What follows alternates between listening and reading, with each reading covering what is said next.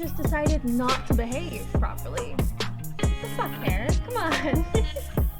Aw, thank you, Cryptic. I really appreciate it. So how are we doing today? Turn down my music just a tad.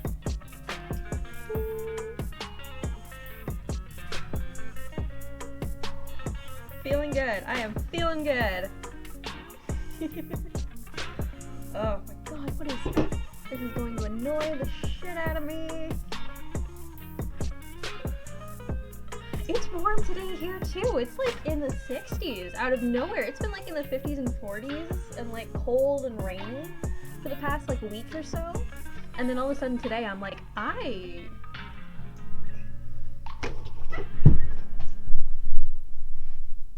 run out the shorts.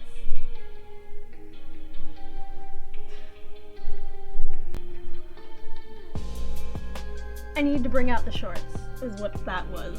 It was snowing earlier this week, and now it's hot as fuck. You know where Cryptic, I appreciate you being here, thank you. Hey, thanks Rouge. I'm so happy with how it turned out. It turned out really great.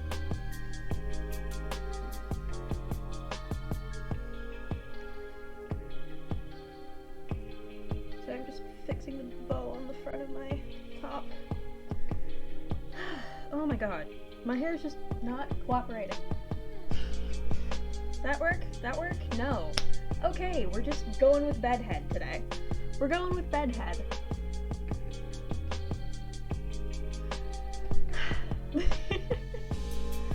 I feel like my camera is pointed up too high. Can I adjust that at all? It's a little better.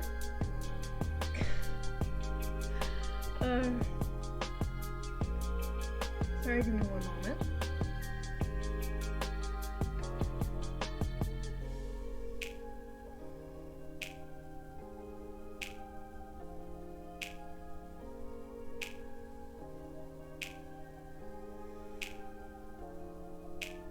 I got everything but Instagram, so I need to do Instagram. Oh!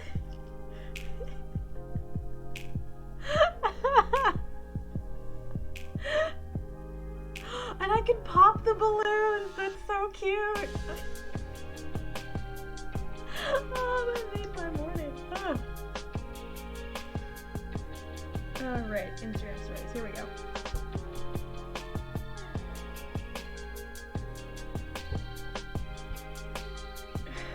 Can't believe Instagram has added subscriptions. Just like, why? More money for you, I guess. But I'm sorry, if I'm paying for a content creator on like 3 other places, I'm not paying for 4. Especially if the content's gonna be just the same. I don't know. I support content creators. Support content creators, let me be clear. I just don't want to have to pay another corporation.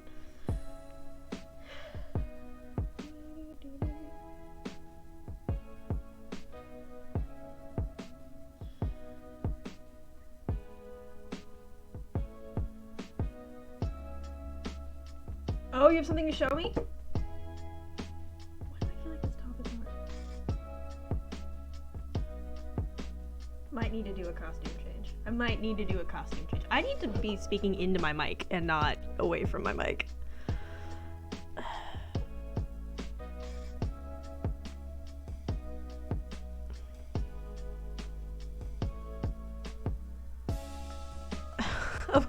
Of course they are, Rouge, of course. Check my Discord. I am checking my Discord. Hold on. Actually, I'm on my PC. I can just check my Discord on PC. Don't know why I grabbed my phone.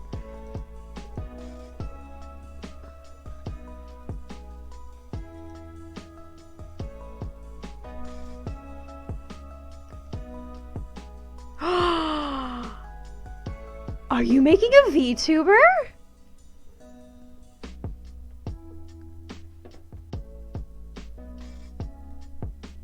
Oh my god, Cryptic! I need to close my window. That's amazing! Oh my god! That's so cool! I cannot wait for your debut, that'll be awesome! Birthday! Easter birthday! Easter birthday! So let me be clear, I'm not a super big, like, party person. Yeah, no, I mean, that works great. I've honestly thought about switching over to VTubing every once in a while just because I'm self-conscious, and just being on camera in this tank top has gotten me self-conscious, so...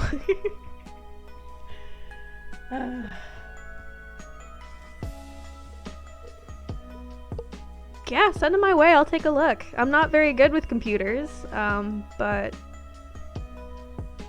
that art that Noobles had made for me, it was like, that's what I want. If I become a VTuber, that's what I want my character to look like. Just a fucking punk rock grunge ass frog girl. Just boom, there you go. So yeah, it's my 23rd birthday today. I'm not much of a party person, or someone who likes to, like, talk about my birthday a lot. I might need to change this top. I might need to. I feel like it's just, with me sitting, it's not very flattering. This is what I get for being self-conscious.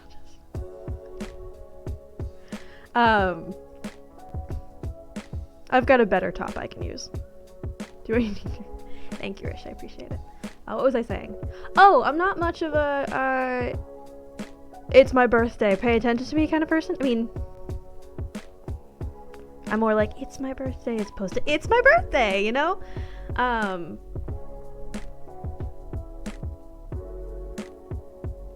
I literally, half my coworkers didn't know it was my birthday today until Friday. Because I was like, oh yeah, I'm just doing stuff over the weekend. It's my birthday on Sunday. And they're like, what? Why didn't you tell us this? Maya, come on. And I'm like, 'cause I don't want to make a big deal out of it.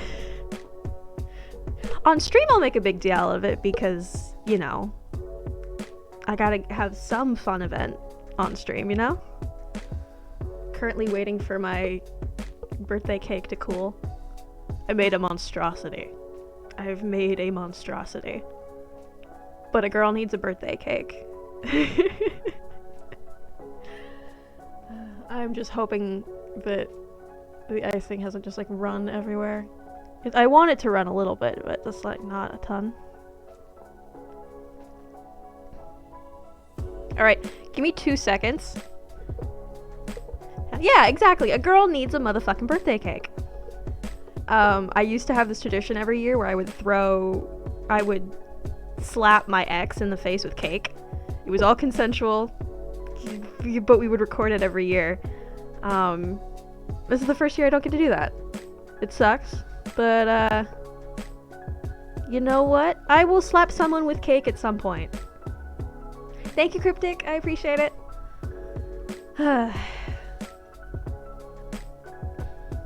I'm just not good at art is the thing. My art is photography, and that's it. Alright, give me 2 seconds. I'm gonna change my top. I'll be right back.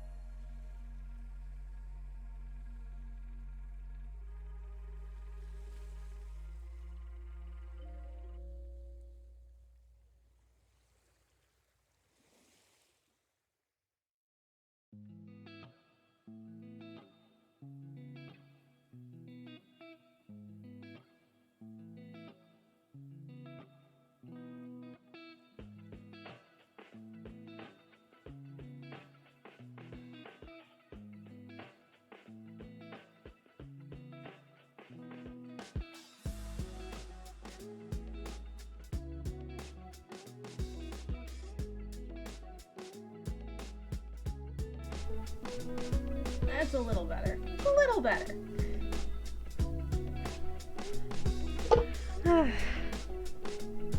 It's a little better. It's not fantastic. But it's too warm to put anything over on top of it. Why is it so warm? I don't want it to be warm.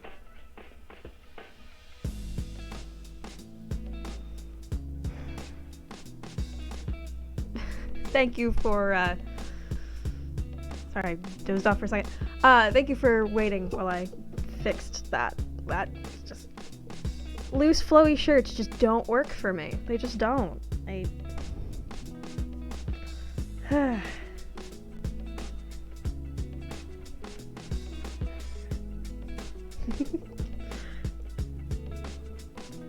Thank you, I appreciate it. Alright. Cake. Let me just break my modem in the process. That's, you know, totally fine.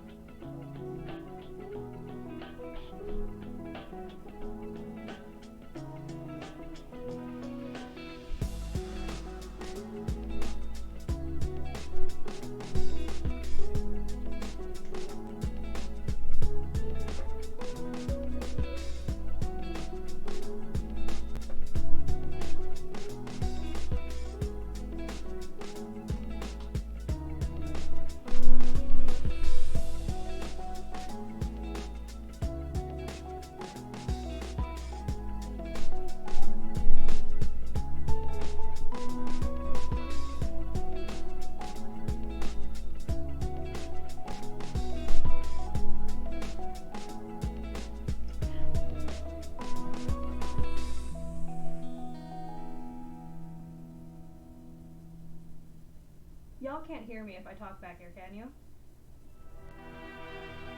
I doubt you can hear me. It's still too hot. This is Ned. This was a birthday gift from a friend. It's a motherfucking Space Needle.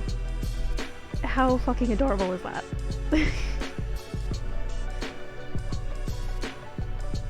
I love it. It's fucking huge, too. Yes.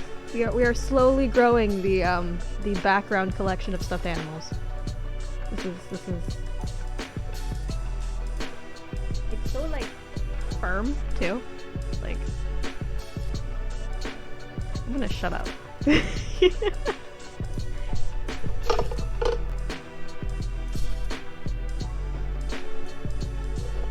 Happy birthday, Maya. Now you just watch me dance around my room. It's totally fun, don't worry.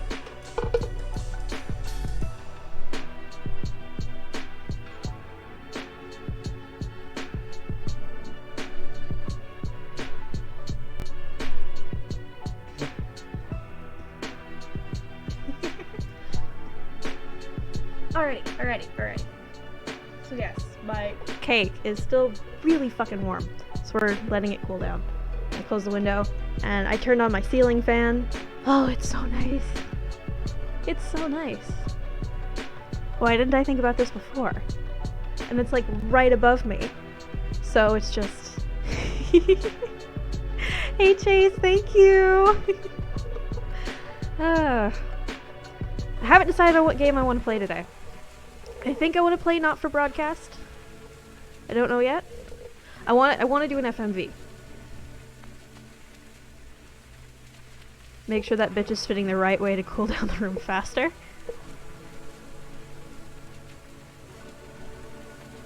I mean, it's spinning to the left. Hot cake. Whew. Some hot cake. Oh, this is Twitch. I can't. Oh, I wanted to make a joke, but I can't because it's Twitch. Even if it's my own body, I can't make that joke. It sucks.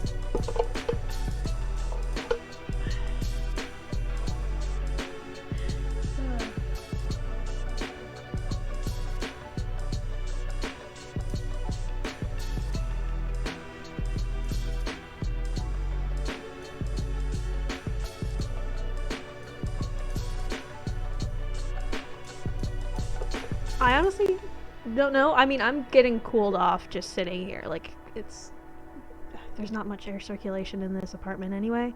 I live in a small studio apartment. You get another, like, from the back of that chair, you get another maybe yard. And then, you know, my bed is up against that wall, and that's a full-size bed. And then you get a kitchen over there, and then a hallway with my bathroom over there. Like, it's not a very big apartment. It's a decent-sized place, though. Especially for what I'm paying. In downtown Seattle. Oh my god. You're not gonna be an anime girl today. No cowlick. Come on. Come on. Come on. Come on. Close enough. I know the feeling. The only air circulation in my house is for ceiling fans. Yeah, so for those of you who do not live in Seattle, we haven't had to have air conditioning in our buildings for a very long time. A lot of the apartment buildings are fairly old, 50, 60 plus years. Because of that, climate change is real. And when we get into our 100 and plus heat, we are stuck in brick buildings with no air conditioning. It's the fucking worst. I'm not looking forward to this summer. The last place I lived in had air conditioning. Help me. Oh, it's the worst. It's just, we need to make it a requirement. Yeah, time for ice baths. No kidding. It's literally a 7-Eleven like 2 blocks away. Yeah, at least the building's new. At least, yeah, I live in a brick building. So, you know, it's an oven. Slurpees. Yes, yes. That is, I think I'm gonna become a regular for ice and Slurpees. You know, all that fun stuff.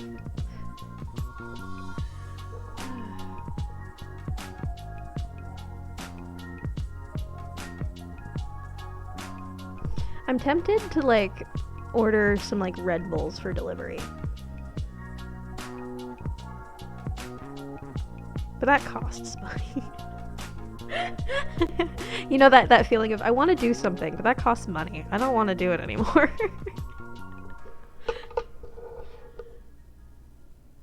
Oh yeah, exactly, Rish. Summertime, I will always have mason jars full of iced tea in my fridge. I do cold brew iced tea. So good, so good.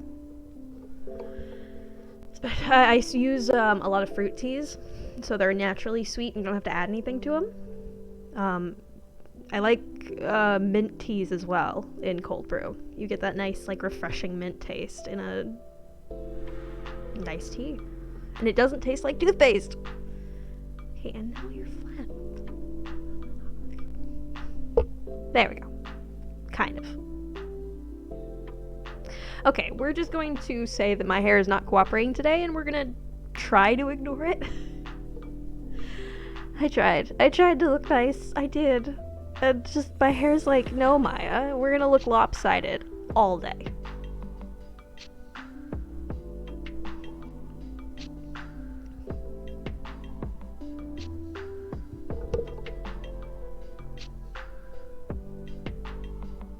That's a little better. Still have the... What? Why? Thank you, Kazi! Thank you!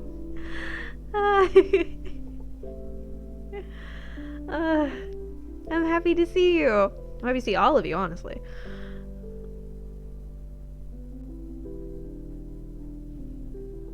Birthday girl, I missed what you wanted, but decided not to because money.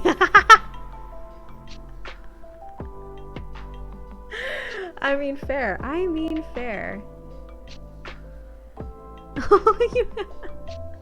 That's so sweet, Cozy. Yeah, what's really funny is my birth date and time somehow worked out really well.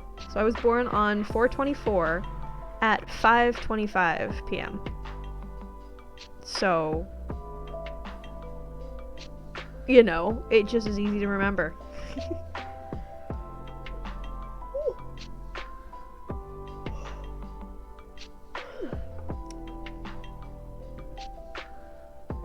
My fucking cake cooled down yet or not?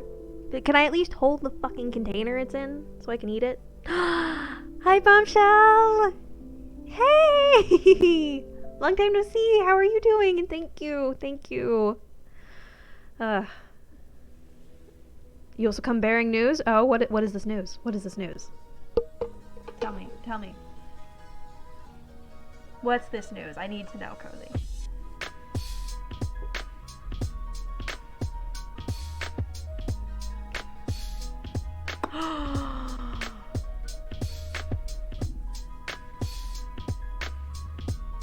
Oh? I need to know what context this is before I jump to conclusions.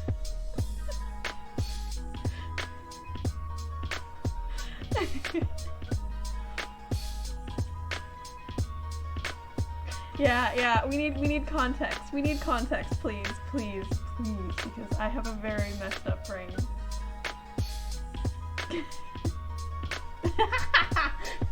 Daddy, sorry. Damn it, now there's... Oh, I don't... No, that's getting clipped out of the fucking VOD. That's not getting...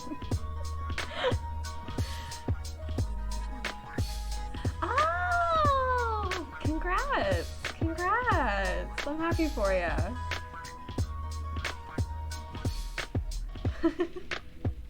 Thank you, Chase.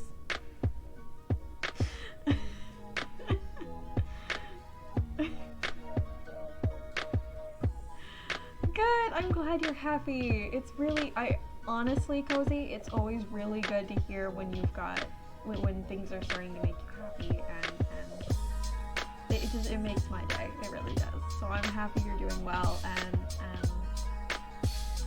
congrats with Jack. That's great.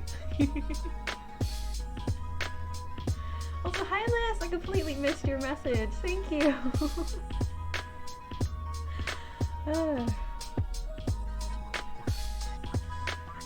Yeah, no worries. I appreciate you stopping by. It's totally good. We appreciate y'all being here. For those of you who missed, we have a new stuffed animal to add to the collection. This is Ned. Ned is a Space Needle. Because Seattle. Because... Have I mentioned I'm from Seattle? Have I mentioned that I'm from the coolest motherfucking city when it comes to rock history?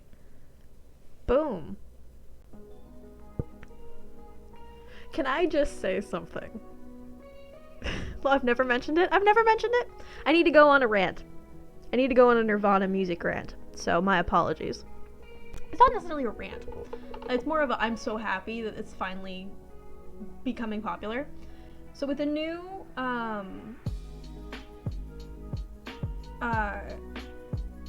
with the new Batman film coming out, I haven't seen it yet, but apparently the Nirvana song Something in the Way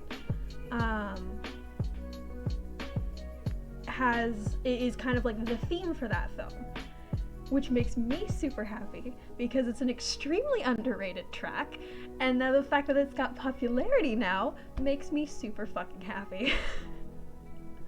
It's a bonus track on the Nevermind album. I don't remember if it's a hidden track or if it's just a bonus track, but it's a great song. That being said, In Utero is a better album than Nevermind. Fight me.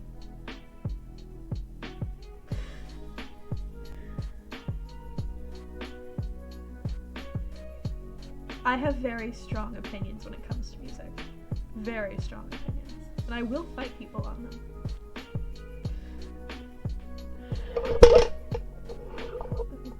Okay, I think we need a new counter. How many times does Maya knock her mic down? So I was joking A synth gave me the name Shinebug instead of Fairy. It's now mine. They don't own it anymore.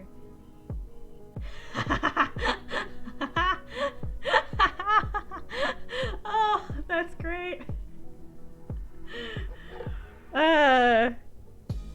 Yeah, well, I mean,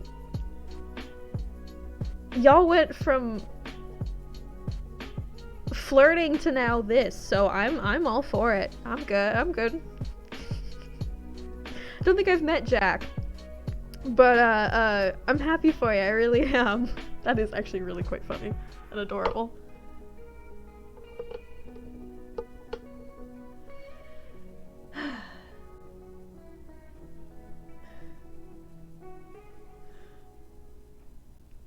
So just so you know, chat, if you come into my chat with a phrase like "I got myself a daddy" or "I got myself a mommy," that's what I'm expecting. Context is always probably most likely needed, but that's oh my god, yes, 100% Skylar, 100%. They are adorable.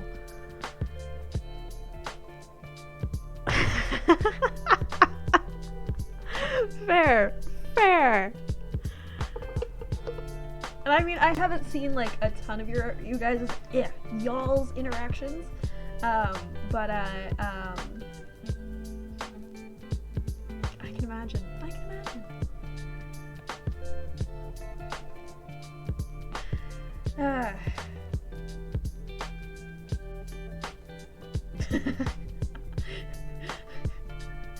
The child does not want to hear any of this. This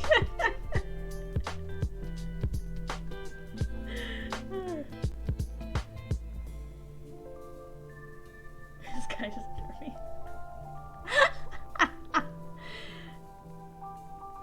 Same here, Liz. Same here. I am really quite happy to hear that good things are coming your way, Cozy. Genuinely. From what you've shared with us, it definitely, it's about fucking time.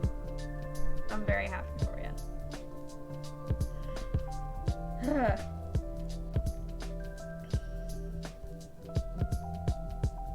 Hey, give me a second.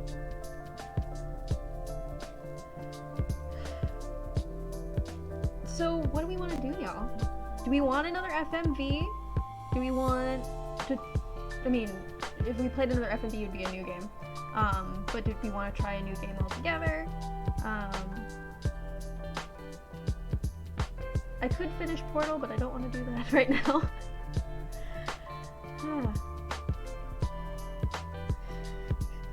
Thank you again, Chaser. I appreciate it.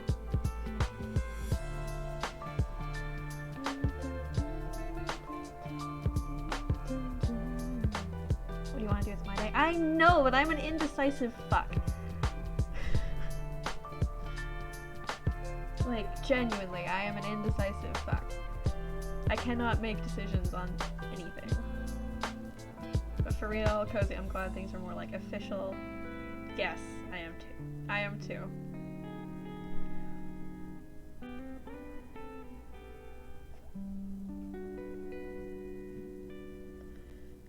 Hold on. I'm go puffing some Red Bulls so that I have, like, energy.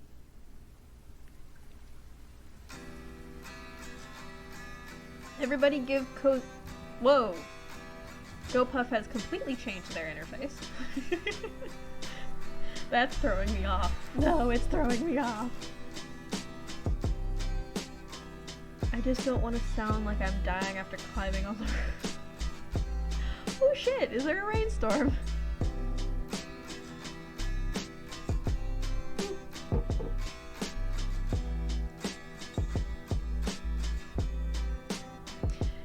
I just realized something. My Spotify Wrapped is gonna be fucked. I think I need to get a separate Spotify account specifically for my streams, because my Spotify Wrapped is just going to be stream beats.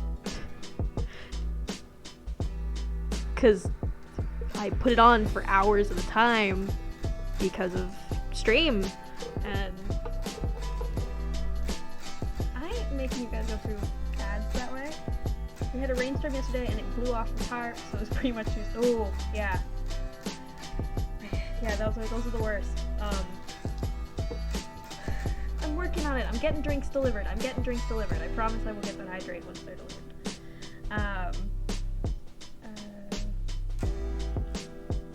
The Red Bull? Specifically the flavored Red Bull, because the non-flavored Red Bull can suck it. Mine's already fucked. I listened to a sleep playlist, and now my Discover Weekly is all lo-fi sleepy music. Yeah. My top art, I don't think it was my top artist, but one of my top artists last year was Stream Beats. And I'm like, what the fuck? I didn't even recognize it. I was like, what the fuck? Oh, that's my stream music. Right.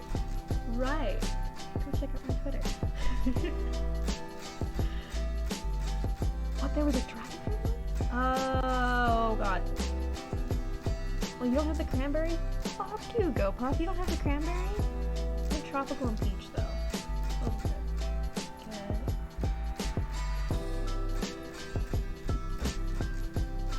So I guess I'm cleaning them out of the tropical.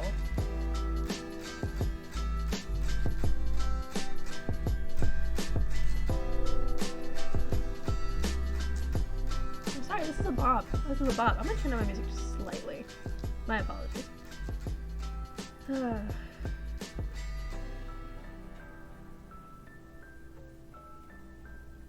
we need anything else? I don't need anything else. Chat, do I need anything else?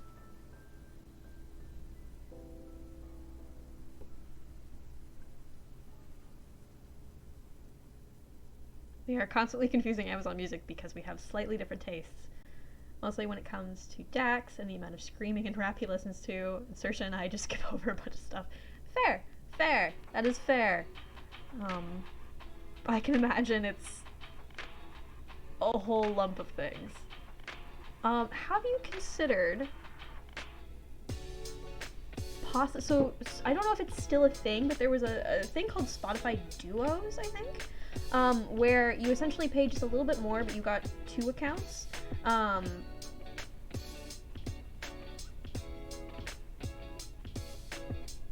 My ex and I used it for a while, and it's great.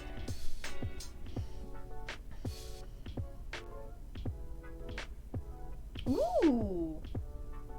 Can we hear it? I want to hear it, if we can. If you feel like sharing, I would love to hear what the name you've come across is.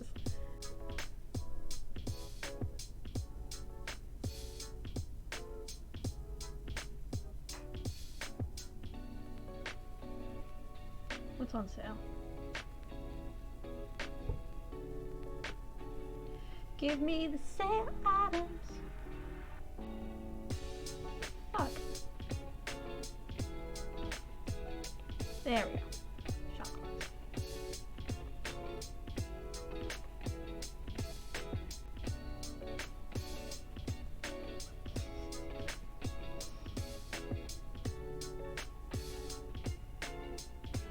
Oh, okay. That's really cool. I didn't know that you could do that, or that they did that.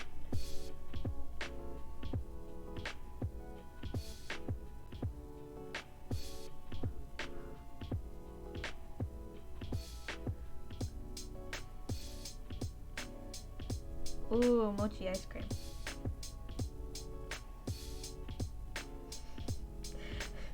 Welcome to the stream. We're watching Maya shop on GoPuff.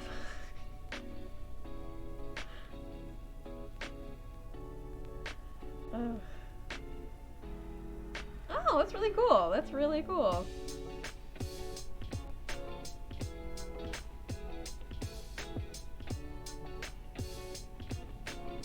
No, GoPuff, I don't want a free container of Pampers baby wipes. I know I have a lot of stuffed animals, but those are mine.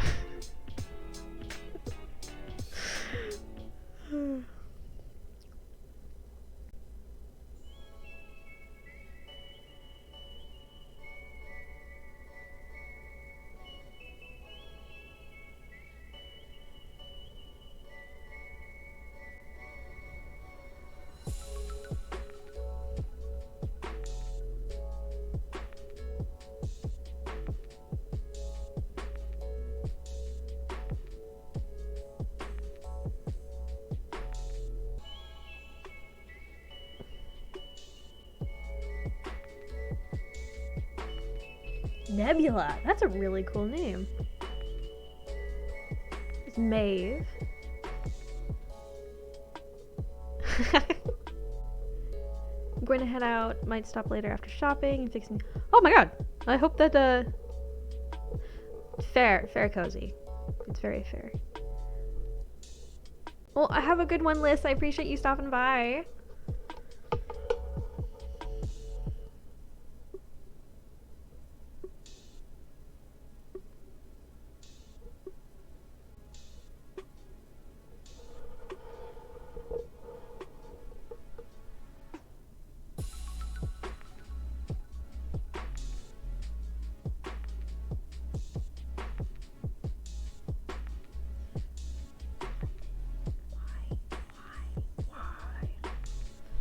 What are my baby hairs doing?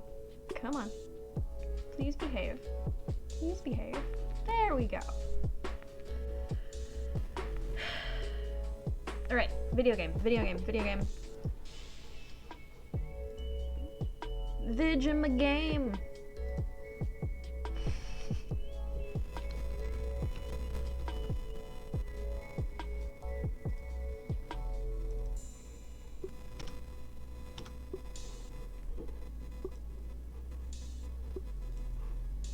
Oh my god, I completely forgot that you had the Rouge. I completely forgot you had the pupper thing that had my birth date on it. It's like, wait, why do I have a notification on Rouge's channel? Like, oh right, it's letting no one ever know it's my birthday. Pretty sure I found a full name for myself. I want to share it.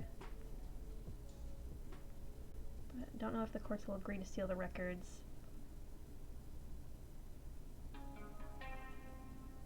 I can understand with hair being an uncooperative butt. I mean, I have literally, I don't know how long you've been in this chat, Skylar, but I've literally been fucking with my hair all stream, like the past hour. Just like, what is that? That. What is this? Why are we curling like that? Come on, like.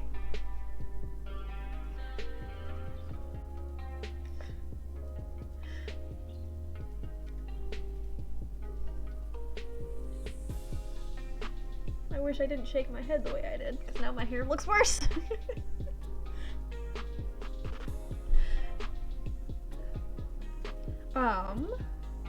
Okay, necklace was a good idea. I like the necklace.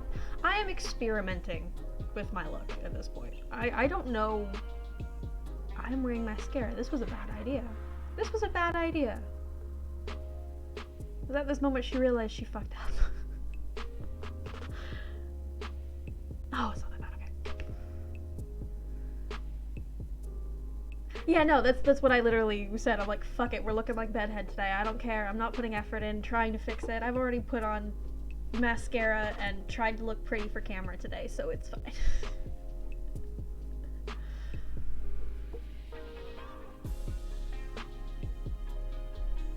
I definitely think my hair looks, you know how my hair used to be like down here? I definitely think it's cuter up.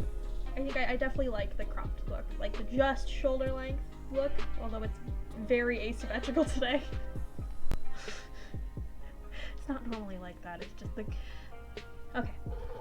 The downside of having curly hair is your hair will never look the same ever.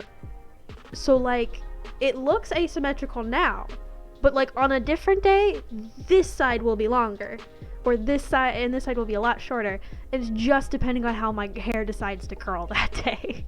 It's annoying as hell.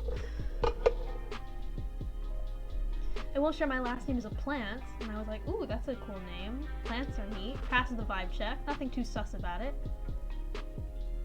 And I looked it up, what it looked like. I started crying because apparently those are the flowers in the garden of our headspace. Oh, I love that. That's amazing. Cozy. I love what our subconscious does. That's amazing. I love that. That's so cute. Oh.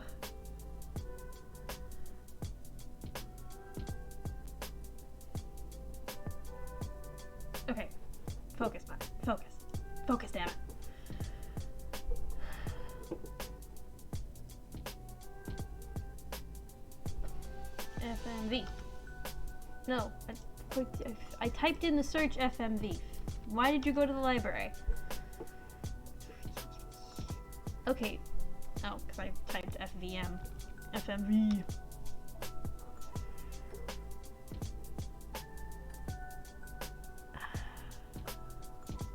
So there's not for broadcast, so we could play.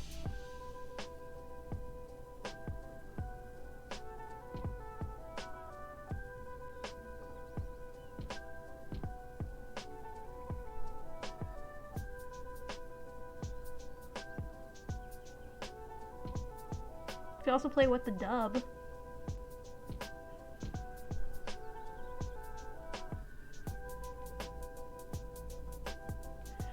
The Complex is on a list of like FMVs that I want to play at some point, but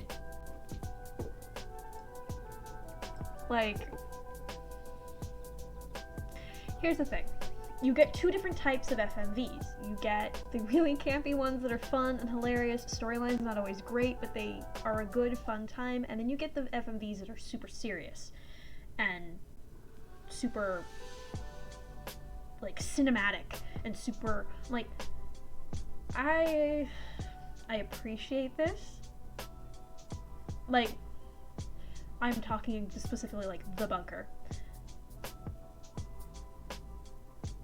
For a game that talks about being slightly choice-based, it was a very specific track that you had to go down, and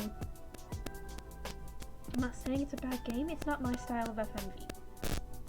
And the Complex looks very much like The Bunker. I think it's from the same people.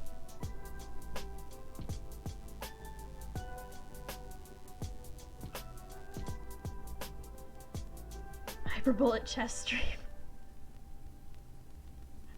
I'm not that good at chess, Chase, and I think you'd spend the entire time just yelling at how bad I am at chess.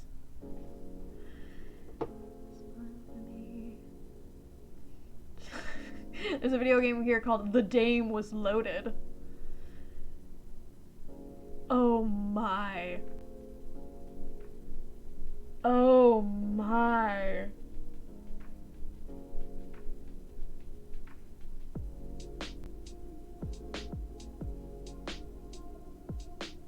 We have to play this. We have to play this. Okay, I found what game we're playing. Oh my god, this looks awful. So, synopsis. An adventure set in the world of 1940s Private Eye, dames are trouble, but trouble is your business. In the sleazy world of corrupt officials and stolen diamonds, corrupt officials, stolen diamonds, lust, and murder, you must solve the case and stay alive.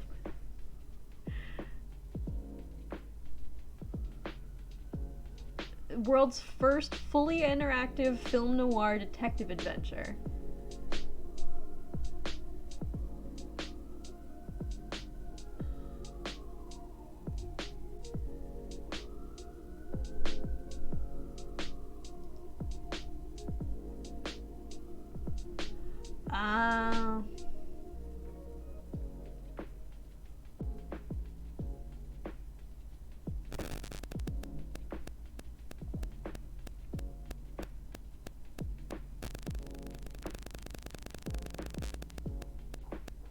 Okay, maybe not. There's some good positive reviews, but someone mentioned that it's very repetitive. And I just played a really repetitive fucking FMV game, so I'm good on repetitiveness.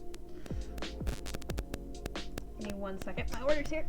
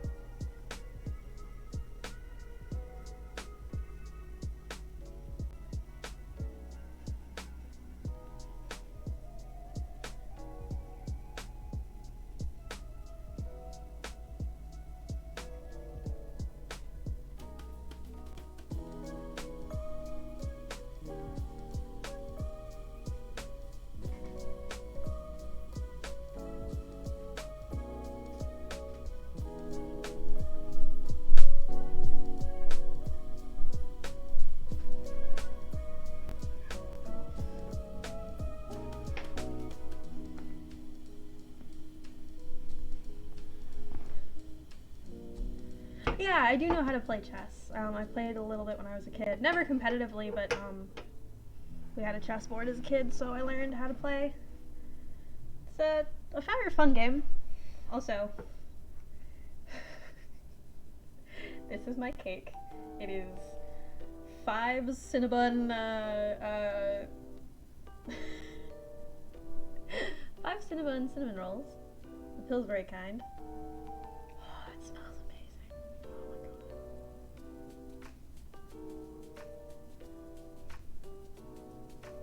god. Yeah, this is my birthday cake. Nice, I have an entire mini cheesecake. I feel like this is going to kill me, but we're eating it anyway because it's my birthday, and fuck being healthy. Okay, game. I've already played Contradiction on stream. Oh my god, Super Seducer. If you don't know what Super Seducer is, don't look it up. It's bad. The guy came under a lot of fire for creating the game series, and there are 2 games. I mean, he also came under a lot of fire because any negative reviews that were created. Oh, it is worth a laugh of how bad it is. When the first game came out and people created negative reviews, he would block and report these reviews. And he was just a really bad guy. And some of the options are like, you just want an excuse to do these types of things to women. That's clearly what's going on here. Like, some of them are... Dude, I get it, you're trying to be funny, but this is not funny.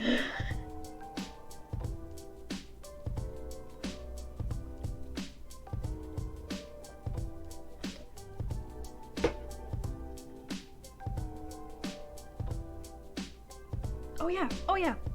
I just realized that I'm a full-grown adult who can buy things like this and do stupid shit like this, and no one will care. No one can stop me. It's my money, it's my fucking birthday, I can do whatever the fuck I want.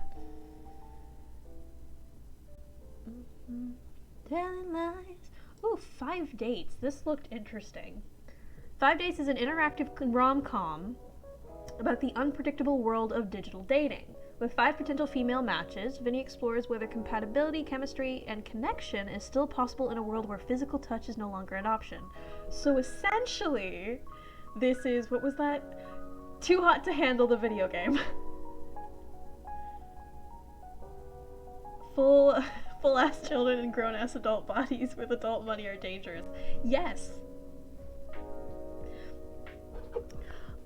Full-ass neurodivergent children in grown-ass adult bodies with adult money is very dangerous because we're impulsive as fuck.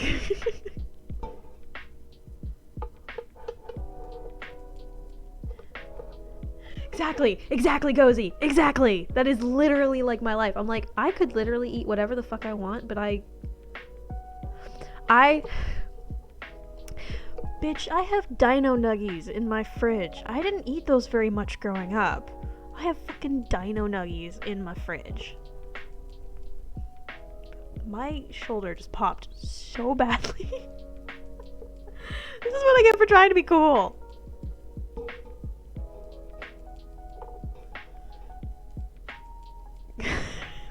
You should, like, at least invest in something, Chase.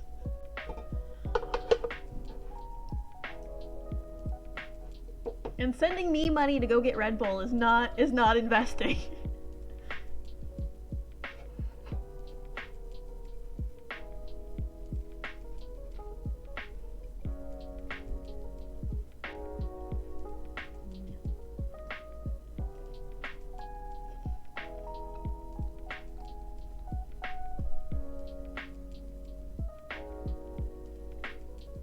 My body is already yelling at me of how much sugar this is.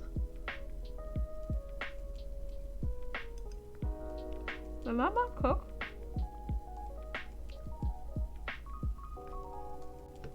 Oh no, is that raw?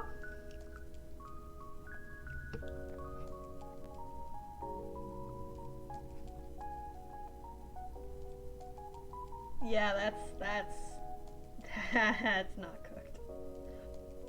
Alright. We're throwing her back in for a sec.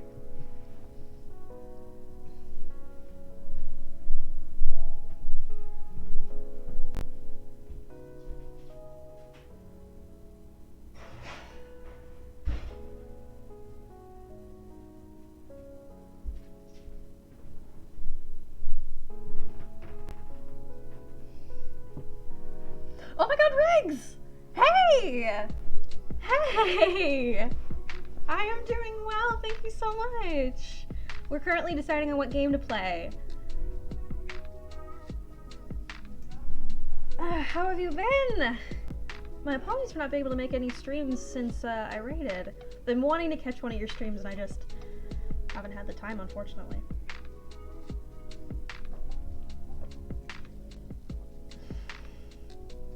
How's life been? Oh. I don't know. Jaden Foxglove, that's amazing. I love that name, Cozy. Life has been... Okay. Quick lowdown on my life. So for those of you who don't know, I work full-time. I am a...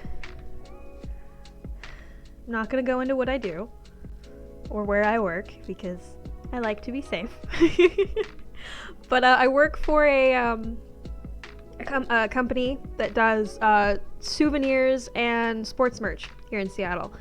And I was originally a retail associate, and now I've been transferred into our warehouse as a warehouse assistant, which is a much better position for me because I can just zone into my job and I can focus on tasks a lot easier. I feel like I'm more productive. On top of the fact that I also got a raise, which was my second raise in 4 months. I'm super happy. I'm doing great. I'm hoping at some point I can get a kitty.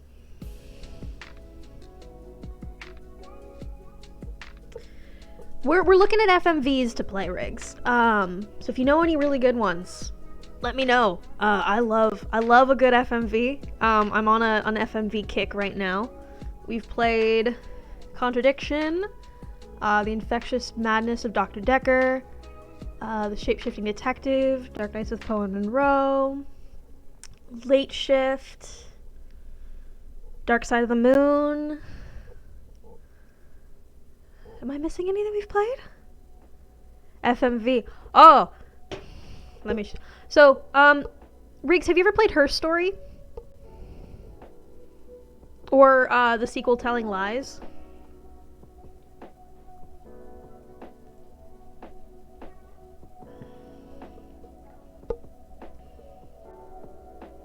Oh, hell yeah, Cryptic!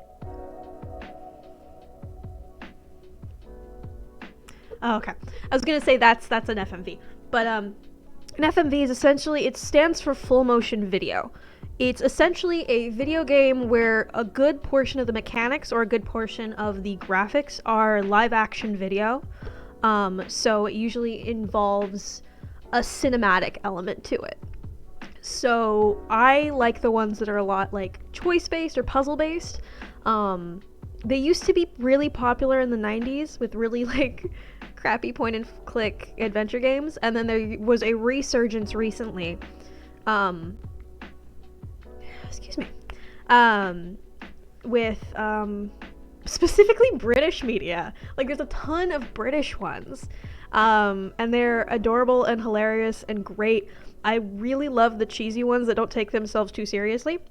And there's specifically Deveki Studios. I fucking love them. They're amazing.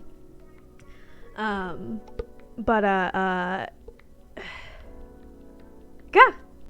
Once we find a game, it's hard to describe. Did I do a good job describing? Those of you who've been watching my streams, did I do a good job describing what an FMV is?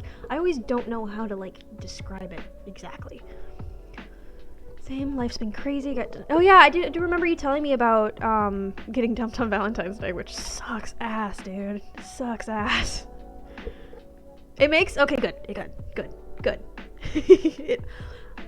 It makes works too. You didn't. Yeah, I got what you meant. It's a video game that plays like a movie, yeah. It's got some type of cinematic element to it. And in order to be an FMV, it has to have a live action cinematic element to it. Have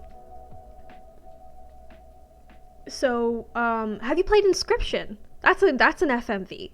Technically, it is technically an FMV. Simulacra is also an FMV. Like, some FMVs don't require like a ton, like they don't have like a shit ton of footage to it. Yeah, so Inscription has an FMV element to it with the video footage that we find throughout the game. I will finish Inscription at some point. I need to get better at it because I am shit. And as someone who played a lot of Magic in high school, you'd think I'd be okay at the game, but I'm the type of person who just random fire. What strategy? I don't know that. The Red Alert games. I wanted to see at some point maybe play the Command and Conquer games, but I don't know if they're completely up my alley.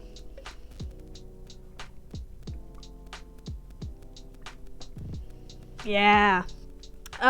Is it Shape-Shifting Detective or Contradiction? I'm honestly willing to play Contradiction again, because fuck, I love that game. That game is so good. It's so bad, but so good.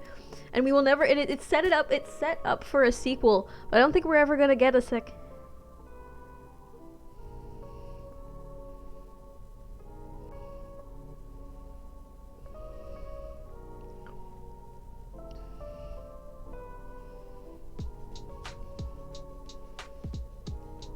We could. Dead of Night. I'm on Steam, I can look it up. Dead of... Oh, at Dead of Night, okay.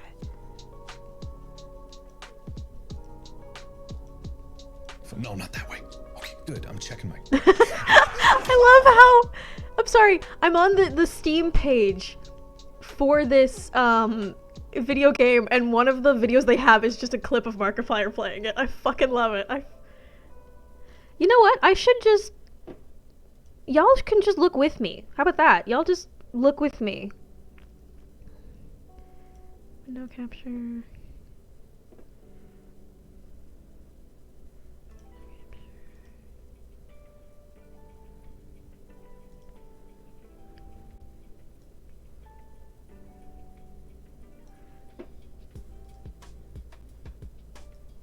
Why can you not... Does Steam not on purpose show up on stream? Does Steam not... Excuse me?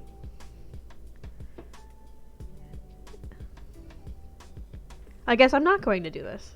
Okay, fine. Yeah, it is great advertising. I just... Who doesn't love Markiplier? We love our Marky Moo. I haven't watched him in a while, though. Do I have the privacy setting on? I don't know.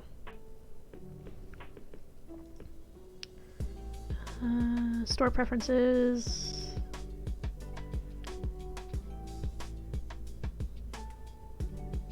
Chat filtering.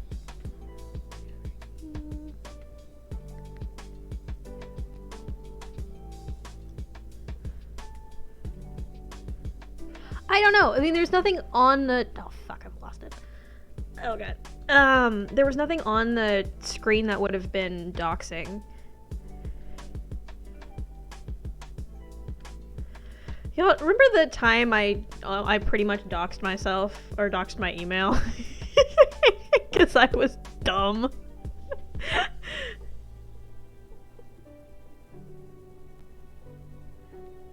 Chair fucking... I'm sorry. Are you adding fucking, or is it a literal chair fucking... Okay, also... Yes! Okay, Riggs, this is an FMV. This is 100% an FMV. You were right. You were right. This is an FMV. So it's got that film added thing to it.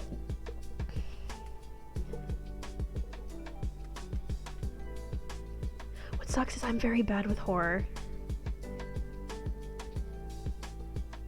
Yeah, we were playing a demo, and at the end it was like, put your email, give us your email, and we'll send you updates about the game.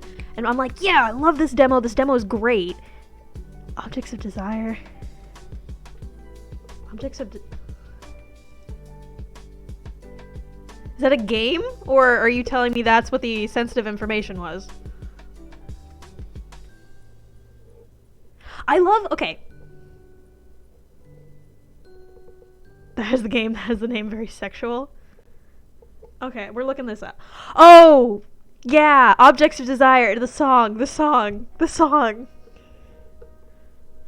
If you're not a fan of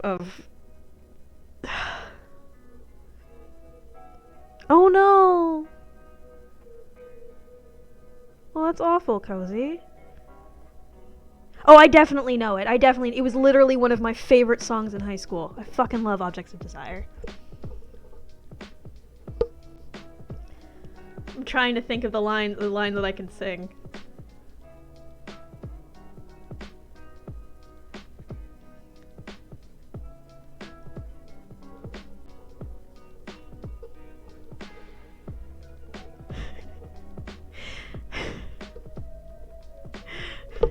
Your lamp was looking so good that you know I had to hit it. What was the I need to look this up. Chair fucking sim. Nope, not a game. Not a game. I'm assuming it's somewhere. Okay, so FMV. Okay, good. I'm glad. That's got to be a really fucking bad feeling.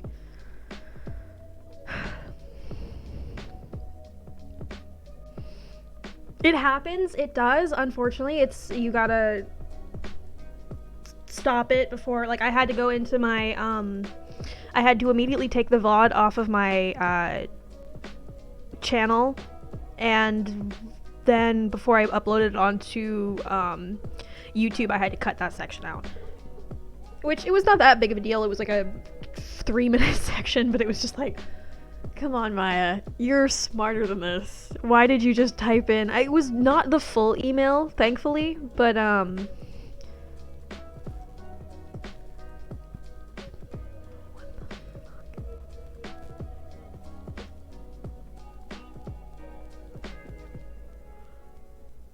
oh, I wish I could play this on stream. Why is it a punching bag fucking a chair?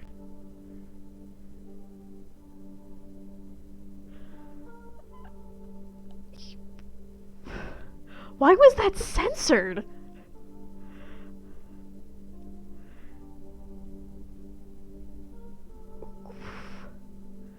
I don't...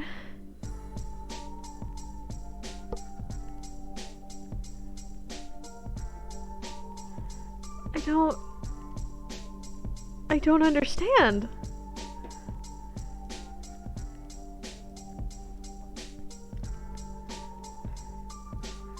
What have I witnessed? What have I witnessed? Rouge, what the fuck did you just show me? Hold on, give me 1 second. I need to run to the restroom. We'll be right back, and then we will finally fucking figure out what the fuck we're playing today. I will be right back.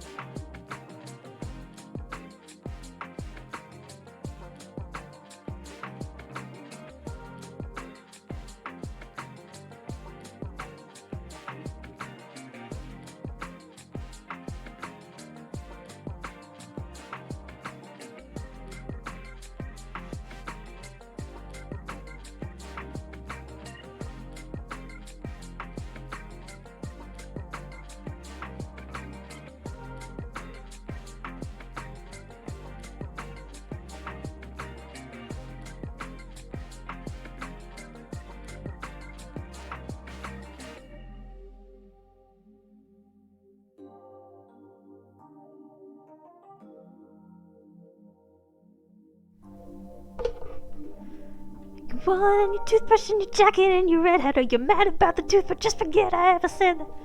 Sorry, I've had that literally stuck in my head the entire time. Oh shit, oh shit, oh shit. Oh, thank you, Rich. Please feel better. I really appreciate you being here. I hope you feel better soon, okay? Genuinely. I know this is a weird angle for me to be at, but I need to also take the cinnamon rolls out of the oven before they burn. Oh yeah. So I hope you feel better soon, okay?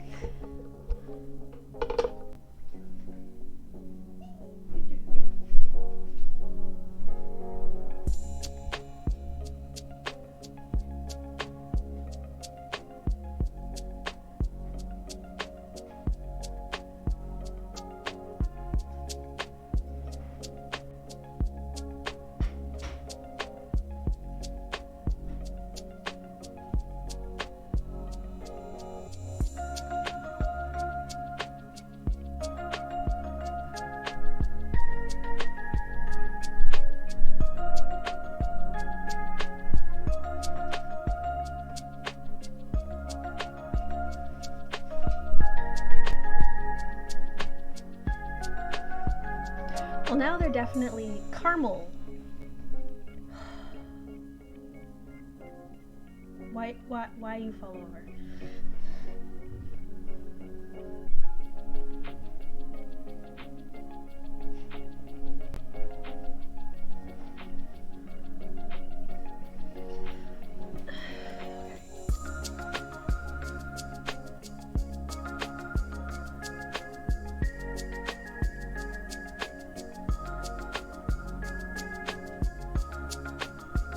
It's just tired, okay?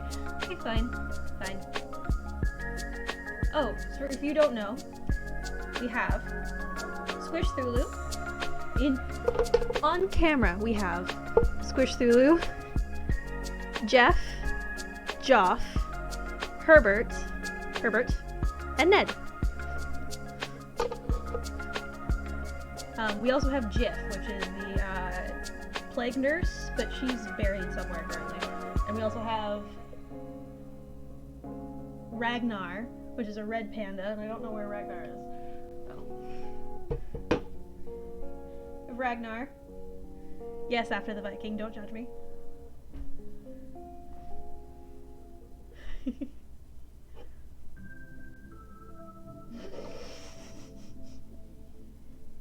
God, I fucking love Lou. Okay, game.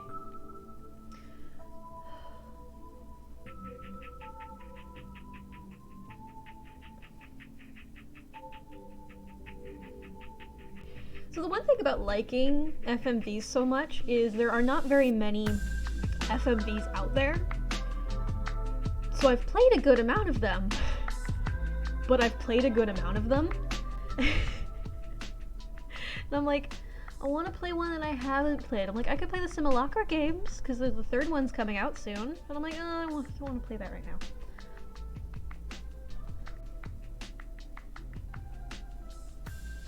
She's contemplating. She's in a mood. Sometimes she heads out door on a heckin' mission, and then she stands still. Yeah, that happens. That's really relatable, honestly. You know what? Fuck it. We're playing not for broadcast. It looks like a difficult-ass game, but you know what? Oh, I wish I had waited to buy Dark Side of the Moon, because now it's only $2 when it's originally $15. What's on the Mega FMV bundle? My birthday's today, actually.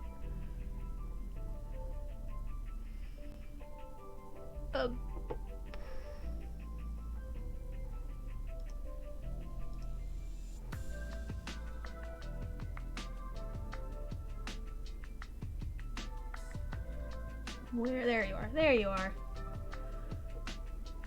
Add to cart. Purchase for myself. Continue. Agree. Continue.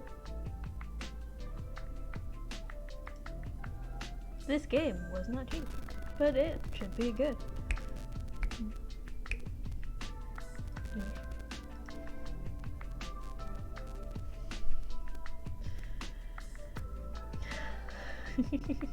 All dogs have ADHD. I will die on this hill as a dog trainer. Speaking of ADHD. Fuck.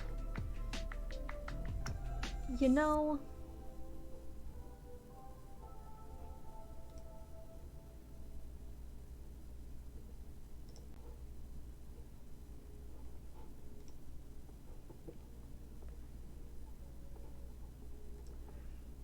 Do I no longer have... Where? Did the closed captioner? How...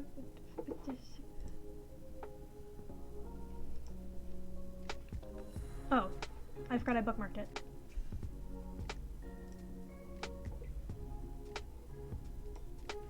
I forgot to put my closed captioning on. I'm so sorry to those who need it. Please forgive me. I am genuinely sorry. I'm trying to work on that and remember to put closed captioning on because I want to make my streams as accessible as possible. And my apologies for the dip in quality currently as we are downloading what looks to be very sizable game.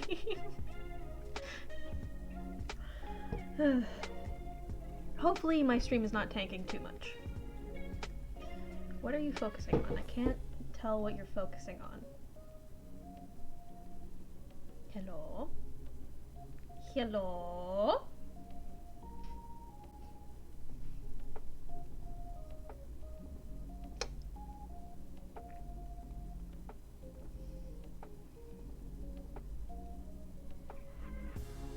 Alright, what do you guys want to talk about while we wait? God, how long is it going to take to fucking download this game?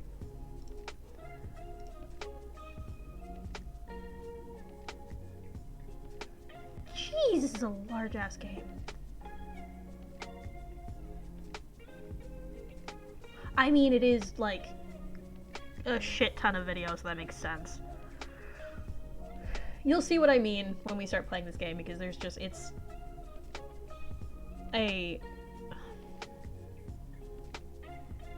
OBS, please don't die on me. Please don't die on me, OBS. I know I have to download a big thing. Just... It's okay. It's okay.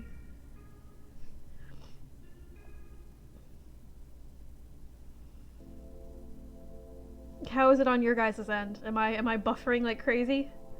Because if I am, I might just run an ad break really quick. We believe in you, Obs. We believe in you, Obs.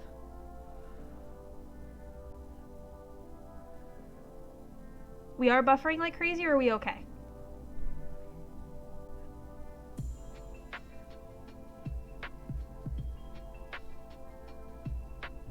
Don't die on me.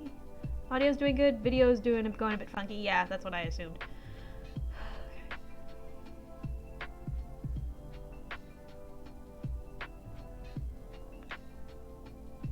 Oh my.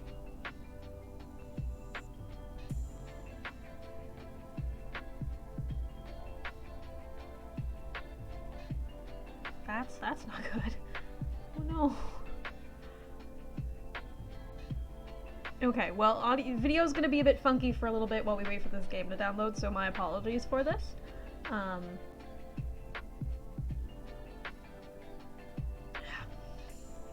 really should have done this before I started streaming. Yeah, that's... I hope she's okay. I haven't heard her play it yet.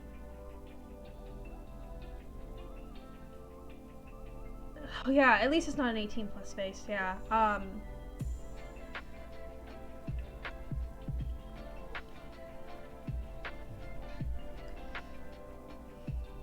I genuinely think I should make mine. I mean, my streams are labeled mature, but I don't really need to enforce the fact that the stream should be 18+. The only reason why I don't do it is my younger sibling likes to watch my streams every once in a while.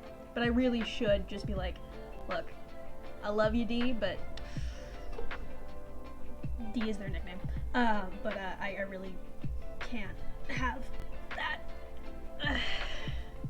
I honestly, it's kind of irresponsible for me not to make this an 18+ stream.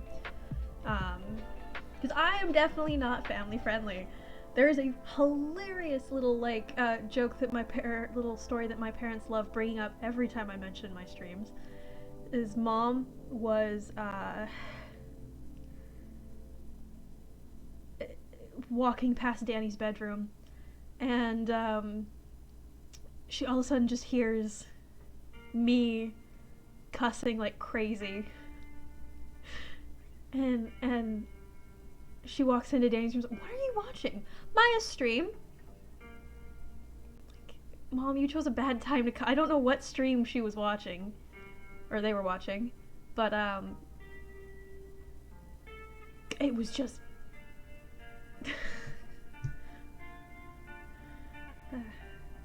She's okay. I'm just hoping I don't have to do damage control.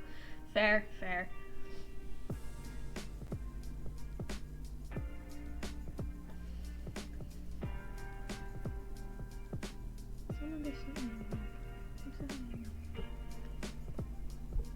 We're not even like a third of the way done downloading this game.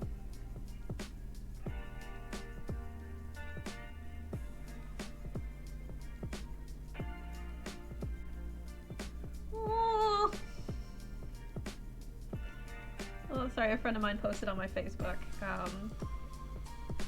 I genuinely miss her. She's a great, great human being.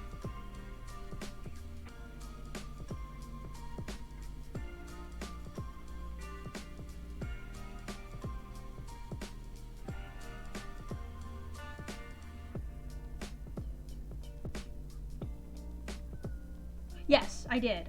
I promise I did. I promise I did. Was it on stream? I don't know. I don't remember. But I did, I swear.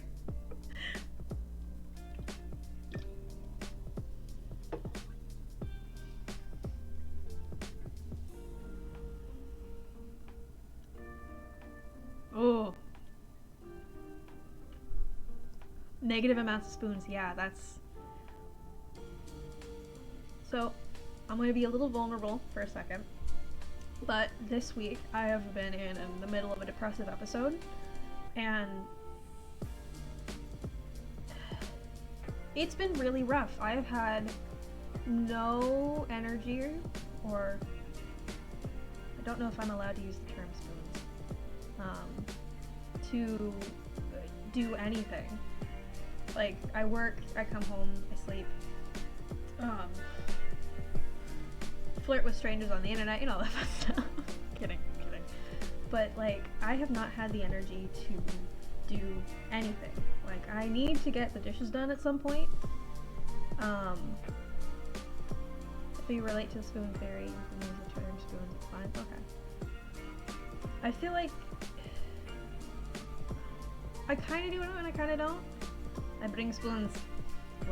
Spoons. These things. I feel like a battery is the best way to kind of describe how I am. I have a very finite amount of energy or will to do something.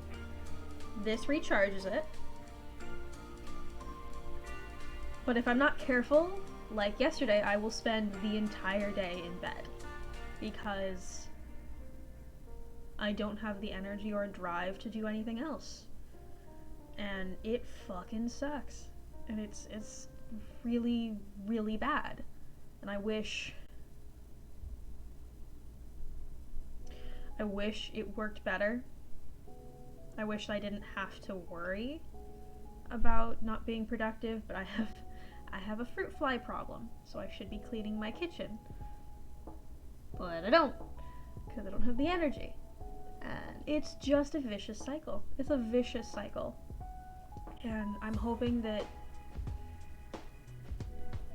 once I'm out of it, that I will be able to take care of myself and get back onto it. A part of the episode was I did stop taking my medication. And that made it worse. I fell deeper. And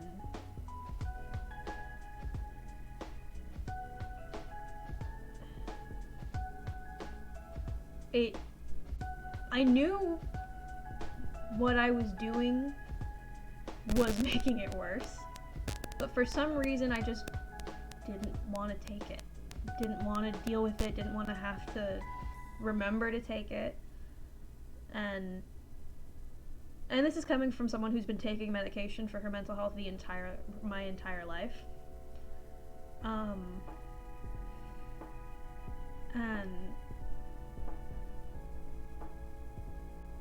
Or at least since I was 8. And it's rough. It's rough. It almost, I don't know how to describe it. It's not fun, and you don't know what to do. You kind of feel a little hopeless. But I will say, I am way better than I was last year. Like, this time last year, I was so much worse. And, yeah, I'm not sure. See,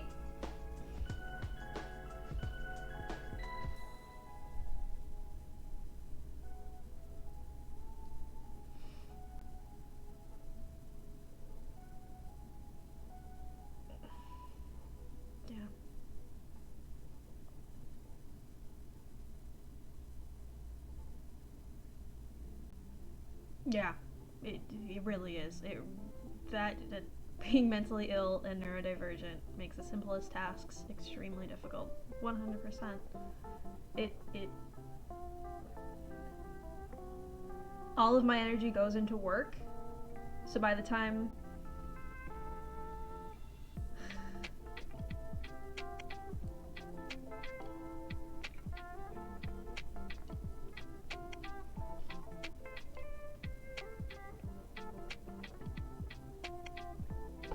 you're making me cry, Rouge.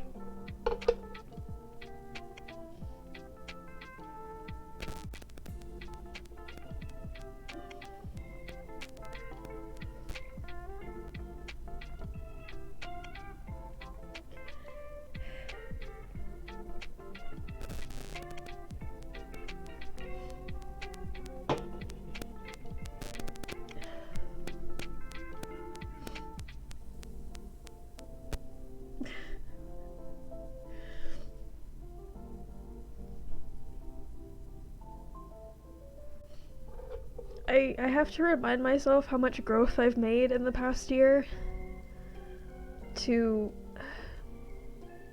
feel less hopeless. But seeing things like that just remind me how much I've grown, and hearing it from other people really fucking helps.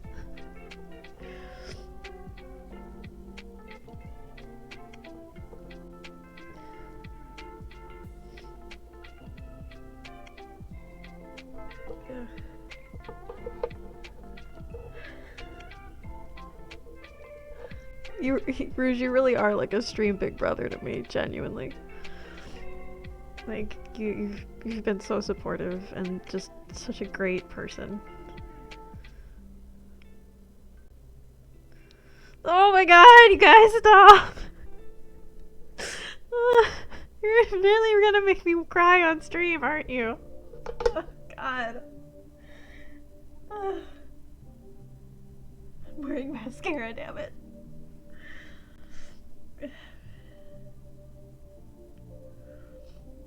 Thank you, Skylar. Thank you.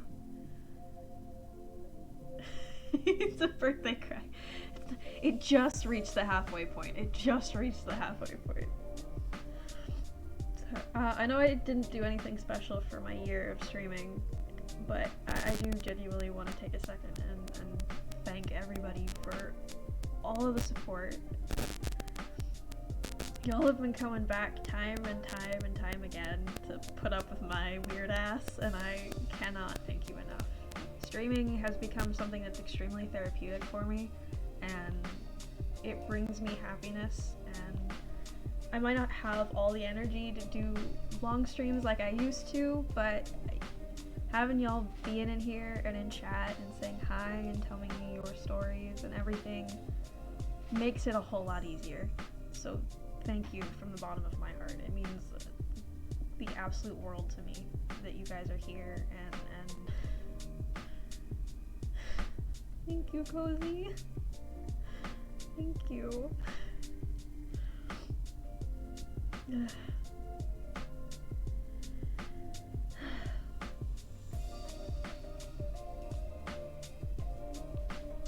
Yeah, honestly, I think a week ago, last year, was when I made affiliate. And I started streaming in late January, early February of 2021. So it's been a year, and I wanted to do something for it, but I ended up not doing it, and well, I'm happy to have you, Skylar. I'm 100% happy to have you. What is up with this one curl? Come on. There we go. There we go. Just snip it off. I'll just cut it off later. It's fine.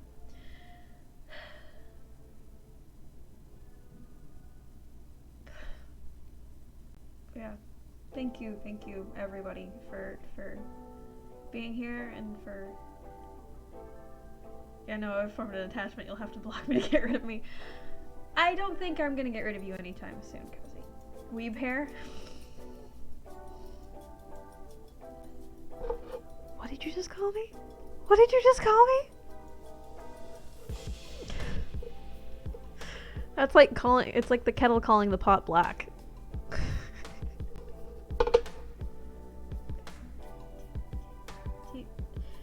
Hey, there we go. There we go.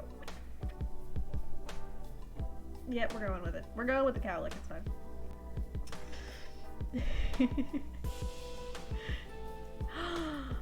How dare you, Chase? How dare you? On my birthday! How dare you? You're so mean. Someone banned them. Oh wait, I'm the only one who can ban my mods. We're just talking about my older, wiser bias.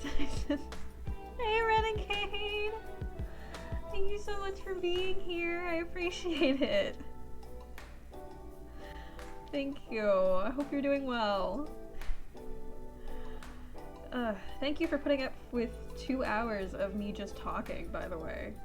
I promise we'll get to gameplay soon. But, this game is taking forever.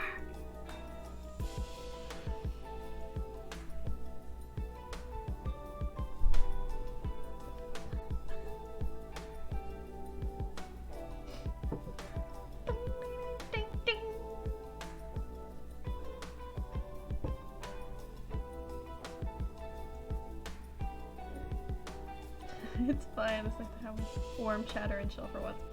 Yeah, it definitely is. It definitely is.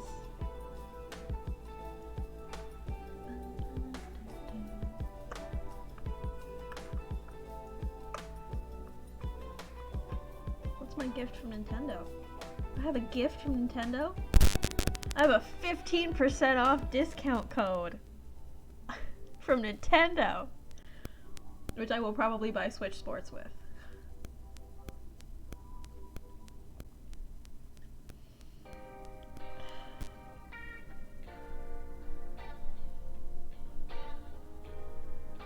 Why am I need to stop. I need to stop, but I can't stop because so many birthday messages.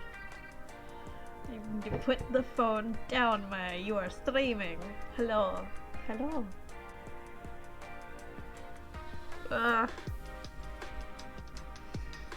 You know that feeling where your eyes are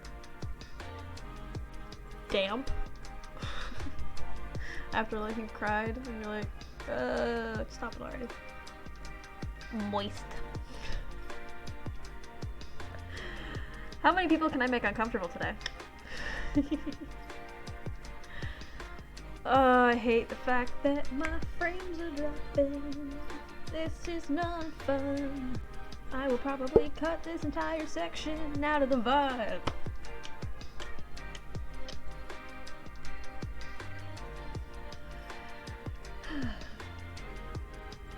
It's almost done, chat. It's almost done. It's got like an 8 left. Bought Pokemon Brilliant, the new Kirby game, and Rune Factory 5 on Switch recently. Yes! I watched Silvervale had special early access to promote the game. And so I've seen like Maya throwing cake. Big giant cakey cakes. I didn't throw my cake. My cake is currently cooling down because I had to throw it back in the oven because it was raw in the middle. So now it's more caramel than cinnamon roll. Or than like a cream icing. It's more caramel now. Which is fine.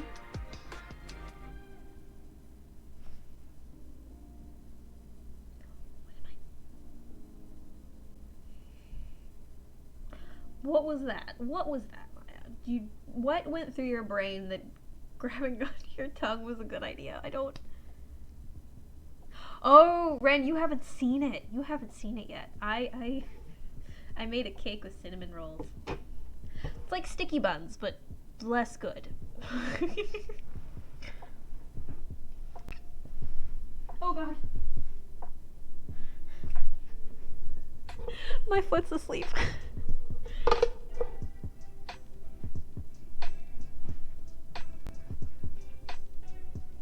Where's my pizza? Come on.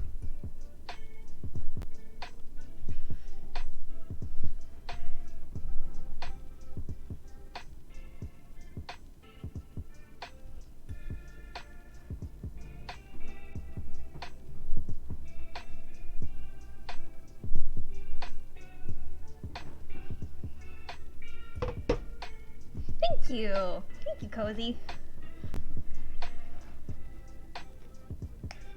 I'll post it on the Discord because it's not pretty enough to be on IG.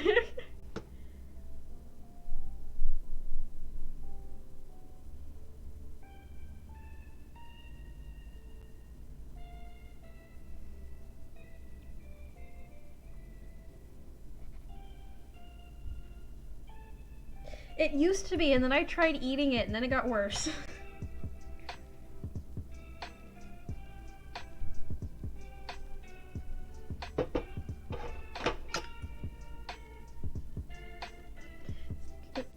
Ah, my foot! Shit! Oh, thank God the game stopped downloading. Oh, my foot! Pins and needles, pins and needles. It's literally, oh, that burned. It's literally Pillsbury cinnamon rolls in a circular Pyrex container that wasn't gonna fit them all, so I stacked them, and now it's a cake.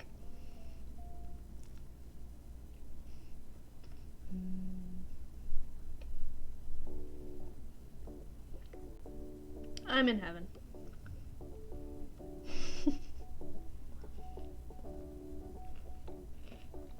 I promise I'm not sad. I'm a little disappointed in myself, but I'm not sad.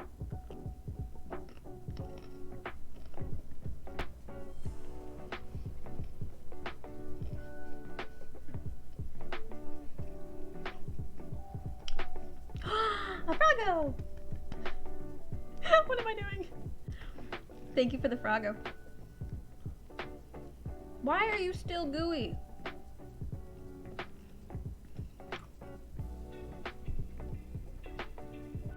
Fuck it. I'm risking food poisoning at this point. I don't care.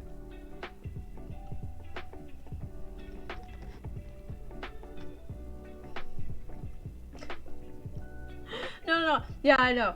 I was just like, wow, I am a child. I don't mind being a child. She says while eating a birthday cake made up of cinnamon rolls.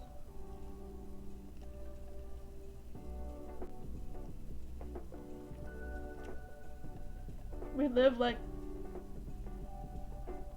like kings today.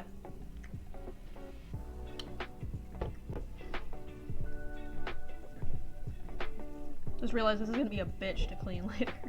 Because it's got like crusted on icing.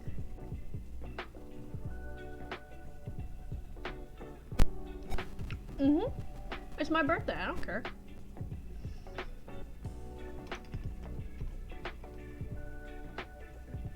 I can do whatever the hell I want.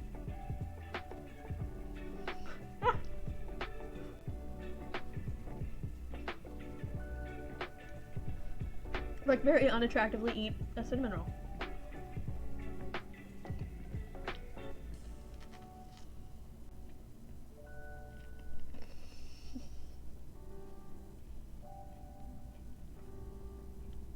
Bitch, no, it's a cinnamon roll. Or 5 cinnamon rolls in a very small container.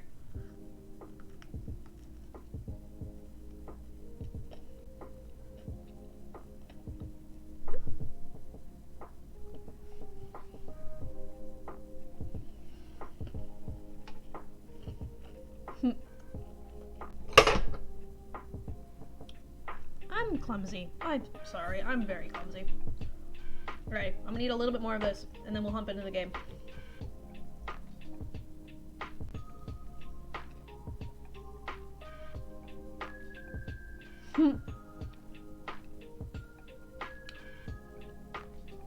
Ren, you saw nothing. You saw nothing.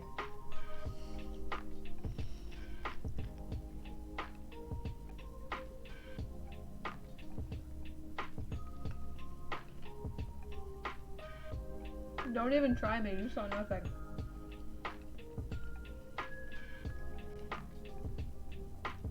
It's her birthday, she can hide the evidence. Clips her. Yeah, clips her, it didn't happen.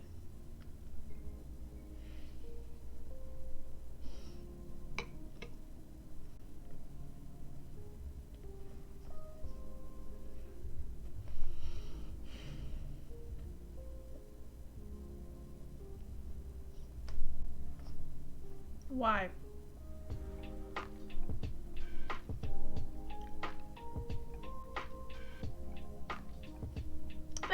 Thank you, chat. I appreciate it. I appreciate the not guilty verdict.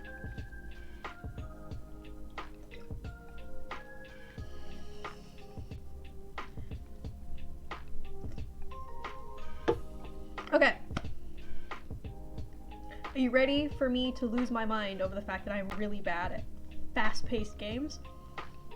Because this is a fast-paced game. Kind of. Hopefully, I think. Yay, food got delivered! The crown? Who is the crown, may I ask? Because we all know I am the queen and the ruler of this cult. I mean, leader of this fun community.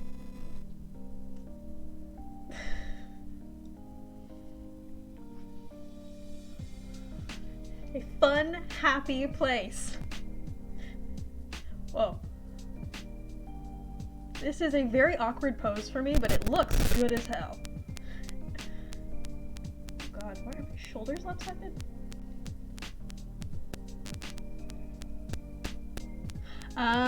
No. I assumed that's what you meant, but I was like, why are the prosecutors filing an appeal? Is why I was asking. Bitch, what proof do you have? You have to, I don't know how it is in Canada, but you have to prove without a shadow of a doubt. I don't remember the exact terminology. It's prove without reasonable doubt, I think is I don't remember. Evidence or it didn't happen.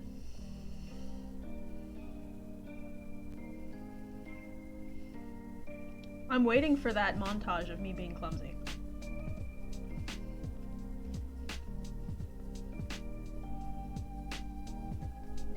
It's totally not cooked in the middle. We'll eat around it, it's fine. There's no way I can eat this entire thing.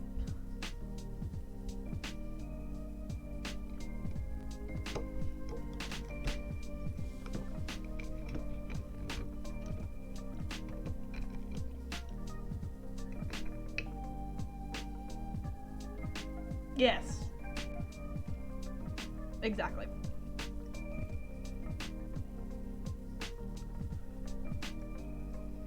Where's my man Dre at?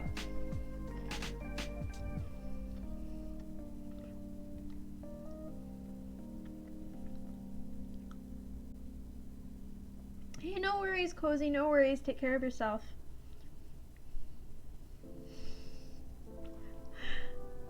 Yeah, no worries. You're all good. Have a good rest of your day.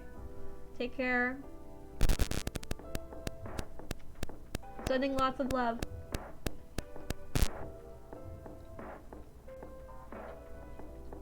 This was a very bad idea.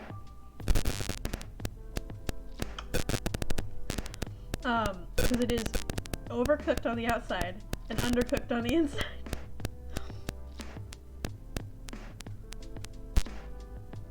Next time I'm just making these normally.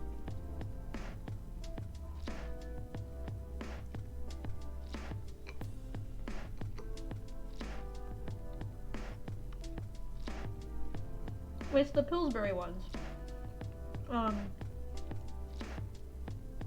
Pillsbury has a collaboration with Cinnabon for their Grands. It's really good.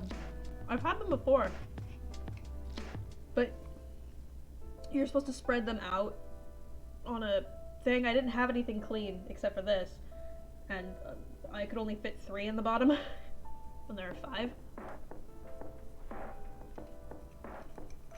So I was like, let's stack them, that'll work. No, it didn't work.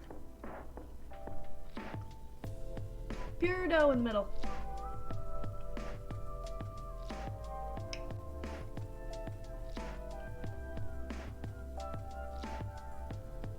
Okay.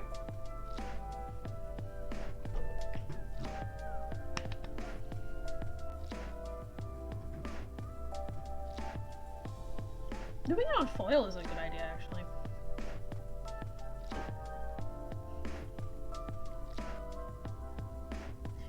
It throws me off. When I'm looking at myself in the mirror and everything is mirrored.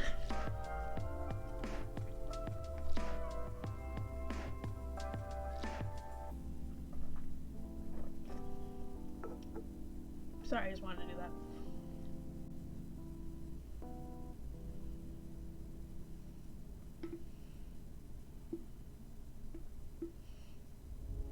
that.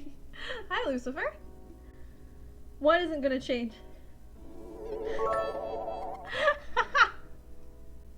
Thank you, Cryptic. Litty titty birthday pennies. I fucking love it. What's not changing your bad behavior, Lucifer?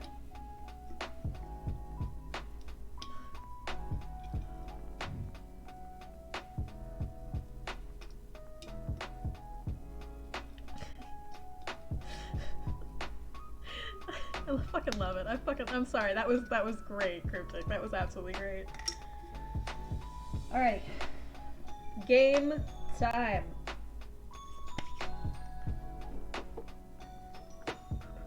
I think. Hopefully.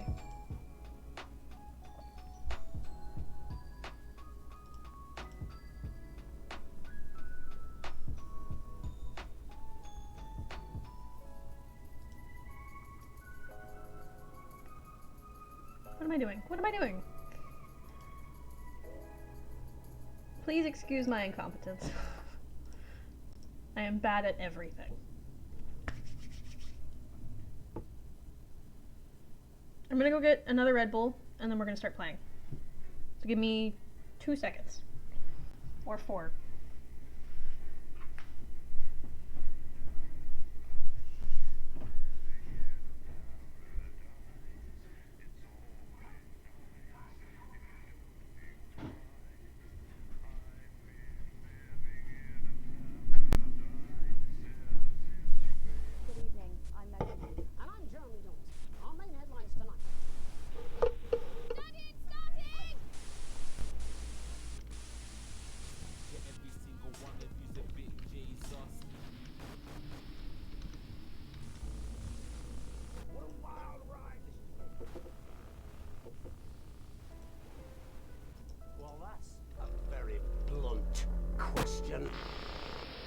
Advance is lying to you.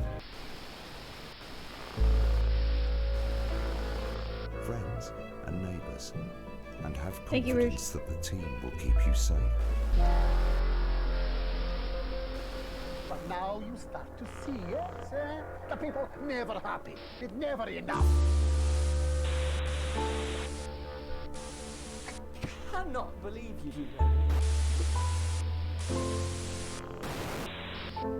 Are you saying that Advance have cured death? Jog off! What is this background music? I'm sorry. Still vassal slaves This is the slaves game, who by are the way. just This is the game audio that you're hearing. Oh my goodness. Just in the process of switching over. Really getting started. There we go. Good evening. Oop.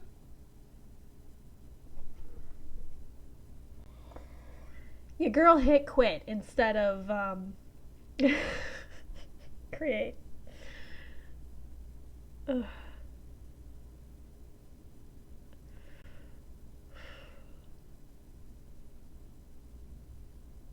Okay.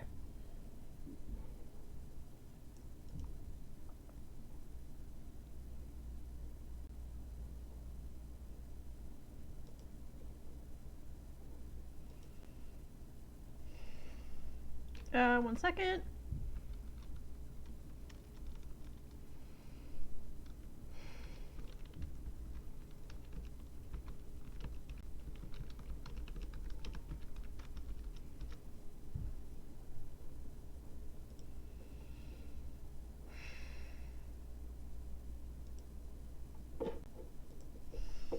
Let me restart the game, we'll try again.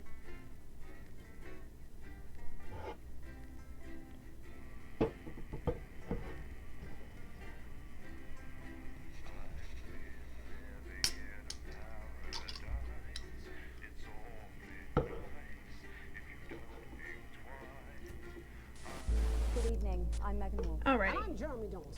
Our main headlines tonight.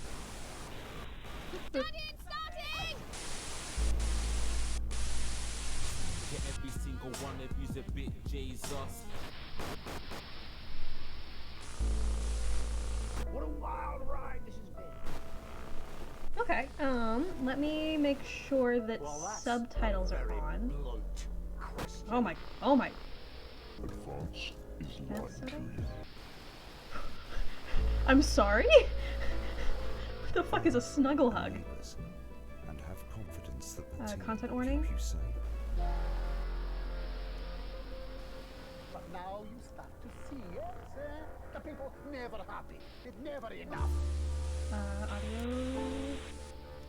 Text. Okay, so it looks like Cannot believe text is on. Oh, subtitles are on. Are you saying that Advance have cured death? Ah. we're still vassal slaves. We're just in prettier. I love how much they did for this game. Oh my goodness. We're only getting started. Alrighty. Shall we begin? Good evening. I'm Megan Wolf. And I'm Jeremy Jones. Our main headlines tonight.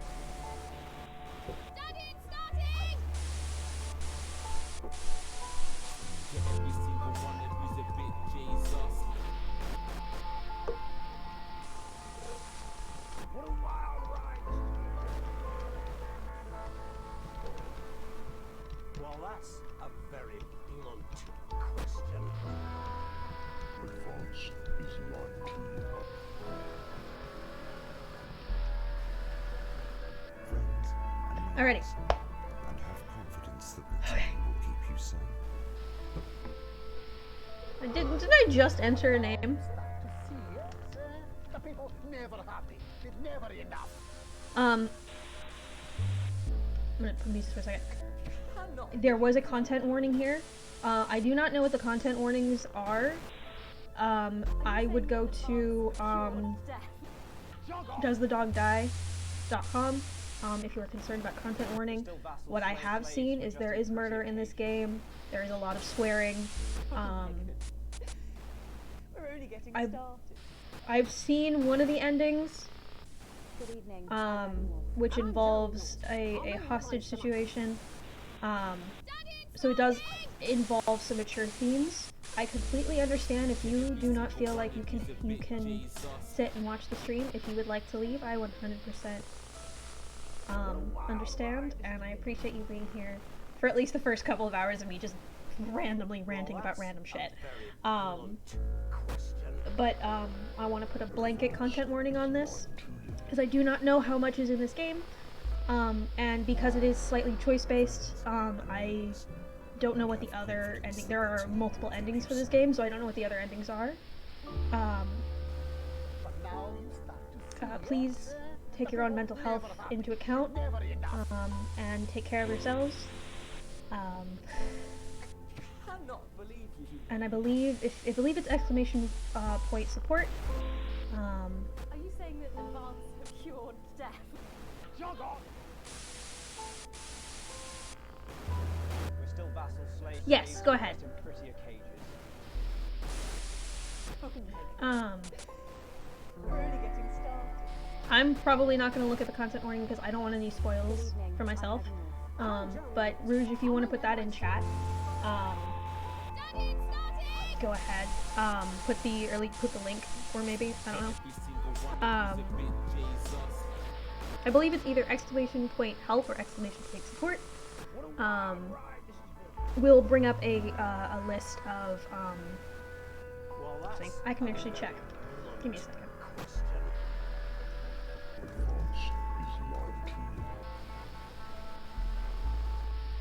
Thank you. I don't think it's help. I don't remember what my own fucking thing is. It's support. Exclamation point support. If you type in exclamation support, you will bring up a list of resources and phone numbers that you can call if you end up in crisis. I'm doing this as just an overall courtesy for y'all. I want y'all to take care of yourselves.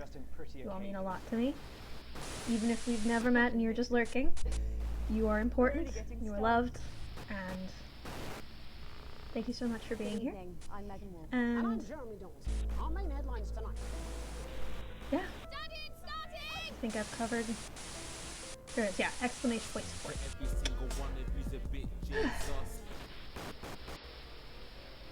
Alrighty. I think we're good? Yeah. Yeah, that's it. That's it.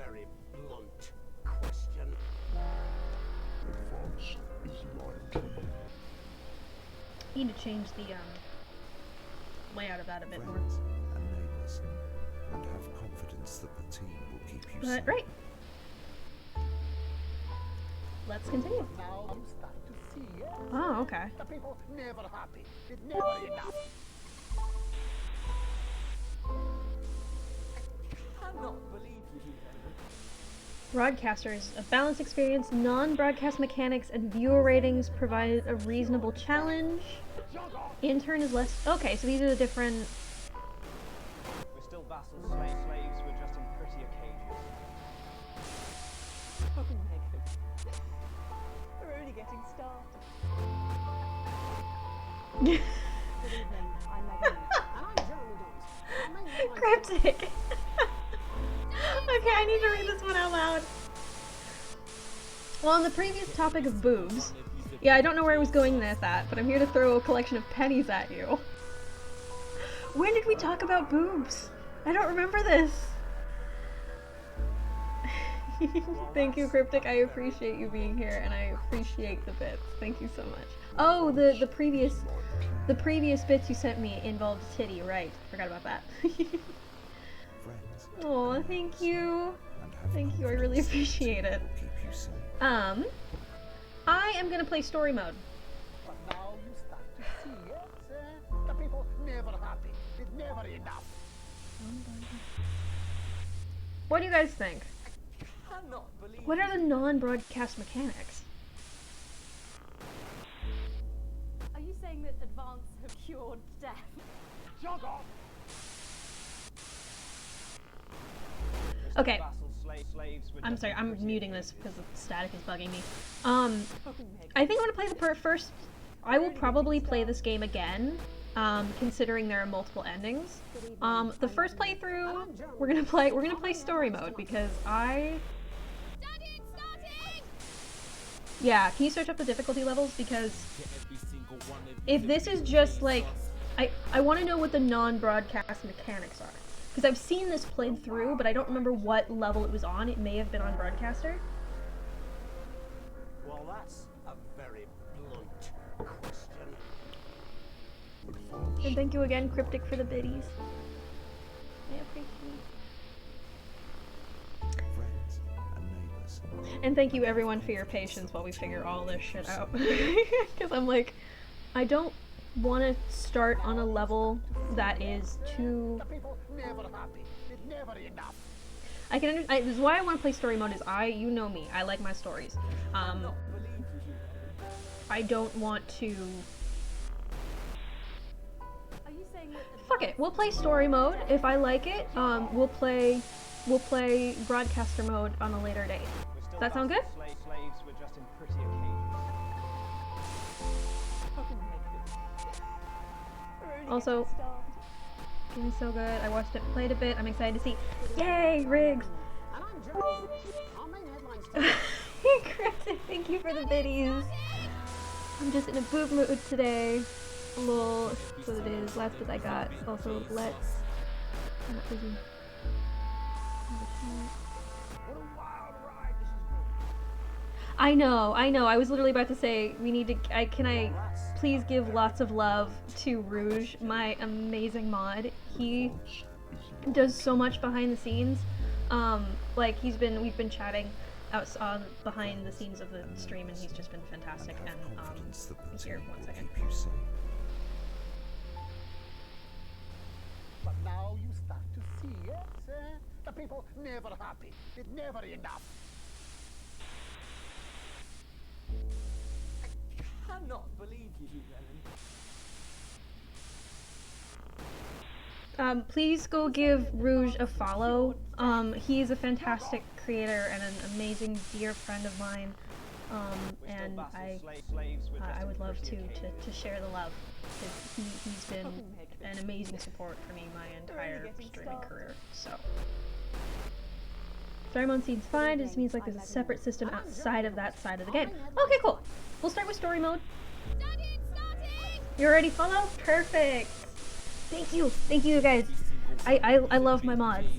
Chase and Rouge are dear friends of mine, and I absolutely love that they are here, and it makes me feel happy. Of course, Rouge. And Plan is also great when he's here. He's not always here. Friends and neighbors. And have confidence that the team will keep you I'm safe. very fortunate to have the mods that I have. But now you start to see, yes? The people never happy. It's never No, Brown enough. Map disables and simplifies the mechanics. Oh, okay. Thank you, I appreciate that. Are you saying Thank you, that the Peyton. I really appreciate that for the clarification. That actually helps a lot. I hope you're doing well. Welcome to the stream. Slaves, we're just in Well, there you go. Better way of saying it. So then we'll start with story mode, and then we'll go from there. How about that? we're only getting Like I said, there are multiple endings to this game, so no problem. And I'm Joe. Oh shit! Really? Headlines tonight. Well, welcome. I'm very excited to play this game. Well, that's really fucking cool. Thank you for stopping by. I really appreciate it. Alrighty. What a wild ride. I'll unmute it now that we're gonna start playing, and we'll get started. That's all coming up on tonight's National Nightly News.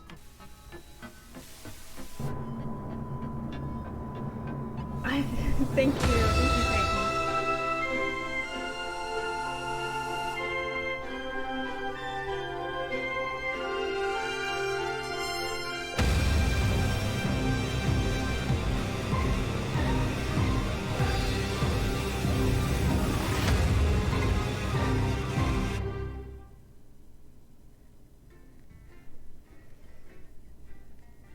Oh, cool. We can remap controls. That's good.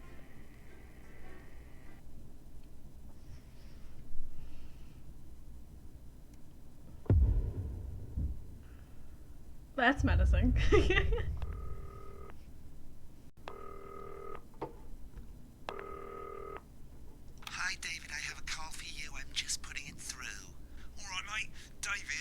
listen, I know you've only come in to clean up the place, but I've got a bit caught up, so you're gonna have to run the news tonight. Now, don't One worry, hell of a it's not calendar. hard, and I'm gonna stay on the phone and help you. First, I'm gonna give you a quick tour of the broadcast room, so if you're not doing it already, look forwards towards all those screens. Okay. Right, look up at the top. That coloured bar is your audience.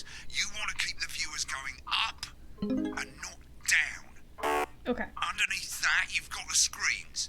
The one on the right is the broadcast screen. That's what the viewers are seeing at home. It's only a couple of seconds behind the master screen there in the middle. That's the one you control. Now, the four small screens on the left show the different signals coming from Larry the didn't studio, turn up today. and you can choose between them using the numbered buttons on the vision mixer at the bottom left. Don't worry, I'll talk you through it and you'll pick it up in no time. Now, have a look to your left. Okay. These plugs control everything in the studio. I've left them set up for you, so provided you haven't fiddled with them, all you have to do now is throw the master trip switch and we're in business. Once you've got the power on, face the front again. You can see on the broadcast screen that we're in the end titles for the show before us. Fortunately, they go on for fucking ages, so there's plenty of time for me to explain. Oh, right, okay, they're over, so Oh, we haven't fuck. got long now till the broadcast. Right, quickly, mate, look down under the desk. You can see a load of videotapes on the left. They're your adverts. Pick any three and load them into the machines on the right. When you've done that, look up to the front again. Okay. Right, the tapes are loaded and we're all ready for when we get to the first ad break. That's great. Any second now, you should be getting a signal through from the studio. Stay on your toes, mate. It's election night, so all eyes are on this room. We do not want to get fired. Okay. Fuck, I'm already just nervous. When you get the signal, select screen one with the vision mixer and we're ready to go. Okay. Prawn and mayonnaise? You know, seafood makes me go out in pustules. Yeah, thought it might increase our viewing figures. Every day. You offer me prawns every day. 10 seconds, everybody. That's how I show love. You're trying to kill me. And yet you persist. Going in 5, 4. Good evening. I'm Jeremy Donaldson. Our main stories tonight. Okay, we're all good. Next is going to be to throw the news titles on screen 2. There'll be a countdown, but I'll count you in as well. Just relax, mate. It's all gravy. Buys Honest Andy's Totally Independent and corners the flowered market. Okay. Top chat. Sports fans everywhere celebrate as popular footballer Johnny Hamsleeves wins Sports Hamsleeves. Personality of the Year. And a spoonful of sugar. Megan will be chatting with movie star Lawrence Blunderclatch about his new movie, The Medicated. And, of course, we'll be going live to Advance headquarters to hear what the leaders of this fledgling party have to say on their historic history. Right, button 2 in 3. It's a bit early there, mate. Oh. Next thing is to throw back to Jeremy with button 1 when that globe in the middle shrinks down and vanishes. Okay. I've already fucked up, but it's okay.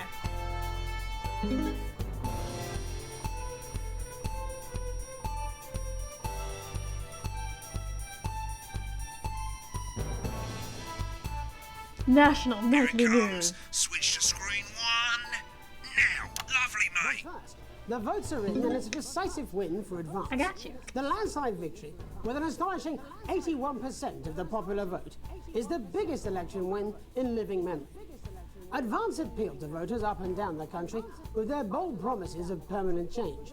But critics have accused him of a severe lack of actual policies and of being deliberately vague.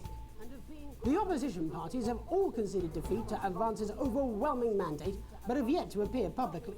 However, former Home Secretary Right, it's going well.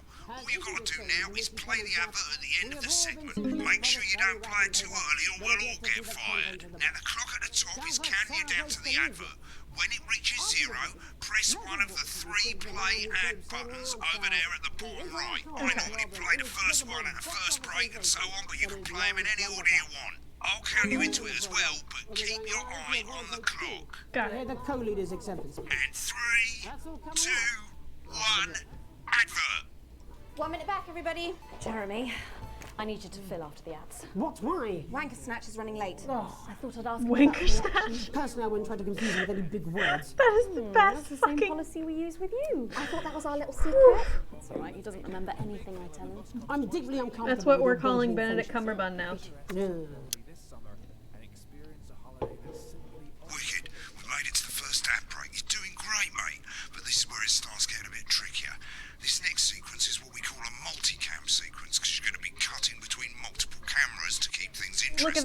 Look A lot of at it's down that. to personal taste, but Great here's A. 3 good rules of thumb. 1. Try and keep the shot on whoever is doing the talking. Okay. 2. Don't stay on the same shot for too long, 10 seconds at the most. So if you're on the person who's talking, try and throw in the odd reaction shot or pull out to the wide shot for a bit just to keep it interesting. Okay. 3. Don't stay on reaction shots for too long. A couple of seconds is usually enough. Then the audience want to see who's doing the talking, yeah? Stick to these rules and you'll be fine. It's not as complicated as it sounds. You've seen programs on television, haven't you? Make it look like those. Might as well get screen 1 selected now. No need to wait for the broadcast to start. Try and stay ahead, mate. We're coming back from the break. Quiet in the studio. Thank you so much. 10 seconds, everybody. Going in 5, 4, 3. Welcome back to the National Nightly News. Later we'll be hearing from shock election winners Advance, but first Get up, ready to go to Megan on screen 4. is here with a star of both stage and screen. Megan? Thank you, Jeremy. Megan Wolf, culture correspondent. And today I have a guest who starred in everything from Shakespeare Right, to go to Blunderclatch on screen 3 when she says his name. by none other than Lawrence Blunderclatch. Thank you so much for coming on. Oh, my dear, I do hope you believe me when I tell you that being with you here today is a moment... Switch to 2 for the wide now. May I say, having you here with us is among ours. Right, now just try and stay on whoever's talking. Latest movie, which is called The Medicated. The Medicated, yes. Wow, what was that like? Well, as I said to Peter at the Rat, that's Peter Jensen, the director. Give us a look at Megan's reaction. Lovely. Now back to Thunder Twat. I've Thunder worked with Twat. him on several movies, all terribly successful. I said to Peter, what a wild ride this has been. And you know what, Megan? I really meant that. Wow, that is fantastic. And am I right in saying that the character you play in this movie is quite an academic one? Absolutely right. A scientist. Was that a challenge at all? God, this is difficult. Exactly what you're implying. But seriously, yes, you're right. It was a complete departure from my last starring role when I played Sergeant Brock Rockman in Bullet Man. You'll remember that that was the true story. Been on that shot a bit long. Soldiers fight for a love that surpasses all others. A love, of course, for freedom. I think it's grossed over $1 billion, but obviously, who's counting? It's a role that saw you scoop 2 Best Actor awards, if I remember correctly. It's so sweet of you to mention it, but I really am not in it for the awards, although those 3 little statues do take pride of place on my mantelpiece. With all the others, I'm sure. So, if you're not doing it for the awards, what is it then that drives you? That is a beautiful question, Megan, and not easy to answer. Like you, I'm afraid. Cut me, and I will bleed. And often, that's how it feels, doesn't it? Doesn't it? Bleeding. Remember the 10-second rule. For one's audience. I suppose in the end, I do it for the difference it makes. I do it for the people that I inspire. The little people. But most of all, I think I do it for the positive change that I can bring about in the world. And today, of course, we're in for some real change, it looks like, in the coming few months. What do you make of this historic election result? Oh, well. Well, now you're asking. Historic election result. Indeed. Historic is the word. Well, it's difficult, isn't it? Very difficult. But I think I've always been quite clear that when it comes to politics, one should always strive to not fuck things up. Shit, he swore. Oh, well, don't worry, he won't do it again. Fuck. Shit, he did it again. Okay, don't panic. I'll explain how to deal with swearing at the break. Medicated, which opens next week. Right, around they've swapped the shot of Jeremy on screen 1 for a VT of the movie clip. You'll get a countdown on the screen, but I'll just let Megan cue you in. My character, Dr. Lance Hemlock, is faced with a decision that could affect humanity's very survival. Exciting stuff. Let's take a look. Exciting stuff. I missed it. I did it bad. Oh, looks like Blunderclatch is really losing it in the studio. I'd love to hear what he's saying, but we can't find out now. We'll go to the Russia's room together once the broadcast's over. I don't understand it.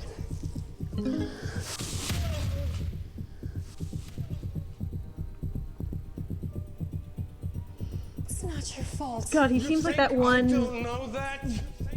creator a while ago. What was his name? Nolans mustn't think of Carol. That's Dr. Lance to you, Miss Flanagan. What the fuck? I did it for you, baby. All for you. Dr. Hemlock. We're gonna change the world, do you remember? Oh, now listen. Fuck is this movie trailer? You told me. Or movie I clip? didn't listen. Doctor. I'm drowning, Lance, you said. You need to see this. No, it's all too late. Look at this! What? The virus. The sterility. This formula. This is the key. We can stop it all. Yes. Stop it all. I love how cheesy this is. It's amazing. We have to ask ourselves. At the end of the clip, you'll want to play another ad. Remember to use the clock at the top to count you in.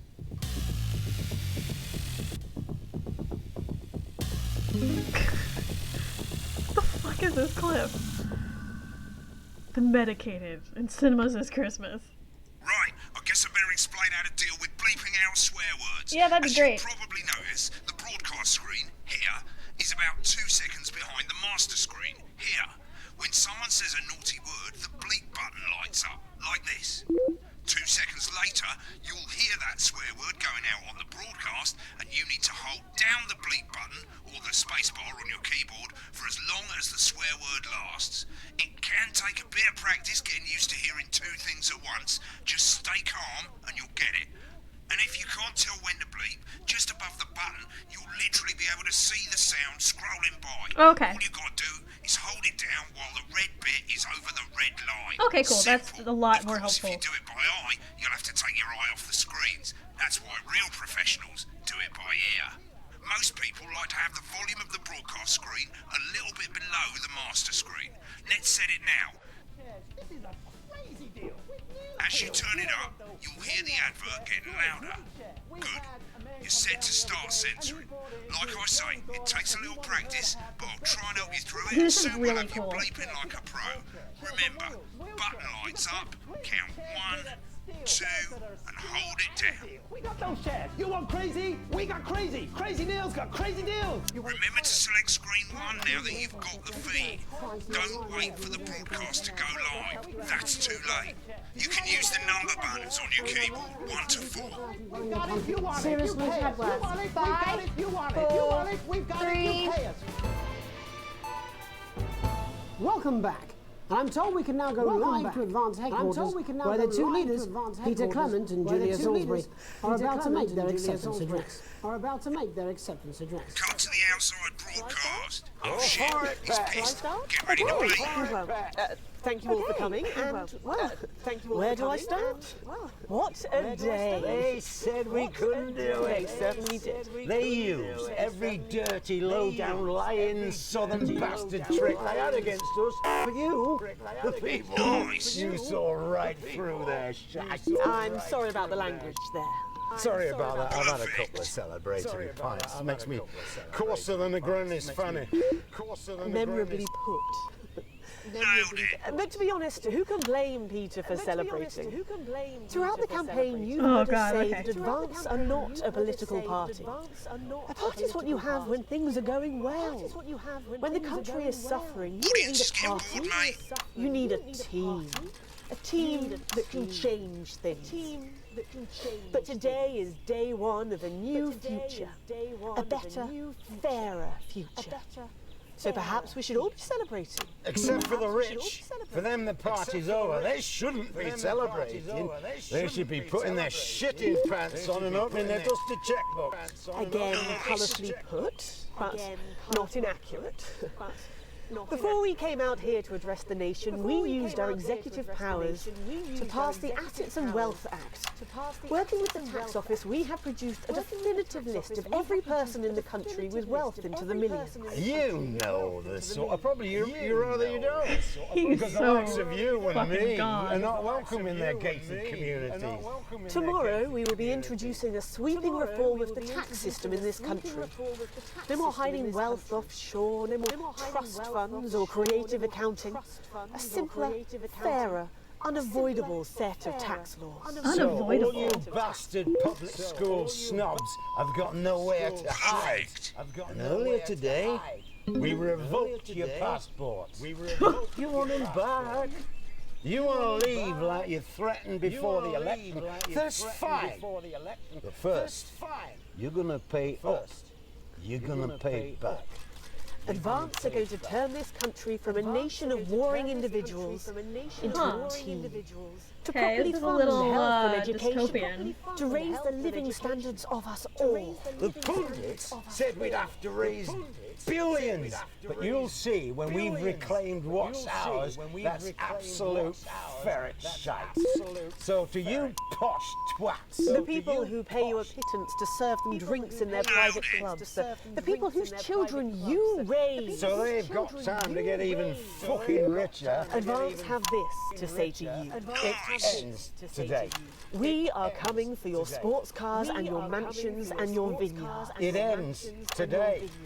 We will put the wealth of this country back where it should have always been, in the hands of the people who created it. It ends today. Yes, it ends today. And tomorrow, we'll start making it fair again, just like we promised we would. And until then, ladies and gents, I suggest we all get Sorry, I wasn't paying attention. I was too can't busy argue looking with at chat. that. Thank you for your time. No, you totally missed that. Oh, did I miss one? Interesting acceptance speech there from the leaders of Advance. And our apologies for the fruity language. Hopefully we got that bleeped out for you in time. If Just not, notice the light under the screen someone's gonna change be green in depending on trouble. who's speaking. Oh! So, as the country braces itself for new government, that's all from us this evening at the National Nightly News. We'll be back tomorrow with full coverage of the first day under Advance. I'm Jeremy Dawson. Have a peaceful night. Have a peaceful Right, looks like you've got it now. Thanks for all the help, mate. I've got to go. Ferry's about to leave. Probably won't be coming back. Job's yours, mate. Good luck. Boring politics, then? It's just some weird fever dream, and I'm dying now or something. You should be so lucky. I'll see you tomorrow night. Not coming for a drink? Nope, got a date. Lucky you. Try not to get murdered. Hell yeah. Broadcast complete. When the programme's finished, you'll get a broadcast report. It's 3 pages. This first page shows you how well the broadcast went. Each sequence and an overall grade. Remember, grades mean bonuses. And they keep the boss happy. If you want to know more about how it went, select more info. If not, select continue to move to the next page. I want to see more info. Right, this is an optional section for when you really want to understand what happened during the show. You got a graph there showing you what the audience did. There are Exceedingly poor edit. Of course, you can really drill into the details if you want to get better at making TV. I never came here, never once. Alrighty. Right, this is the important page. It tells you how much you're going to get paid and how much wealth you have overall. Broke ass poor. Shows you the financial state of our main advertisers. But you don't own any fucking shares. You're a cleaner, for God's sake, so why would you care? This is the last page, and it tells you the state of the world, tells you how well the government's doing, and down the bottom there, this one's important, tells you what Channel 1 currently thinks of you. Okay. In other words, what the boss thinks. Alright, mate, welcome to the archive. This is where you can have a quick look back at what you've done and how it looked to the public. There's 3 sections: broadcast, rushes, and adverts. Let's start with broadcast. Click on it now. Over on the left, that's all the broadcasts that you've done. Click on any one of them and hit load tape. Once it's finished loading, you can use the rewind and the fast forward at the bottom there to help you get to the bit you want to see. In a few moments, we'll be going live to tonight's National Nightly News. But before that... Let's take a look at what's coming up later on tonight on Channel 1. At 7 o'clock, it's the semi-final of the quotation game, and it's a nail-biting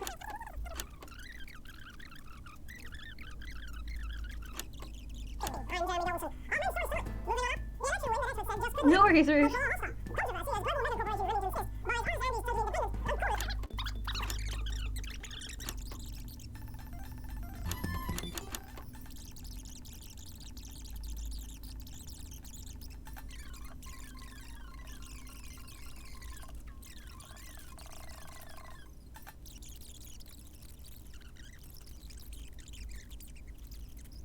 I want to rehear this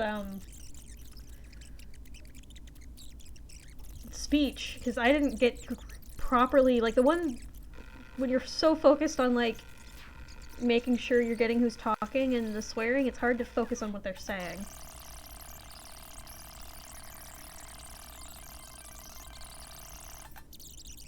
Well, where do I start?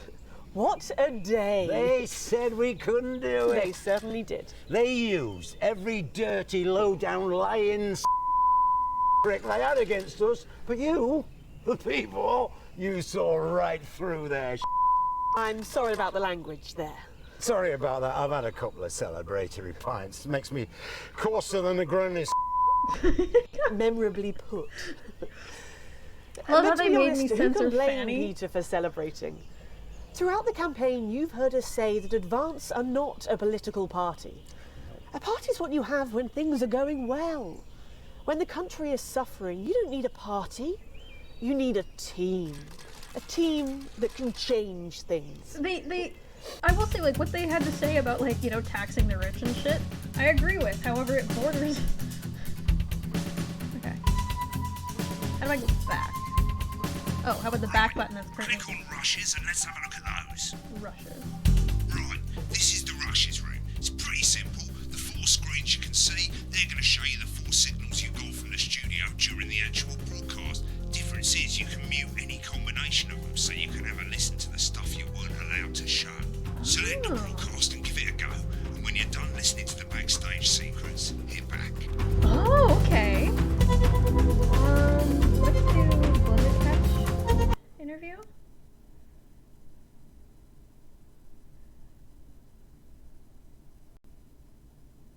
Right, because he lost his shit after the interview. These aren't my cards. Please tell me these aren't my cards. No, they're the right ones, apparently. But this gives me nothing, Jenny. They must see that. Oh no, I think they think he won't have anything to say. Oh, for God's sake, come on. It's a huge day. He's not an... Absolute bonehead. I don't care, Rob. I'm not doing it. I agreed to do one beastly interview a day. I made that completely clear when we started. Check my contract. Hi, I'm Megan. Oh, piss off. You're on thin, bloody ice, Rob. Whole wheat, man. Whole wheat. We're coming back from the break. Quiet in the studio. Thank you so much. 10 seconds, everybody. Going in 5, 4, 3. Welcome back to the National Nightly News. Later we'll be hearing from shock election winners Advance, but first our very own culture reporter Megan Wolf is here with a star of both stage and screen. Megan? Thank you, Jeremy. Megan Wolf, culture Correspondent, and today I have a guest who starred in everything from Shakespeare to the Shopbot films. I'm very excited to be joined today.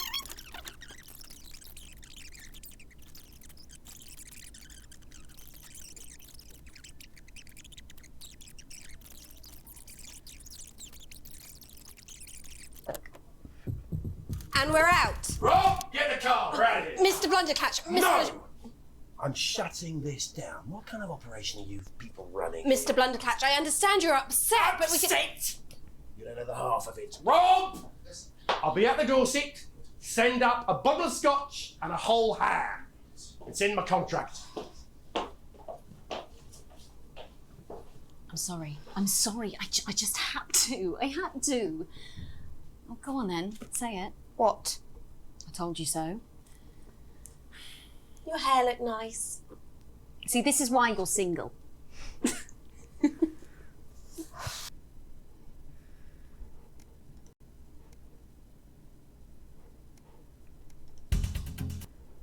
Okay, I want to know what the... I feel like the,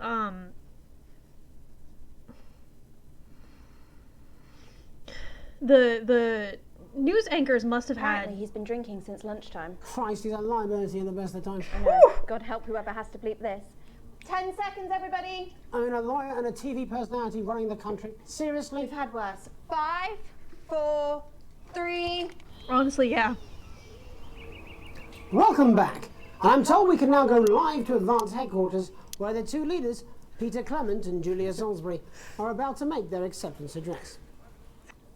I've got the address muted because I want to hear what they had to say throughout this. Am I going to hit the source this one?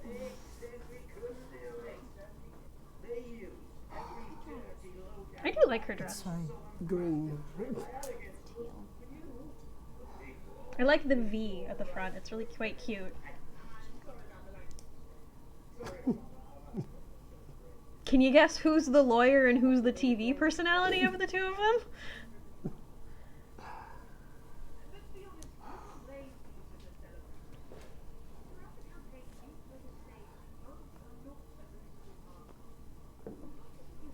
Gonna fast forward just a little bit. No, party, team spirit, all that bother. Swearing.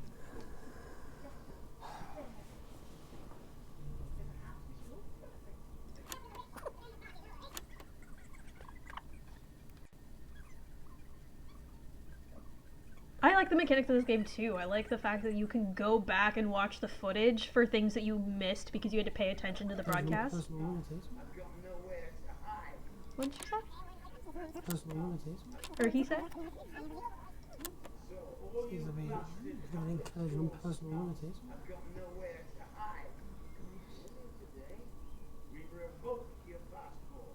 Whoa, now that is serious. They took away. Yeah, stopping people moving. That is outrageous. Whoever, whatever they have. They can't do that.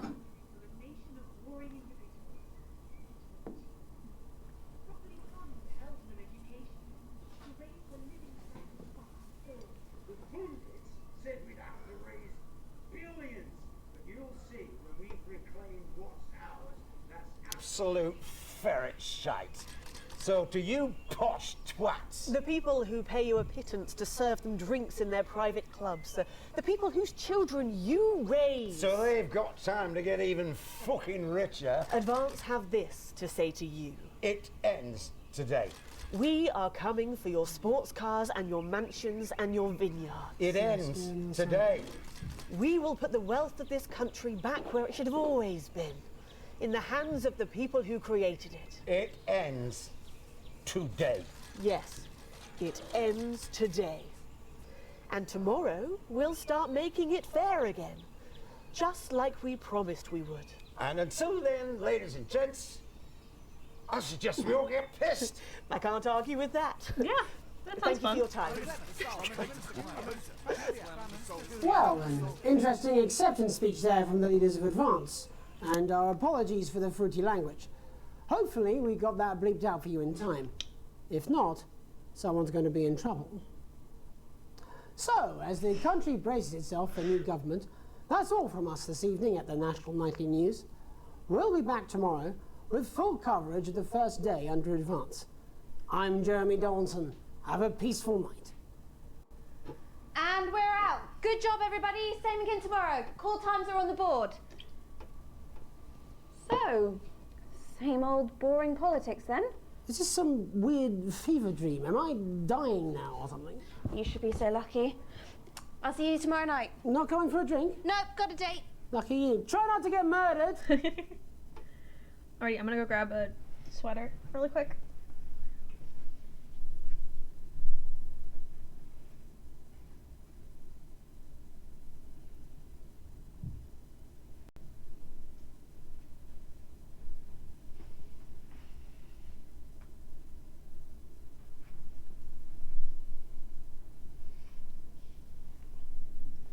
So far, I'm really enjoying this game. It's very interesting. I like the mechanics. The story seems interesting. So, from what I can grasp, we've got a new political party in power, and they're very much They want equality, it looks like. But it looks like a power-hungry version of it, which won't end up favoring anyone. And it makes me think that they're just power-hungry. I don't know. We will see. Just the way that they described it. Like a very authoritarian.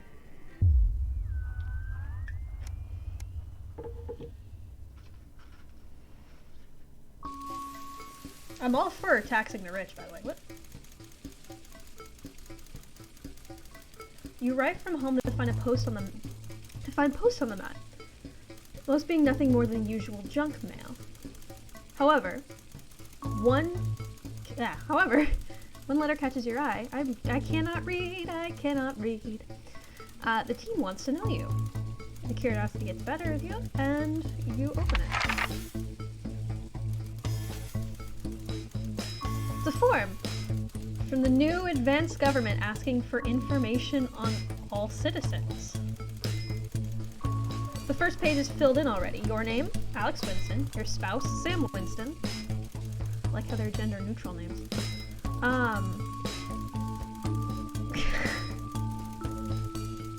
Hey, you need to reset that. I've only Englished good once, okay? Your children, Charles Winston, 14, and Lucy. That was Susie, not Lucy. Susie Winston, 19. Well, you muse, at least they got the basics right. Turn it down just a tad. Oh, shit, okay. The rest of the questions are left for you to complete. They appear to be mandatory. Huh. Sorry. There we go. Friendly introduce. Upon start. So question 1. Upon starting a new job, you would be friendly and introduce yourself to all your new coworkers. Be productive and get to work immediately. Ease yourself in. Orientate yourself with your new workplace. Reminisce about friends. I feel like I would ease my. I feel like I'm stuck between the two.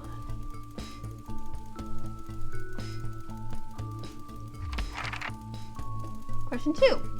A colleague in a different department has confided in you that they've been taking home confidential information. Now, a file of minor importance has gone missing. You would help your colleague cover up their violation, recommend that your colleague reports it, report your colleague, or promise your colleague you won't tell anyone, report the violation. I would try and convince the colleague to say something. An entire department was fired today for consistent underperformance. Your boss has put in place new targets that are slightly higher than the previous ones. You would leave work on time, stay late to ensure you hit your first deadline, leave work early and head to the pub and chat about the changes with colleagues. Leave work early and head home to see your family. I would leave work on time. It's the annual company barbecue, and you and your family have been invited. You look forward to enjoying the day out with friends and family, or washing your hair that day. Go if you're free, but wouldn't mind missing it. Have been practicing with your coworkers and think you'll win the talent contest.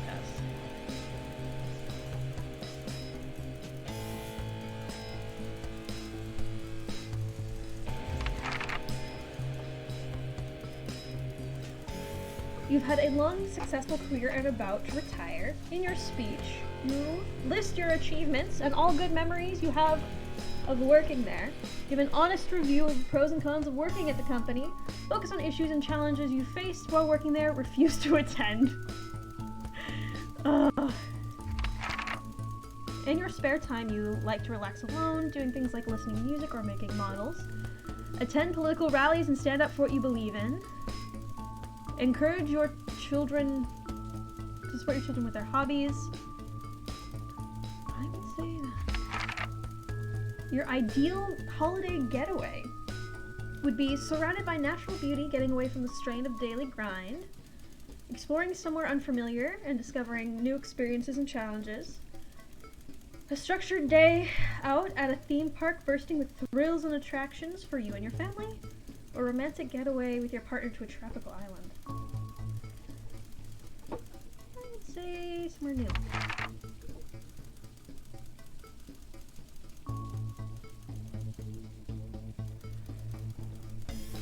Oh, wow.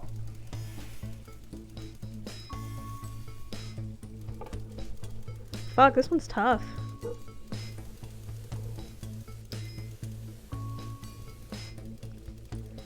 It is important that the government keeps people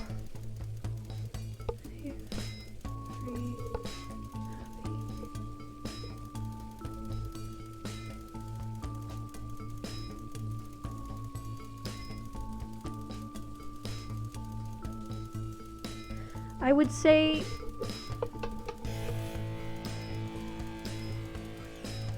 Shit, okay.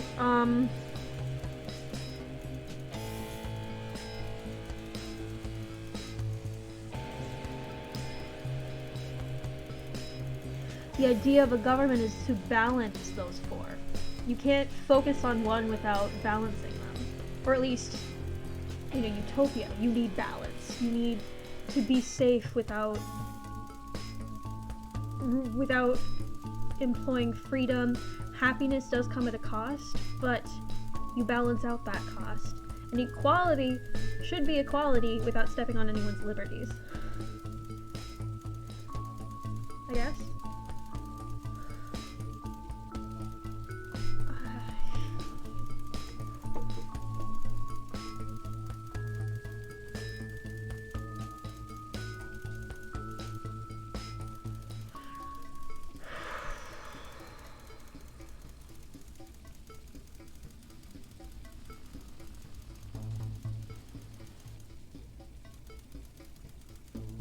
Yeah, it's a really fucking tough one. Like, you can't have one without the other. Good community and environments thrive on a proper equalization of them all. You have to have balance. You can't just have one and not have the other.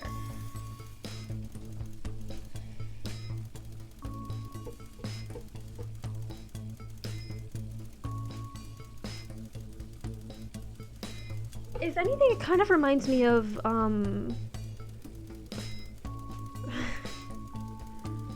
they're definitely taking inspiration from Brave New World and 1984 here. Because I can see, okay, you want to make people happy? Brave New World. Society based off of the control of, you know, it's government controlling society through indoctrination, mind control, or not mind control, but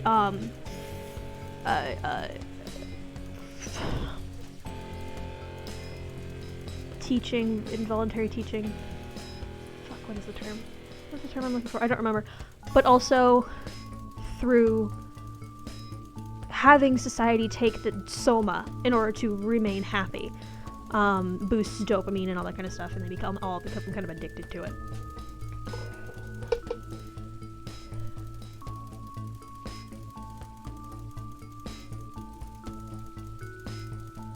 My gut instinct is to either say free or equal.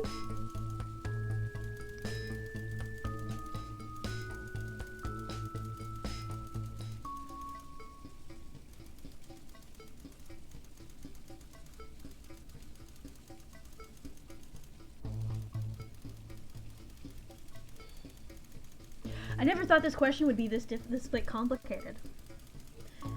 Because in my head, you say it's important for a government to keep people safe. But with that, you could have a militaristic government. Free, you could have a lawless government. Happy, you could have a controlling government. And equal, you could have a government that still treads on everyone in the name of equality. It's not true equality. True equality would mean that everyone thrives. But you could still, in a... I'm getting political here. Can you tell I'm kind of a socialist? Can you tell what my political affiliations are?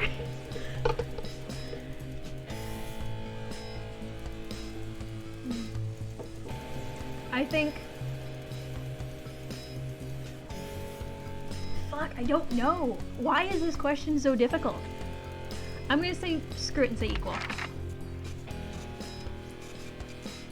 Thank you for your cooperation. Advance knows your time is valuable and we appreciate your help in leading the nation to a brighter future.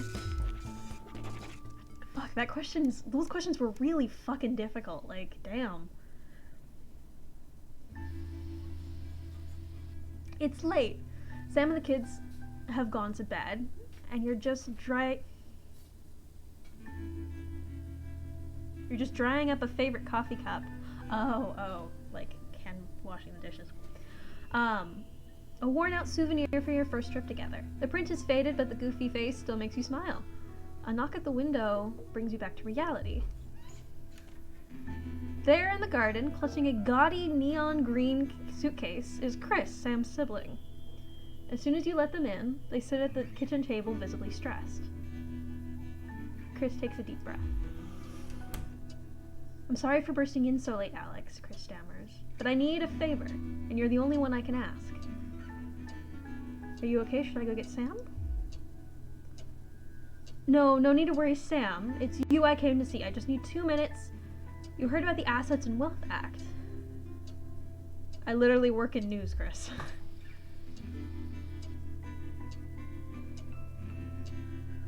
Whoa. Chris his fist bangs the table. It's total bullshit. They're taking whatever they want and distributing it as they see fit. No government should have that power. I can't believe they're actually getting away with it. Madness. Which is why I need your help. What exactly do you need? Chris's eyes seem to be resting comfortably on the floor tiles. I know it's a lot to ask, but I need to borrow your my passport. What for? They've taken mine in half the bloody countries, but people always say you and I look similar, so... Chris is pacing now. I need to leave before it's too late. Once I'm out, me and my money will be safe. But I need to go now before they freeze my accounts. Please, Alex, I wouldn't ask if I had any other choice. Oh, fuck. Surely there's another way. It can't be that serious.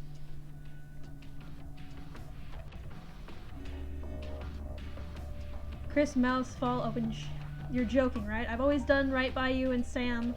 I've treated your children like they were my own. We're family. Does that mean nothing to you?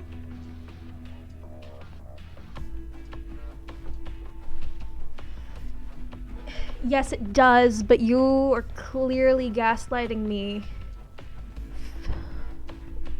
I feel like I'm being...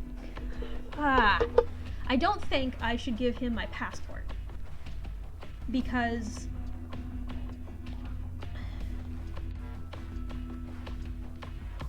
I'm putting my family, my own children at risk if we get caught.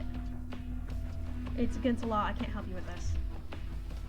Fine, I'll solve myself. So much for family loyalty, eh? Grabbing the Nyan...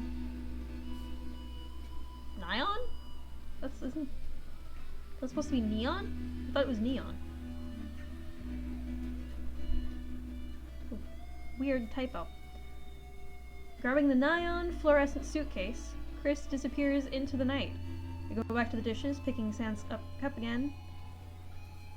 The peeling face now seems to bore into you. The knot in your stomach tightens. I'm assuming Chris was super rich, and that's why he's running.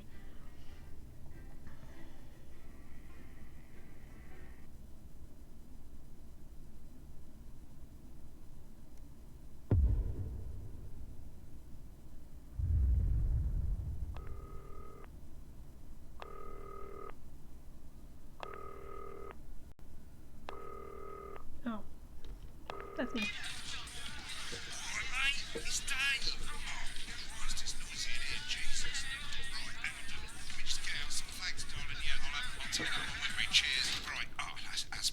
Let's get set up and get on with it, eh? So I can get back to my guests. First of all, let's get the power on. You need to get at least the bottom 4 plugs on.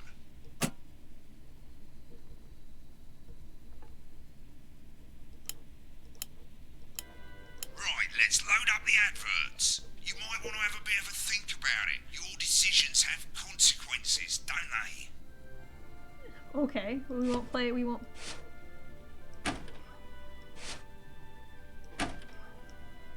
Should we play this? Is this toy safe?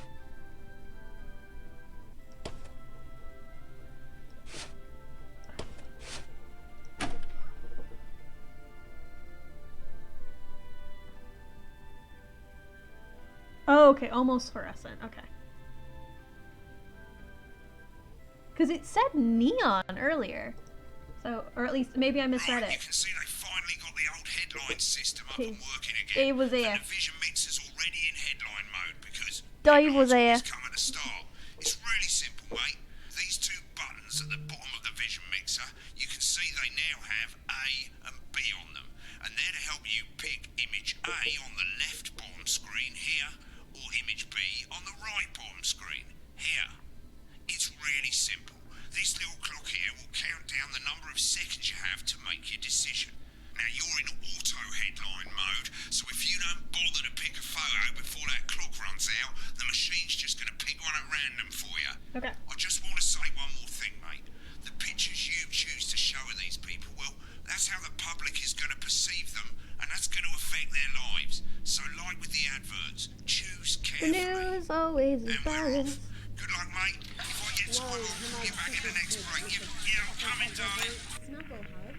That's the bastard. Yeah, I wouldn't get one of those. My friend Janet says theirs gets really hot. Is this Janet who thinks dogs have their own secret language? Yeah, the one that mistrusts the moon.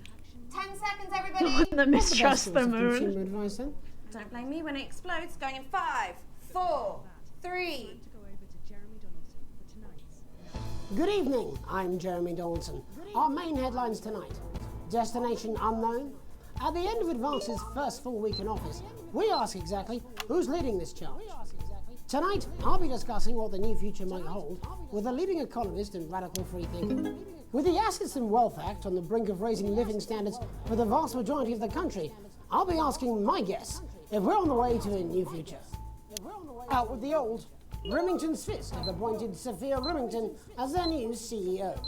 The following photo, taken from our archive, gives us a sense of this influential young firebrand who, at the tender age of 23, becomes the youngest female CEO in history. Sophia Remington has always impressed.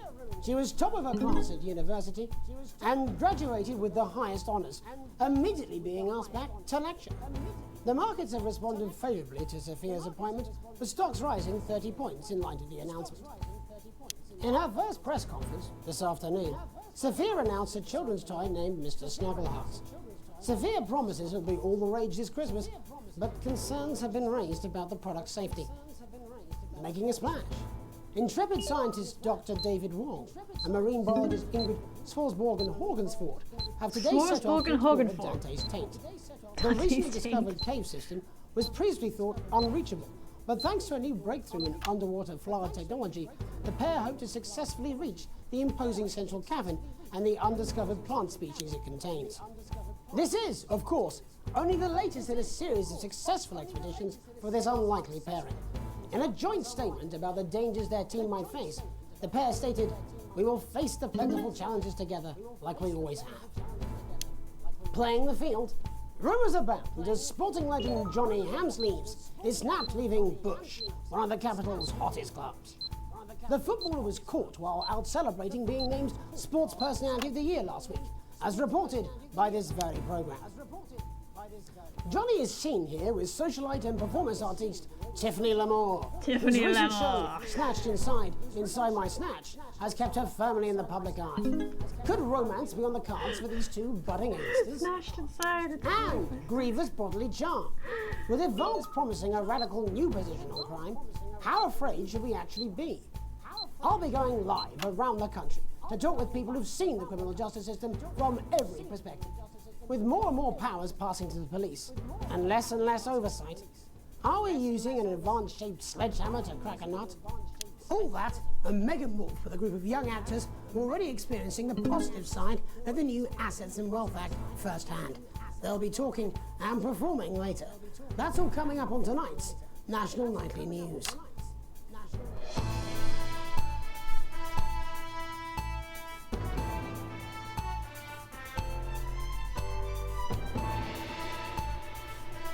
The theme is a bit of a bop, not gonna lie.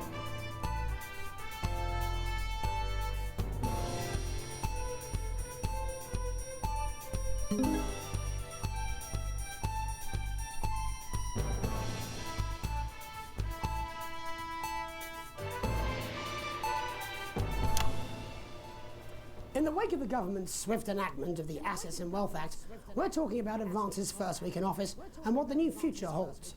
Joining me are Katie Brightman, a leading economist, and Alan James, author of Alan James is Right, The Free Man's Guide to Waking Up. Alan, the government certainly haven't dragged their heels on delivering some of the legislation they promised. But what does the Wealth Act mean for us? Nothing, Jeremy. We're still vassal slaves, we're just in prettier cages. A confident dismissal there. Katie Brightman, do you agree? I'm afraid I don't, no. I think that Advance have realised that the current economic system of unlimited, unending growth is untenable, so they're changing things up. There I agree with you. They're moving to the next steps in the grand plan.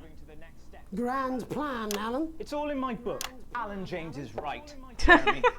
We're to become the great herd, ignorant, sterile, and short-lived. That's what they want. Or perhaps Advance have just realised that if we carry on the way we are, we will destroy ourselves and this planet in a mad orgy of consumption, if you'll excuse the colourful metaphor. Yes, orgy is the right word.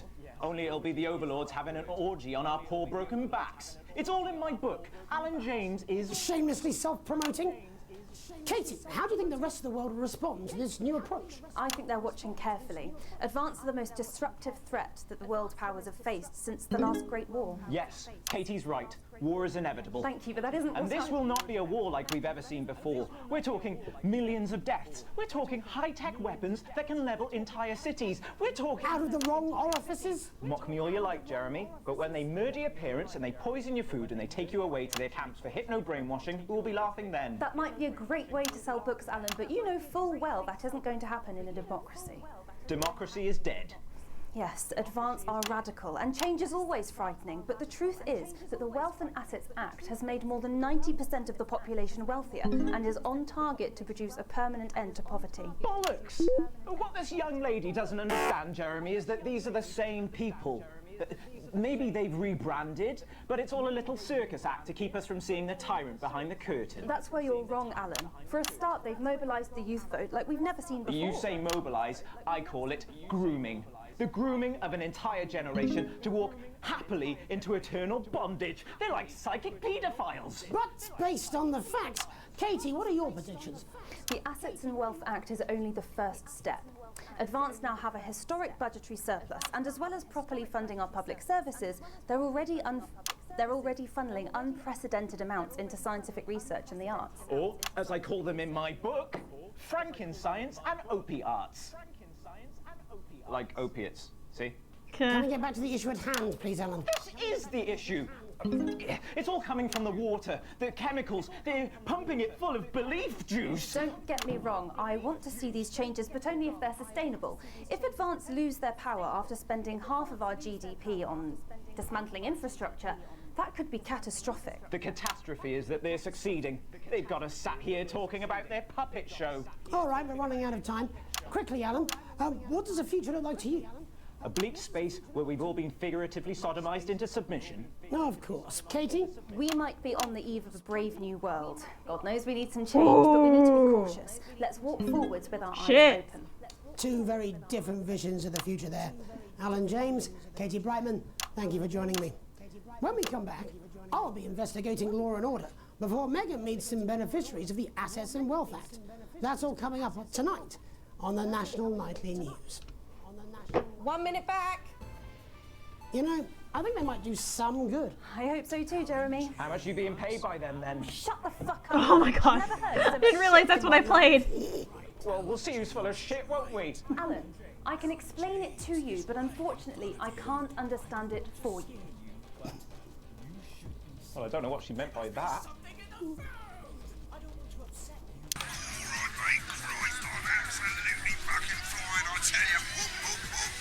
How's it going? Actually, fuck it, I don't care. I hate the fucking news. Oh, bloody hell, I love this tune though. All right, mate, see you later. Bye. I've said a bit of wording, that's all I can do. 10 seconds, everybody. Little Jakey's going to the big bad culture with water. 5, 4, 3. Alrighty, here we go. Welcome back. In our second segment, we're going to be taking a deep dive into the state of law and order in our country. Advance have already tasked what they are calling a solutions team to move this serious social problem to the top of the list. Tonight, we go behind the headlines to meet the people who live with the criminal justice system every day of their lives. First up, we have Gregory Judge, a lawyer who sees the problems close up on the front line. Can you hear me, Gregory? Yes, I've got you, Jeremy. Thanks for having me. What's it like on the front line of the hard face of the cold hand of justice? Well, as you can imagine, Jeremy, we are massively understaffed in this country.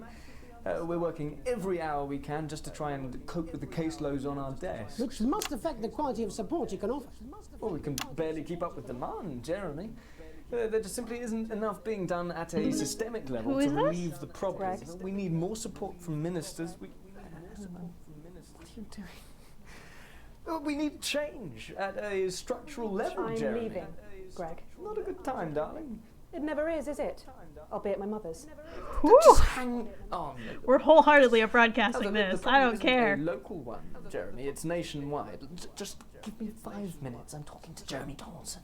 Oh, have you mentioned your affairs? No.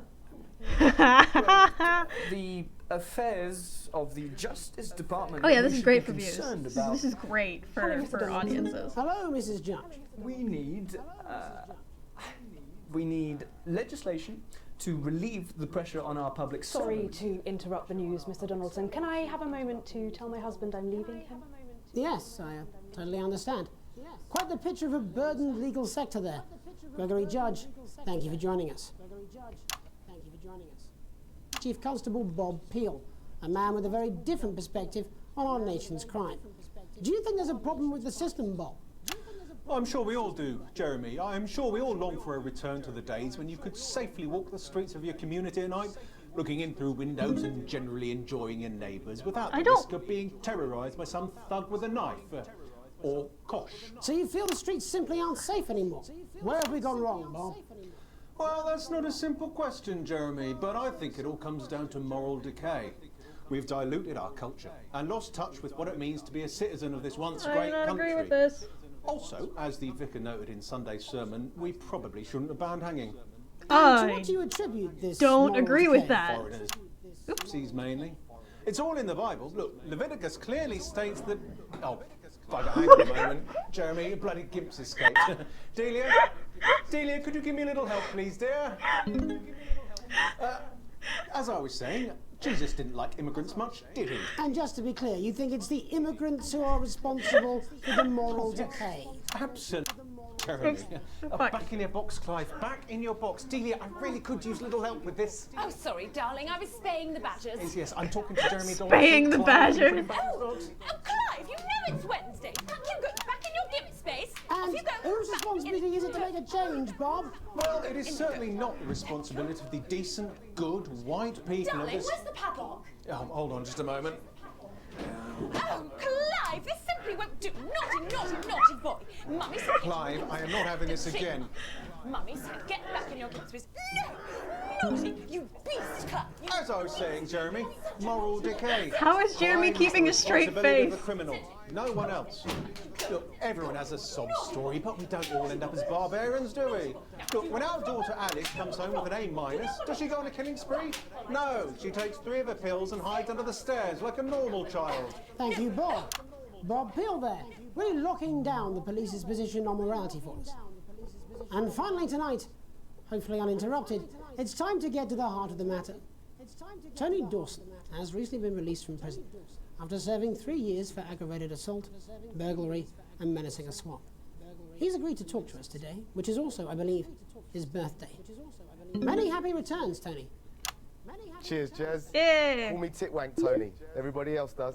No, I'm not going to be doing that. Yeah, no. Can you tell us what it's like No in one's going to be prison, calling Tony? you that. Titwank Tony. Prison's a mixed bag. Structure's quite nice, but it's a constant battle against institutionalization, as you can imagine. And obviously, titwanks are quite hard to come by. I'm picking up that you're not alone there, Tony. Oh, I'm Titwank supposed to be Tony. censoring that. Yeah, sorry, my friends are throwing me a surprise party. Good bunch of lads. Okay, well, we're trying to let you get back to that party as soon as possible. First, let me ask you this. Do you feel that your time spent in prison helped to rehabilitate you in any way, Tony? Oops. Tony! Way! I don't think it's as easy as that, Jez. It's open! Yeah, I think asking that is an oversimplification. It sounds like it's getting quite busy there, Tony, but let's try and soldier on. Since leaving I'm doing custody, terribly. have you been able to find a new job? Yeah, all the boys are here. Big Chris, Oi, oi. Little Chris, and Vampire Chris. This one's, yeah? Yep. 1 sec, love. Tony's on the news. Rehabilitation's difficult with the current system, Jez. Just not set up for it, you know? It's inherently unjust. So, do you feel tempted to... I'm sorry, who's this guy? You are joking. Chrissy Free Bollocks has only got Mr. Fancy, oh. Not now, fellas, I'm on the news. It seems like we've caught you at a bad time. The little boy? Oh, I can't really hear you, mate. It's getting a bit busy here. Jesus. Yes, we seem to be losing the signal here, Tony. Fucking way, let's believe that! Well, we're just trying to get that signal back. I think we... Yes, Tony? Tony, I mean, we were literally away for 2 seconds. How has this happened, Tony? Can you hear me? Well, we seem to have lost our train of thought there a little. Hopefully you, the viewer at home, have managed to glean a broader understanding of the serious and complex issues around law and order. That's one hell of a birthday After the party. break, Megan will be live with some plucky young thespians. Don't go I away. completely We'll be back. blew that these one, but messages. hey, it was funny as hell. 1 minute back, everybody. 1 minute back, everybody. Oh. Well. Piss off. Smooth, incisive journalism. I can have you fired. Mate, I ain't got long and I'm quite drunk. It's been a great night. In this How did I next get an A+ section, there's on a that bit of shit? music. If you edit in time with the music, you can see the result on the Vision Mixer, and the public will love that. Don't worry if you don't, though. You won't get punished for it or nothing. Just try and stay in the groove. Also, one last tip. When the music starts, turn down the broadcast volume. Right, enjoy the music bit. God, I love music. God, I'm so pissed. I think I might go and throw up in a bit. I'm sure he's on his way. Come on, it's welcome back. How hard can it be? This is on you. 10 seconds, everybody. We're gonna open on Megan. Camera 2. Going in 5, 4, 3. Welcome's Black. I'm Megan Wolfe, and on tonight's Culture Spot, I'll be chatting with one of the first beneficiaries of the Assets and Wealth Act, a team of inspiring young people from Scritchford Sixth Form College who today received a grant from Advance to take their play, Hey, Friendship, on a tour of local secondary schools. Welcome to you all. Well, let's start with you two, Harriet and Charlotte Winstanley-Hamilton. Girls, you must be thrilled. We are, Megan. We're overwhelmed, to be honest. And I believe you two are sisters, is that right? Yes, Charlotte's my oldest. I'm the older, more popular one. Only joking. Harriet and Trey were really the ones who came up with the whole idea.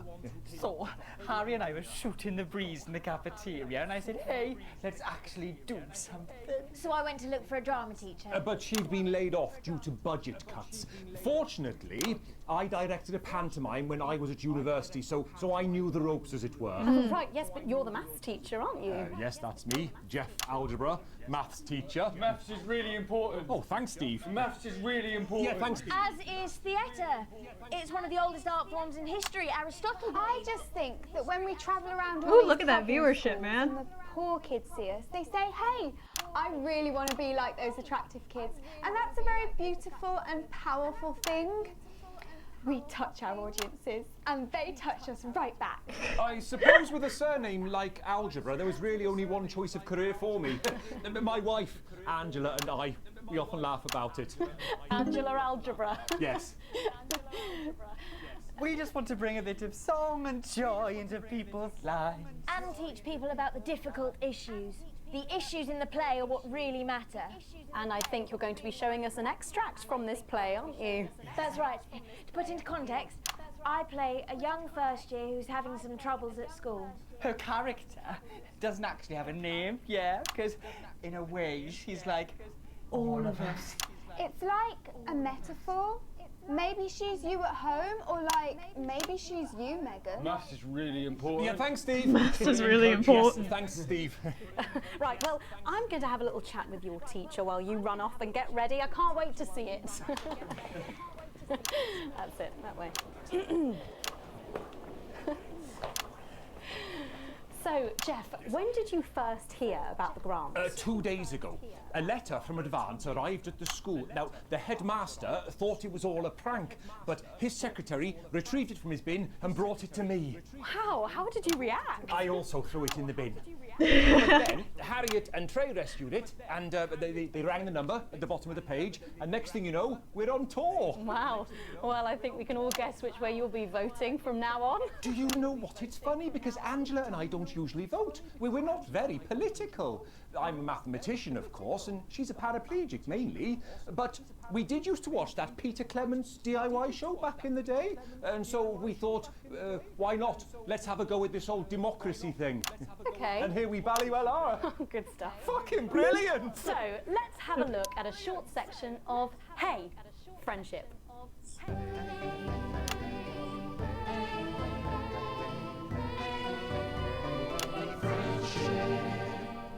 Dear Diary, I'm not sure I can take another day at this school. Another day of tears. Tears. Another day of fears. But still I walk the corridors alone. Dreading what might be around every corner. What's around the corner? What's around the corner? What's around the corner? Oh, hi Gary. Oh heavens no! It's Gary the Fist!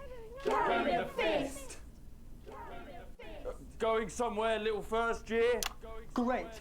I've been looking for some poor victim to bully all morning, but will this make me feel better about my violent father? Violent father. Excuse me. What the fuck I'm is late this? for maths. It's my favourite subject. And so important. Maths is for losers. What? Maths is for losers. My arm's stuck, coach. Keep going, for fuck's sake! Right, maths is for losers. Now, give me your lunch money. Double lunch for me today, but why am I only truly happy when I'm eating? Not today, Gary the Fist. What do you mean not today? Who are you? My arm's free, coach. Brilliant, keep going. Right, who are you to stand up to me? I, Gary the Fist. And you're just a sad little girl with two gay dads who's all alone. That's where you're wrong, Gary the Fist. These are my two new friends. Vanessa is captain of the netball team. Yeah. And Blake owns a motorbike. Yeah. But I can't fight all three of you, and I don't have any friends of my own.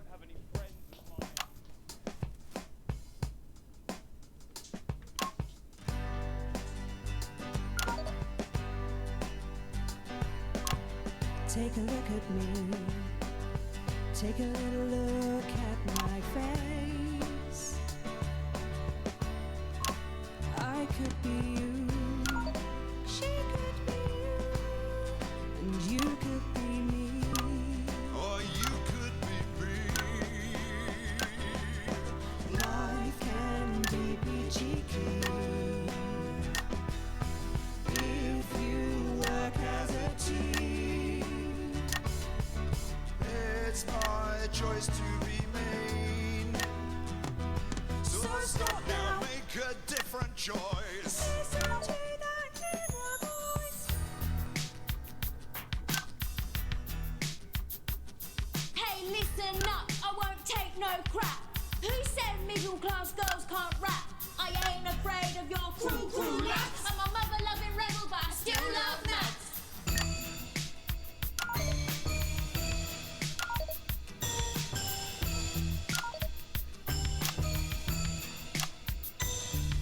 Hey, kids, I'm Gary the Fist. People think that folks like me probably shouldn't exist, but that's just prejudice, and I'd do This better is if so you bad. knew the way that I became Gary the Fist.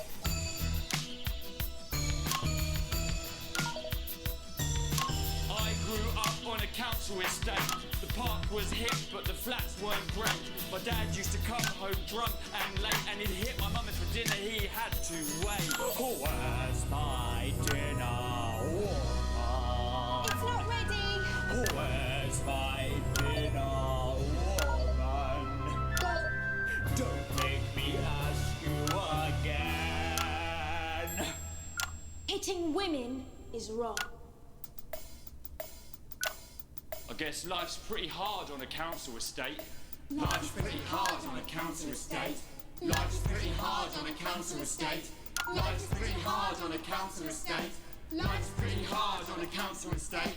Life's pretty hard on a council estate. Life's pretty hard on a council estate. It's so damn hard on a council estate. Life can be peachy.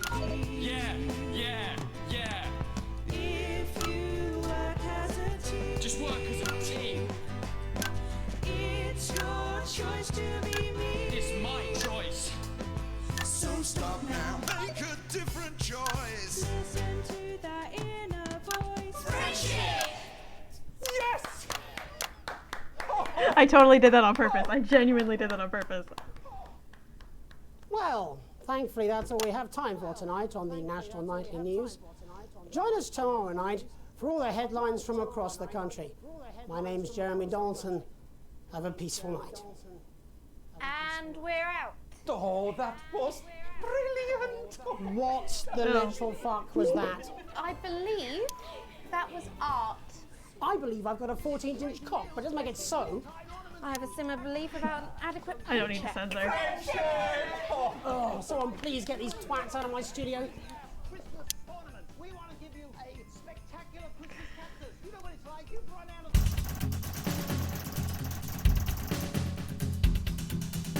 There's no context. Hi, I'm Jeremy Donaldson, and I fucking hate my job. Okay, give me 1 second. I'm gonna run and use the restroom real quick. So we'll be right back.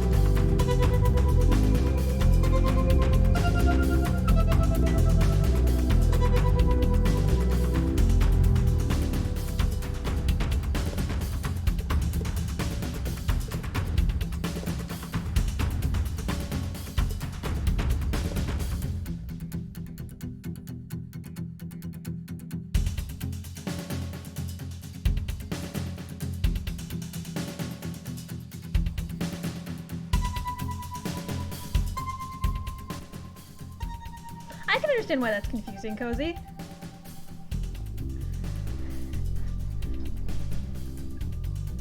Your taste buds are broken, though. Cherry tomatoes tend to be a little bit sweeter. Have you tried, like, grape tomatoes? The little bigger ones?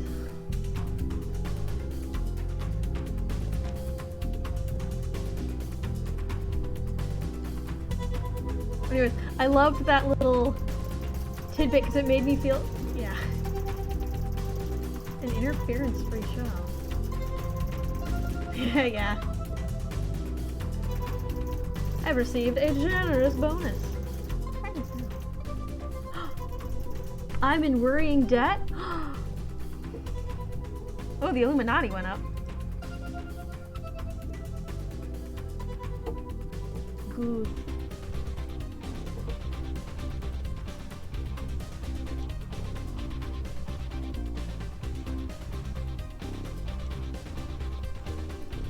Is there anything in that?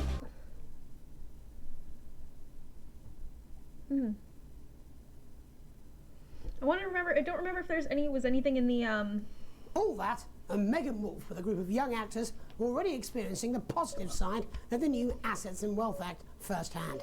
They'll be talking and performing later. That's all coming up on tonight's National Nightly News.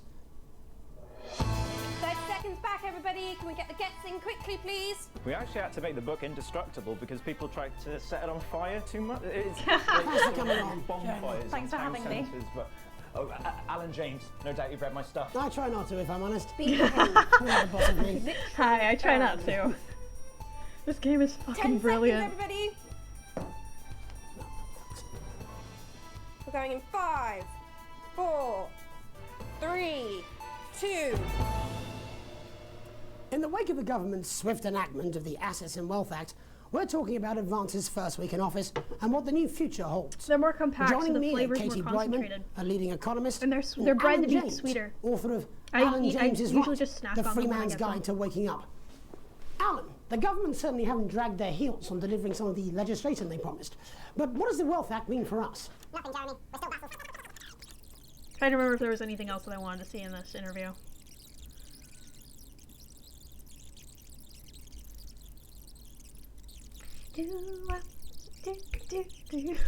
I don't know why I have that stuck in my head. Okay. Is there anything in the pre-roll? No, for my sister's kid, Mr. Fuckletugs or something. Snuggle hugs? That's the bastard. Yeah, I wouldn't get one of those. My friend Janet says those get I'm just saying I'll do what I can, that's all. Bullshit, you will. She's good. You know she is. I've said a bit of word in, that's all I can do. Alright, are we ready? Are we ready for the insanity that was this interview? If that sticks, I'll destroy you. 5, 4, 3.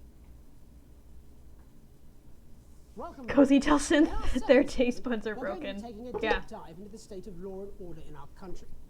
Advance have already tasked what they are calling a solutions team to move this serious social problem to the top of the list. Tonight, we go behind the headlines to meet the people who live with the criminal justice system every day of their lives. First up, we have Gregory Judge, a lawyer who sees the problems close up on the front line. Can you hear me, Gregory? Yes, I've got you, Jeremy. Thanks for having me. What's it like on the front line of the hard face of the cold hand of justice? Well, as you can imagine, Jeremy, we are massively understaffed in this country. We're working every hour we can just to try and cope with the caseloads on our desks. Which must affect the quality of support you can offer. Well, we can barely keep up with demand, Jeremy. There just simply isn't enough being done at a systemic level to relieve the problem. Greg? We need more support from ministers. Eleanor, what are you doing? We need change at a structural level, I'm Jeremy. leaving, Greg. Not a good time, darling. It never is it? I'll be at my mother's. Just hang on. Oh, the problem isn't a local one, Jeremy. It's nationwide. Just give me 5 minutes. I'm talking to Jeremy Donaldson. Oh, have you mentioned your affairs? No. Well, Oh, have you mentioned your affairs? Of the Justice Department that we should be concerned about. Hello, Mr. Donaldson. Hello, Mrs. Judge. We need legislation to relieve the pressure on our public Sorry servants. to interrupt the news, Mr. Donaldson. Can I have a moment to tell my husband I'm leaving him? Yes, I totally understand. Quite the picture of a burdened legal sector there. Gregory Judge, thank you for joining us. Next, I'm joined by Police Chief Constable Bob Peel. I cannot believe you, Ellen. I would have expected this from your sister, but not from you. When are you going to realise I'm not her, Greg? Well, trust me, between the drinking and the arse, I'm very aware. Wow. Rise by some thug with a knife. or kosh. So you feel the streets simply aren't safe anymore? Where have we gone wrong, Bob? Well, that's not a simple question, Jeremy, but I think it all comes down to moral decay. We've diluted our culture and lost touch with what it means to be a citizen of this once great country. Also, as the vicar noted in Sunday's sermon, we probably shouldn't have banned hanging. And to what do you attribute this moral decay? Foreigners, gays and gypsies mainly. Whoa! It's all in the Bible. Look, Whoa! Leviticus clearly states that... Oh, bugger, hang on a moment. Jeremy, your bloody gimp's escaped. Delia? Delia, could you give me a little help, please, dear? As I was saying, Jesus didn't like immigrants much, did he? And just to be clear, you think it's the Yeah, immigrants this who are guy is a piece of responsible shit. for the moral Yes. decay? Absolutely, Jeremy. Back in your box, Clive. Back in your box. Delia, I really could use a little help with this. Oh, sorry, darling. I was spaying the badgers. Yes, I'm talking to Jeremy Donaldson. Clive, could you put him back in his box? Oh, Clive, you know it's Wednesday. Back you go. Back in your gimp space. Off And you go. whose responsibility is it to make a change, Bob? Well, it is certainly not the responsibility of the decent, good, white people of Darling, this... where's the paddle? Oh, okay, so he is hold on supposed just to a be a moment. racist, bigoted asshole. Clive, this simply won't do. Naughty, naughty, naughty boy. Mummy said get Clive, in your I am gimp not space. having this Shit. again. Mummy said get back in your gimp space. No! Naughty! You beast, Clive! You As I was saying, Jeremy, moral decay. Sit. Crime is the responsibility of the criminal, no one else. Look, everyone has a sob story, but we don't all end up as barbarians, do we? Look, when our daughter Alice comes home with an A-, does she go on a killing spree? No, she takes 3 of her pills and hides under the stairs like a normal child. Thank you, Bob. Bob Peel there, really locking down the police's position on morality for us. And finally tonight... Good boy. I spoke to Mallory at the Bridge Club. No, naughty boy! She says the hall is absolutely fine for Sunday. Oh, marvellous. Now, I booked your mother in for a hearing test. Oh, did you? Yes, I did. Now, how's your IBS been? I believe his birthday. Many happy returns, Tony. Cheers, Jez. Call me Titwank Tony. Everybody else does. Was not No, paying I'm not attention to gonna be this doing and that. completely Can you forgot tell to us what censor it's the like in titwink prison, part. Tony? Titwank Tony. Prison's a mixed bag. Structure's quite nice, but it's a constant battle against institutionalisation, as you can imagine. And obviously, titwanks are quite hard to come by. I'm picking up that you're not alone there, Tony. Titwank Tony. Yeah, sorry, my friends are throwing me a surprise party. Good bunch of lads. Lads, Okay, lads. well, we're trying to let you get back Am to I that British party enough? as soon Am as I British? possible. No. First, let me ask you this. Do you feel that your time spent in prison helped to rehabilitate you in any way, Tony? Titwank Tony. I don't think it's as easy as that, Jez. Sopen!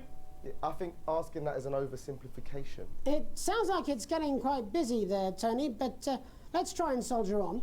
Since leaving custody, have you been able to find a new job? Yeah, all the boys are here. Big Chris, Oi, oi! Little Chris, Oi, oi! and Vampire Chris. Vampire Chris. This one's, yeah? Oh, One sec, love. Titwank Tony's on the news. Rehabilitation's difficult with the current system, Jez. It's just not set up for it, you know? It's inherently unjust. Sopen! So, do you feel tempted to... I'm sorry, who's this guy? Sopen! You are joking. Chrissy Freebollocks has only got Mr. Fancy, oh. Titwang. Right now, fellas, I'm on the news. It seems like we've caught you at a bad time. The little boy? Oh, I can't really hear you, mate. It's getting a bit busy here. Jesus.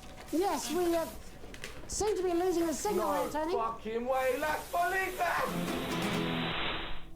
Well, we're just trying to get that signal back. I think we... How dare you, Cozy? Tony, Feeling like a problem. 2 seconds. How does this happen, Tony? Can you hear me? Well, we seem to have lost our train of thought.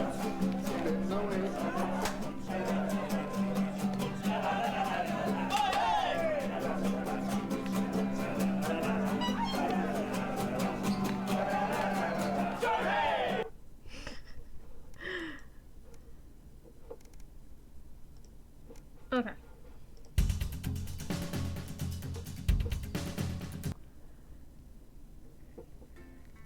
Alrighty. Let's go.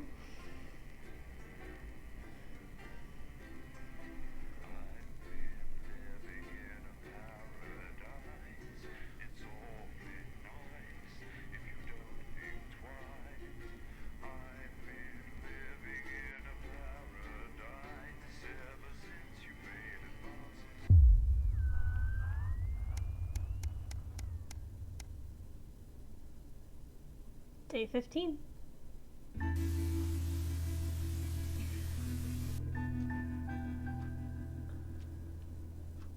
You arrive home after another long shift to find a note waiting for you on the countertop.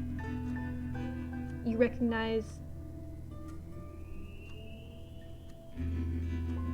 recognize Sam's hurried scrawl. Chris has been evicted for not paying rent. You know where this is headed. Sam's gone to pick up Chris's stuff from the street. Don't wait up, underlined twice. So this is your fault now, is it? You quickly press play on the cheap horror film you were going to watch together. It used to absolutely terrify you as a kid, but it makes the two of you laugh. It's not the same without Sam, so you chuckle to yourself occasionally. No worries, Liz. I appreciate you being here. Thank you for lurking. Just as you get to a good bit where Candy decides to investigate alone, your 14-year-old son interrupts. He wants to go to a friend's house. He looks at you in a way only a child can, pleading but somehow defiant. Let him go, as long as you promise to be home by 11. Clearly surprised, he practically races out the door. He goes in front of the movie, waiting up for his return. You start awake to the sound of TV static. It's gone midnight, and there's no sign of Charlie or Sam. It's a school night, and he promised.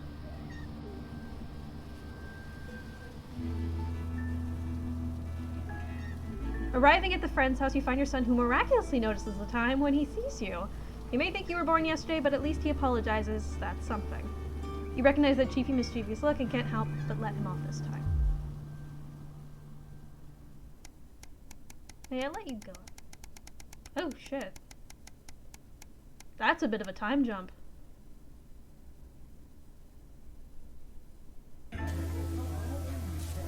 You can't help but crack a smile as you look around the table. The snow has settled on the grass outside, and kids are pulling a cracker while your elderly mother tries to keep her eyes open. You always did have a soft spot for Christmas. You're sitting at the head of the table now, your dad's place. It's been a tense afternoon. Everyone can feel it. This is the first time you've seen Chris since you refused to part with your passport. It's a big change for Sam. The two siblings used to be inseparable. Christmas is usually such a nice time of year. The clatter of cutlery is all that can be heard as Chris stares pointedly at you. Make a toast. You stand and raise your glass. Merry Christmas, everyone. I'm glad we're all here. There are murmurs of cheers and much clinking of glasses. Chris doesn't move. Yeah, we're all here, no thanks to you. Chris, says Sam. Come on now, it's Christmas. Can't we put that behind us? Sam is right. Let's try to enjoy ourselves. Chris turns away from you, taking some frustration out on a cheap cut of roast chicken. Your daughter Susie seizes the opportunity to corner you. You know how you love me? You chuckle. This sounds familiar. I'm not going to like this, am I? You joke. Susie rolls her eyes. You know, me and my friends are planning on going traveling this year, Susie begins innocently. I was hoping you'd help me with the money. She's interrupted by Chris, who makes a derisive snort.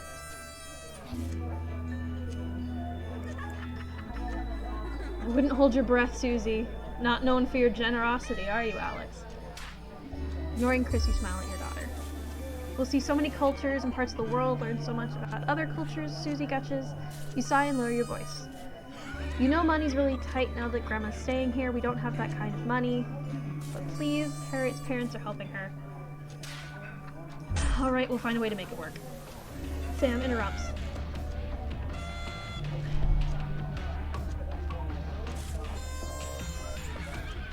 Sam interrupts. Sorry, were you going to consult me on this, or were you going to just carry on pretending I don't exist? You feel your cheeks flush red and turn away so Chris can't see. You know, you haven't been the most attentive lately, but this rebuke still seems harsh. Sam exhales and seems to brighten. But luckily for someone, I agree. This is a great opportunity, and I'm sure we'll find the money somewhere. Sam isn't looking at you. Charlie excuses himself awkwardly as you start to clear the plates in silence. Have you had a nice birthday, Pat? Your mother chimes in. Merry fucking Christmas.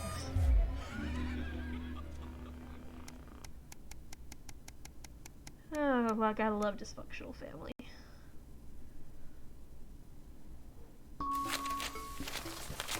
You're leaping through the pile of accumulated posts. Each new bill pulls on your gut like a lead weight until a flash of blue makes you pause. Recognizing the teal advance logo on the envelope, you tear it open.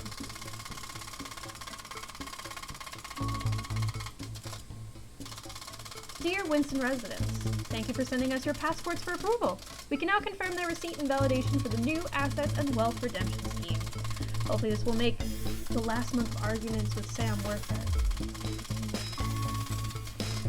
It is my pleasure to enclose a check in which we hope you will see as a symbol of not only our gratitude to you, but our unwavering commitment to create a society free of inequality. The throbbing of your fresh speed-induced paper cut is the only reason you can believe you're awake. A check, and a sizable one at that. Quiz was right. Advance are really distributing well. We'll continue to strive for the betterment of this nation and its people. Forward together. Julius Salisbury and Peter Clement. The weight of your financial burdens lessens slightly in its bliss.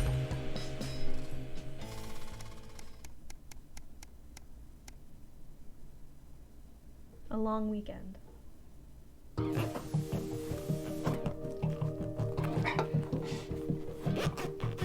Very interesting. Why does this zip on this damn case never close? It's your anniversary. Every year you and Sam go away for the weekend, usually camping. You're not made of money. You've been looking forward to it for ages, finally getting some alone time together where you can forget about the noise of life. No kids, no work, just a bit of romance and some peace and quiet. Zip finally gives up the battle as you drag the bulging suitcase down the stairs. The answering machine is blinking on the hall table.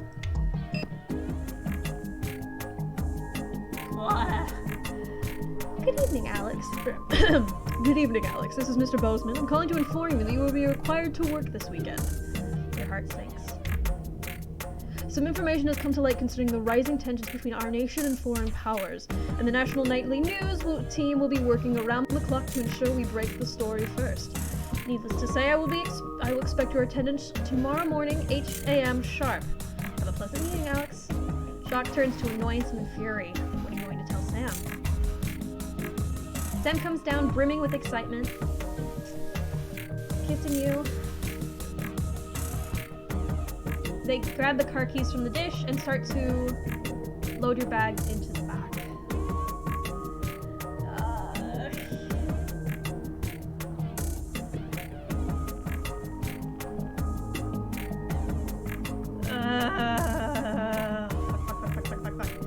We've been fighting. My gut instinct is to leave the weekend, but I've got 2 kids. I can't lose this job.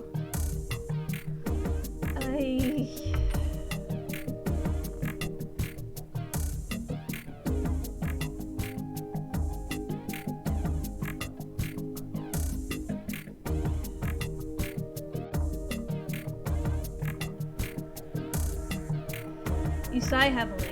You're going to go, aren't you? Voice behind you makes you whip around, you nod simply. Of course you are. It's too much to expect for you to put your family first for once. God forbid. I don't know why I bother, Alex. I really don't. And with that, Sam's gone. The front door swings slightly in the silence. Let me pull a mulligan. You lose the job and go camping, or, you know. I have a feeling I'm gonna get a divorce in a second. Your son, Charlie, hovers at your elbow as you read. Find yourself striving to achieve? Are you an active member of the team? Do you like reaping the benefits of cooperation? Join the Advance Go-Getters today. Forwards together. That doesn't sound like a youth club you told me about. Charlie grabs the flyer from you and thrusts a form into your hand. So I can walk there straight from school and Ben's sister can drop us off home after. You won't have to do anything. Oh. Your son is thrilled. It's heartwarming to see him so passionate about becoming an active part of the community. Nope, it's brainwashing. I'm waiting for the flip switch to be like, it's all an authoritarian thing.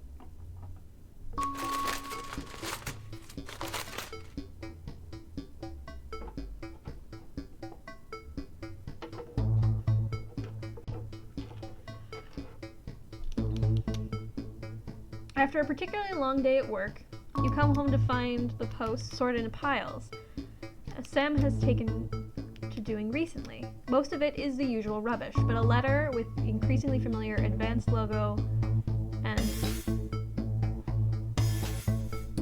urgent respond immediately, plastered on the front in corresponding urgent red font grabs your attention. Best get it over with. Dear Winston President,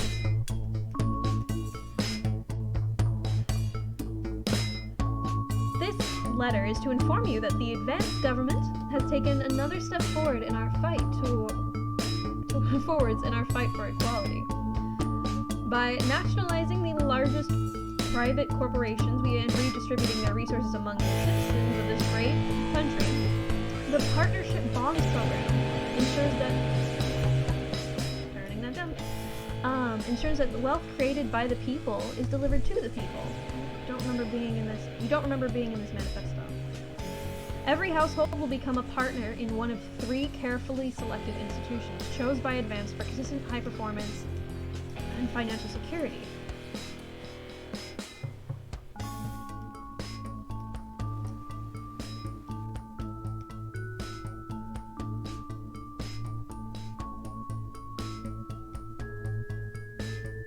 Oh, okay. I see. Please note, all returns are based on public opinion and cannot be guaranteed. My job is literally the news. I can change how companies are viewed. Let's go we have to go Pleasure Corp, right? 100% we have to go Pleasure Corp. Thank you for making your decision. Please return this form in the envelope provided. You will receive a report of your partnerships in 3 to 6 working months. Even advance can defeat the quagmire of governmental bureaucracy. The future of this nation is in partnership. Forwards together. How much influence could you have? I could have a shit ton. Let's go. A teenage rebellion. You step out of your old car in silence. Sam slams the door and you wince, hoping the door won't come off its hinges. You don't say anything. Now's not the time. You approach the front desk. You feel physically sick. The police officer asks you to wait.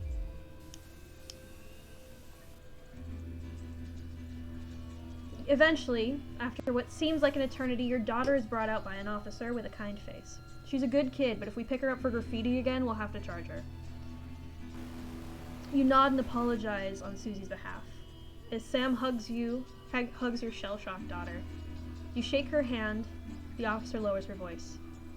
You keep her away from that boy, I think she'll be fine.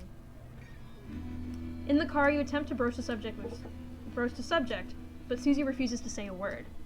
After a while, you give up your questions about who this boy might be and just drive.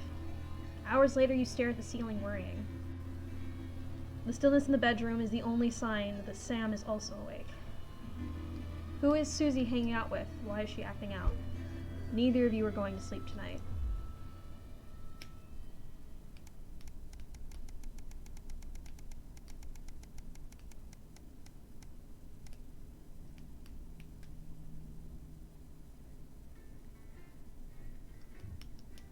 It's a lot more...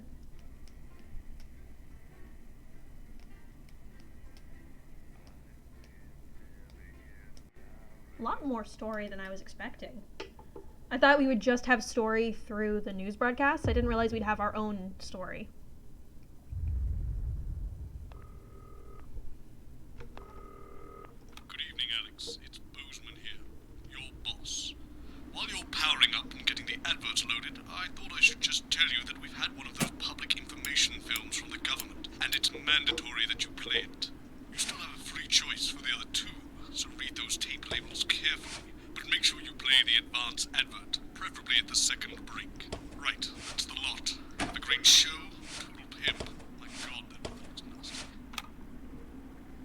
Oh, how's it going with Steve? Why are all men such pricks? That well, eh? Apparently he has a complicated relationship with his fish.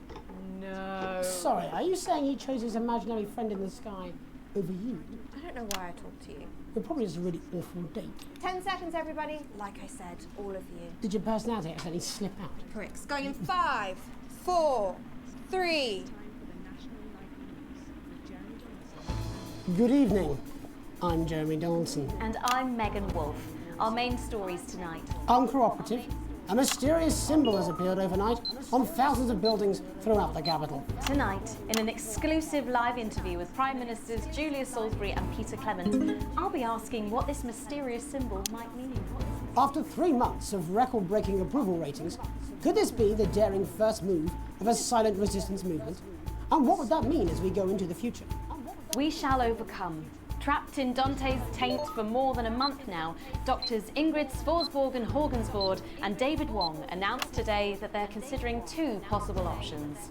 With 2 of the finest minds in science working together, hopes are still high for the eventual return of the team to dry land. While both options are still on the table, support seems to be growing for a daring escape attempt. If a group of fungus experts can't fix the most advanced craft ever conceived by man, then who can? Bloodbath avoided. As the last Mr. Snugglehogs is found and destroyed, we ask, how could we have been so blind? Fortunately, this station wisely chose not to advertise Mr. Snugglehugs, and the subsequent disappointing sales turned out to be a miracle, as only 7 children were horribly injured by the lethal toy. How much worse could it have been? Thankfully, we'll never know.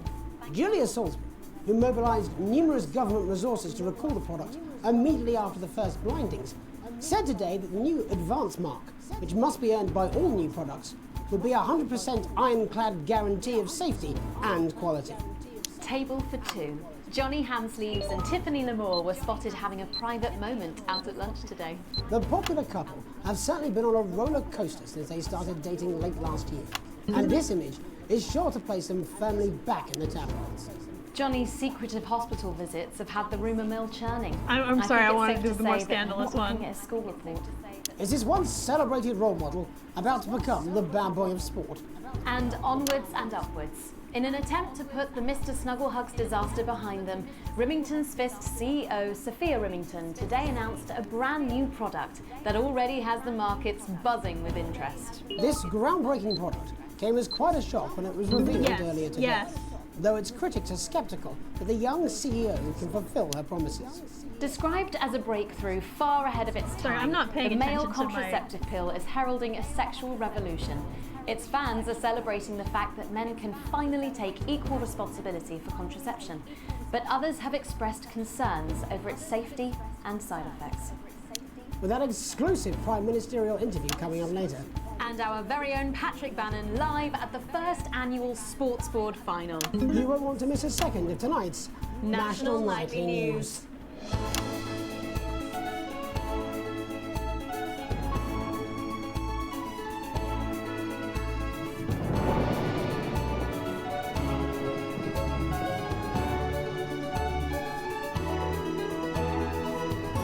Sports ball final.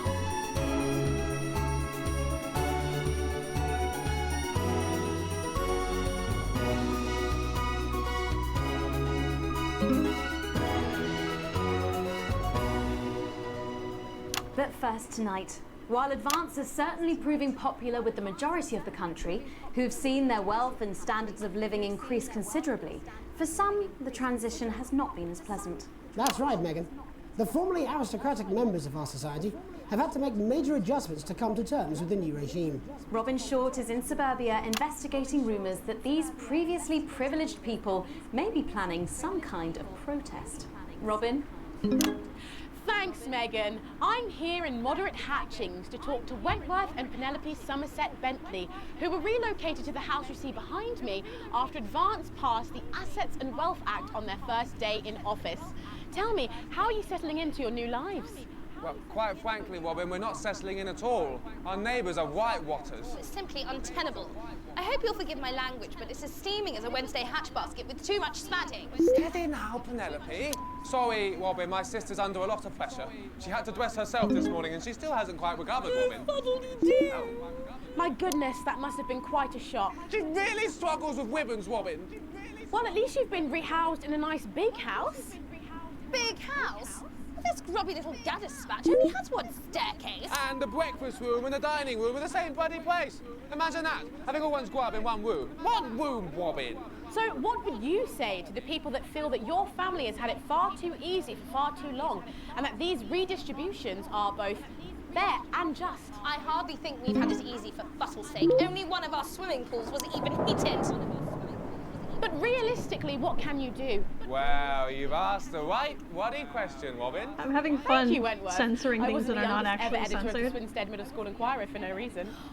I think our toilet butler was from Swinstead. Dear George. Oh, I wonder what happened to him. Yes. Daddy tried to shoot him in the buttocks and he ran off into the woods. Oh, good times. No, that's probably my last happy memory, Robin. Tragic, but what can you do? We will rise and rebel. Rise and We rebel. warn our revolting rulers with righteous words and rebellious writings. Our best guess in our quest for redress is to divest our breast in an undressed bare chest protest. Oh, what's that? Oh. Daddy! Daddy, it's something! Please don't do that. We can't show this on the news. Right, you buggers! Hey, get the dog! I'm shamed. Free at last! Oh! Somerset Bentley, glad to meet you. See, the protest has started already. Work, boy. Thanks, Daddy. He gets that from me, you know. And forgive me, what are you trying to achieve here? We just want to be footing well heard, that's all. Oh, language, Penelope. We are nude, not rude. Sorry, Daddy. We want the world to realise. Oh, he's even spelled revolt with a W. We will revolt. We will rise again. Yes, we bloody well will. Starve and pickpocket. Are you okay?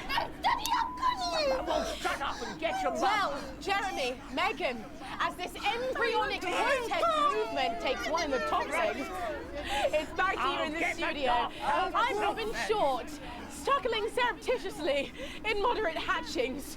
Thanks, Robin. Let's Can we get the Off there, Jeremy, but I've seen enough shaft work to last me a lifetime. I'm sure you have. But can a naked protest movement ever really catch on? It doesn't seem like the way we do things in this country. But as I'm sure you're aware, Yeah, Jeremy, same. this I wonder country how many is becoming fucking, a very different place. Yes, but How many seriously, fucking tribes who's took gonna him to run get around that? naked in our weather? Oh, hopefully not you, Jeremy. Yes, well, there wouldn't be enough canvas for the slogans.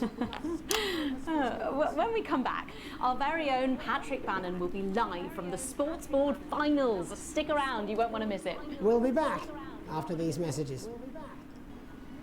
1 minute back. Oh, sorry, I'm busting. Oh! She's funny. Yes, I know. I think it's very endearing. She wants your job. She's welcome to it. Why is it raining on my desk?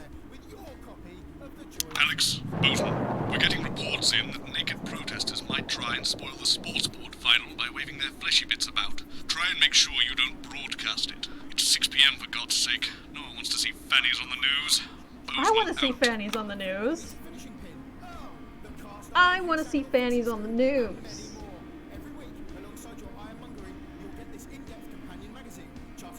Oh my god, this part's so funny. Oh, I'm so excited. I'm so excited. I'm so excited to see just rich people making fools of themselves. My goal here is to make them look like absolute buffoons. Eat the rich. Humiliate the rich. That's what it says. Yes, I understand that, but I always say welcome back. I think we should just keep it as it is. Well, of course you do. I've got one hack line. What's that supposed to mean? I didn't write it, Jeremy. That's all right, fine. Jenny, there's something wrong with the auto cue. 10 seconds. Oh, I just felt a drip again. Have they not fixed this? Want to see us fry? It's good for the ratings. 5, 4, 3. Welcome back to the National Nightly News. I'm Megan Wolf. Coming up later, we'll be speaking to the Prime Ministers about their exciting new healthcare facilities, transition centres. Nice to see they care. You're absolutely right, Jeremy. But first, we're going now to our own Patrick Bannon, who's reporting live from the finals of the new game that's gripping the nation, Sports Board. Patrick? That's right, Megan, you joined me live here from the final of the first annual Sports Board Championship. It's been a hotly contested competition so far. I think it's fair to say these two have been dancing around each other all season. First up, we have Eddie Striker. She's the more experienced of our two players today. Striker has got an accuracy of 7, a danger rating of K, and a 12-month driving ban. Striker's known for her signature move, the lanky hamster. And facing her tonight, hoping to prove himself with a career record of 12 outs, 14 finishes, and a divorce pending, is Mr. Wingspan himself, Tommy, the Fingernail Harris. Just waiting on the ref now. The slapping ceremony is taking part. Still going on. I know, right? Like, you get a lot of power. Striker, of course, first to start as she won the trivia round earlier on by some margin. D-Robe. Harris, perhaps the brawn and not the brain. Stupid. Eddie Striker. Nice start there from Striker. She's determined not to let the nerves show. Not after last time. On to Mr. Harris now. Tommy. Using his arm to pick up the ball. Not a bad shot there from Harris. Back to Striker for shots number 3. All right. She's gone to sort of throwing it under her legs. Not bad if you ask me. Was that contact? Don't know why you complained. To Harris. Bit of business with the ref, but it got sorted out. What is? I don't even Back know what Harris now. to A show. ball in the hand is worth 2 in the bush. Football. Move back. I'd say that's fair, but what do I know? Oh no, and Harris is not going to be happy with that. So really not a good start there for Tommy Harris in round 1. We can only hope that round 2 treats him a bit better. But first, of course, after the arguing with the ref section, it's time to change ends. Now we have the ceremonial changing of the ends.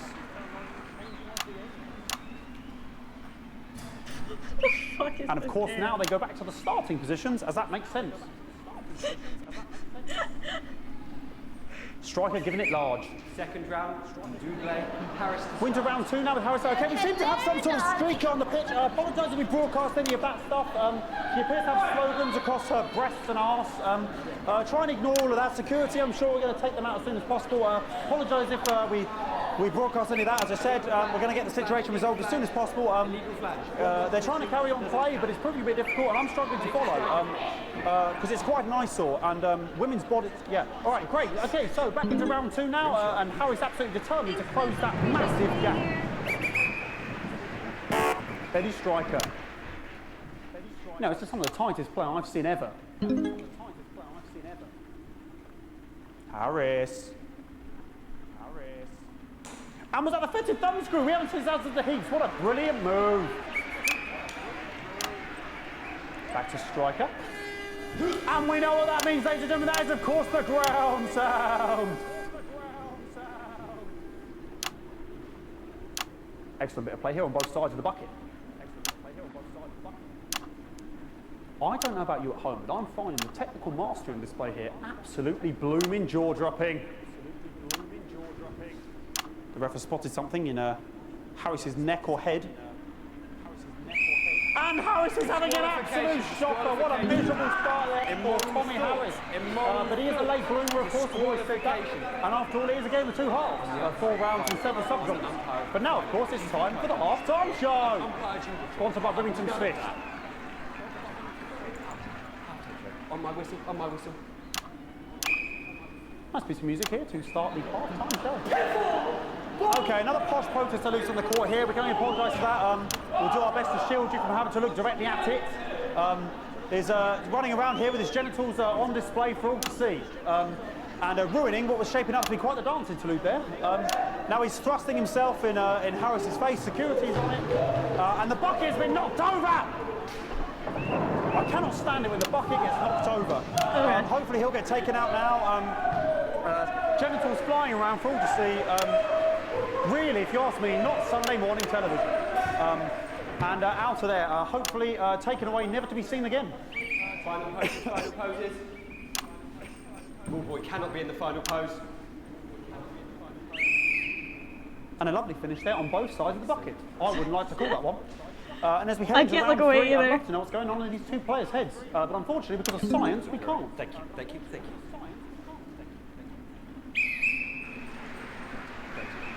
Not bad. So that ball boy's giving me the eye all day. I don't know what's going on there. Striker there, not a great start. She looks a bit flustered, I think, after all that swinging around. Back to Harris here. God, what I wouldn't give to be that ball. I'm all right, ladies. Tommy Harris. And it dribbled down his arm, which is actually a really good move, because, of course, if it dribbles down his arm and goes on the floor, it's not going in the bucket. Oh, the goal is not to get it in the bucket. Back to Striker.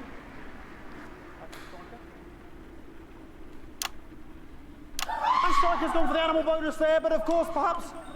And yes, Harris has countered with a tiny bell. That is wonderful play. Of course, we've seen that before. Look at her face. She is absolutely gutted. What a mug. That could have been the clincher. What a massive shame. Harris receives possession now. Harris to serve now. Harris, of course, undefeated by Kestrel in his last 4 battles. So, here we go. Tommy Harris. That's all right. Not bad there. He threw it quite far away from him, which is quite a good idea. Very clever there. Perhaps a little contact. A caution from the referee, who's being, if you ask me, a little bit harsh. Ellie Striker. And she's let the nerves get to her. What the hell was that? You hate to see it, don't you? You cannot believe it. Oh, for God's sake. Okay, like, I mean, this is a mess now. I don't know what I can be doing about this. I mean, it's sort of breasts and genitals for all to see. I mean, there's only so much I can do. They're sort of everywhere, aren't they? All right, I'll try and carry on. The players are trying to carry on, but of course it's difficult because these protesters, hopefully we can get them taken off soon so we can carry on with the match. Hello. What's going on here? Yes. We want our money. Yes, very good. Take them away. Bloody wasters, absolute wasters.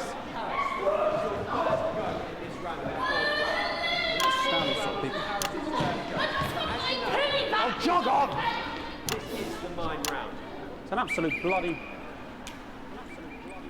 Okay, and now we're going to go into the final round. And of course, as it's a Tuesday, the final round is a mime round. Who could believe it? Nice imaginary shot there from Harris. It really could go in there at this point. Really high-level play here from 2 absolute juggernauts of the sport. Hold. The bucket getting moved back to its proper place. About time, if you ask me. Hello, I'm back. Hope the stream is going okay. It's going great. This game is hilarious. And she's put it in her mouth like as if it was an egg, and now she's and she spat it out. She did the egg spit. So a wonderful move there, quite late on. Illegal spit. From Striker, but she's in it to win it. Harris's ball. On it like a car bonnet. Tommy Harris here, having a bit of beef.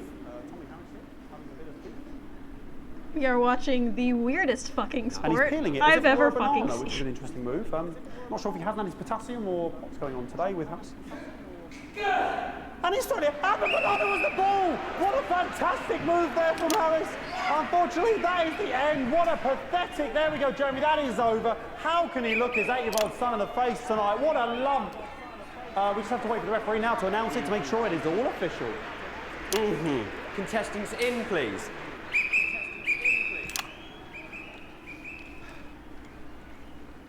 And the winner of the first annual Sports Board Championship is everyone! Okay, the ref has agreed once again a win for everyone, including me as my 15th win in the Sports Board Championship. I'm going to be celebrating tonight with my wife and children.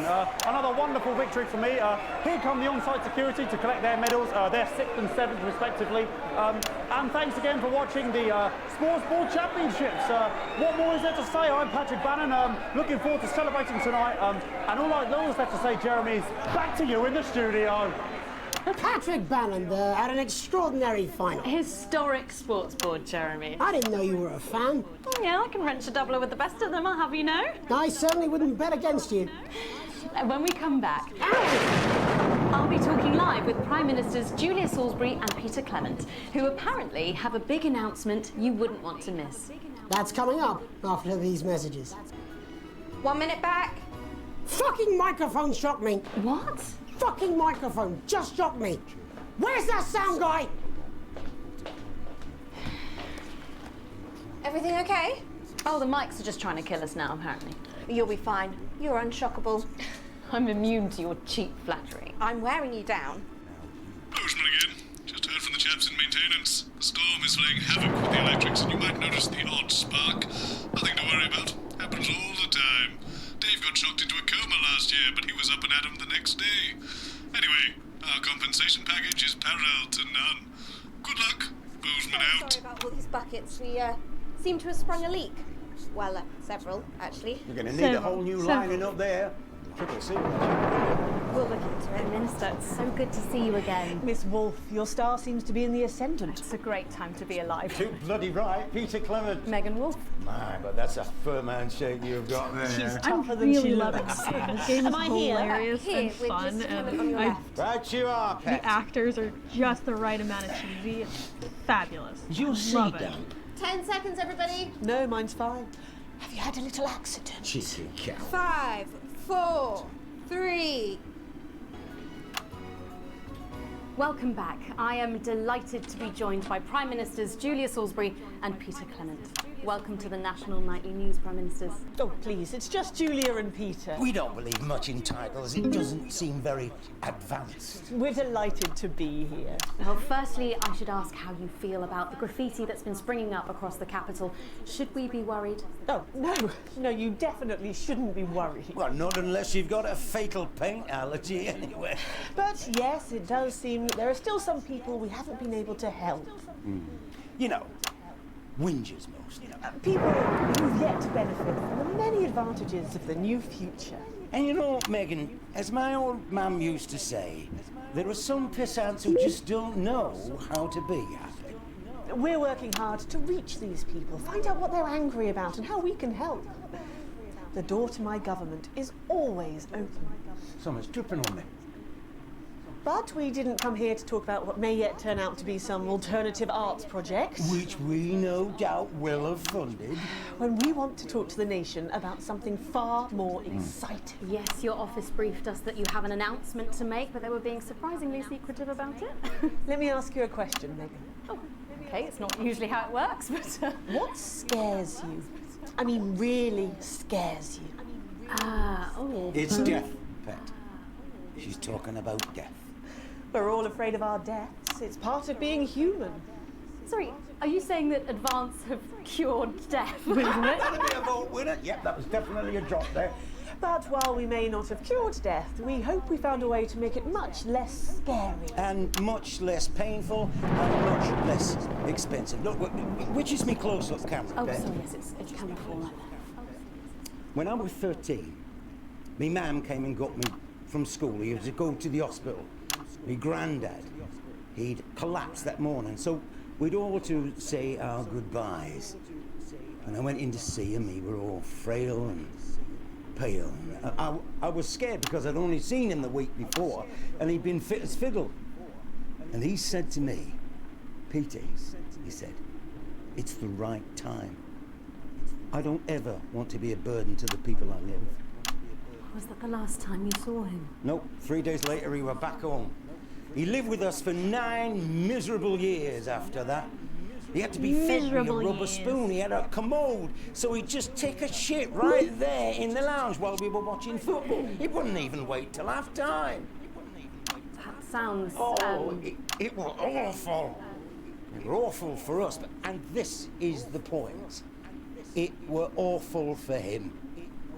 He could see it was destroying me, man, watching him slowly fade away. And he would beg her to turn off his breathing equipment at night, but she couldn't, or she wouldn't. It were a crime, you see. And she didn't want to lose the children, as well as her old man. No family should have to suffer like Peter's did. And now no family will have to. The health service is today opening the first of 300 new transition centres. The transition centres will handle everything for your last days. The legal, financial, medical and emotional costs are all catered for and paid for by the government. So even the poorest citizen gets to pass on with dignity when they choose. And that choice is important. This is a service only for people who choose it.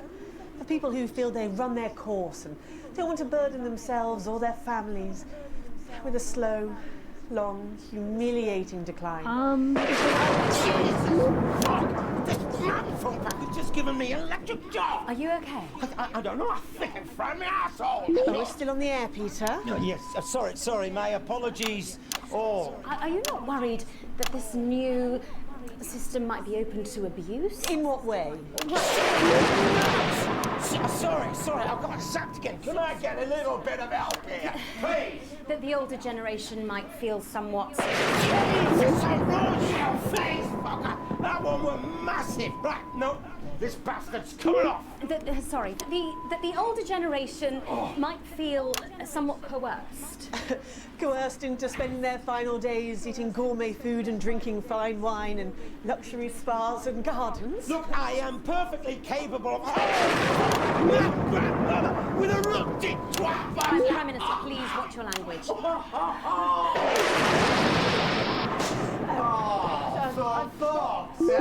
Go get yourself sorted out. Right. We're launching a government information film tonight. It should tell your viewers everything they need to know. You really do move at a breathless pace. It's hard to believe you've yet to be in office a year. Oh, Megan, we're only getting started. And on that note, thank you both so much for being here. Jeremy. Right, yes, that's all we have time for tonight. Thank yous go out to our guests. Congratulations to all the winners at the Sports Board final, and we'll see you tomorrow night at the same time. My name's Jeremy Donaldson. If you can, have a peaceful night.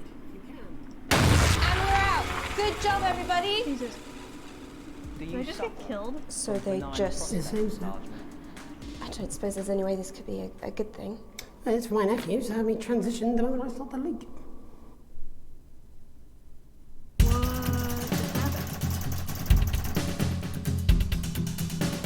Yeah, that's because I wanted to focus on the new people. Original podcast, producing the show, exceedingly sporadic. Okay, cool bonus.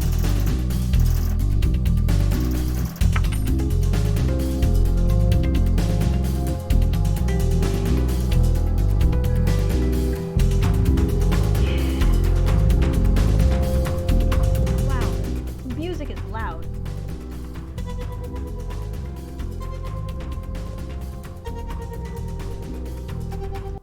I want to see what they were saying at the very end before I passed out, I guess? I don't know if I passed out or what the fuck happened.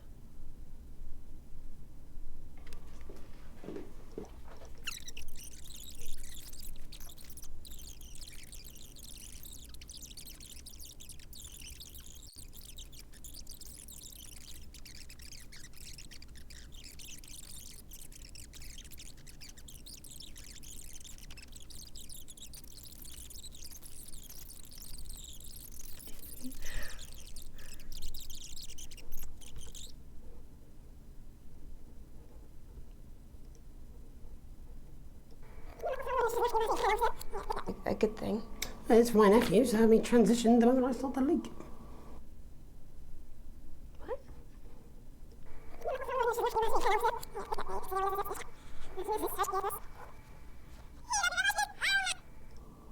And we're out. Good job, everybody. So they just... It seems so. I don't suppose there's any way this could be a good thing. It's for my nephew, so we transitioned the moment I start the league.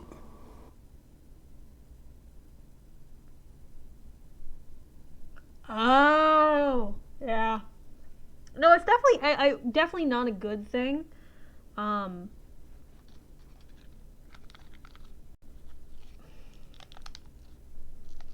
wonder if there's like an age limit that they put on it, because if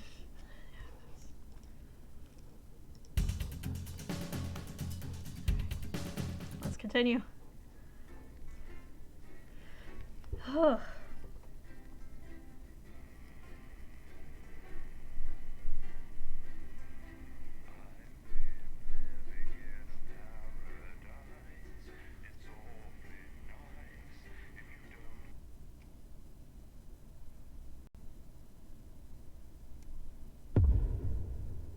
The lockdown.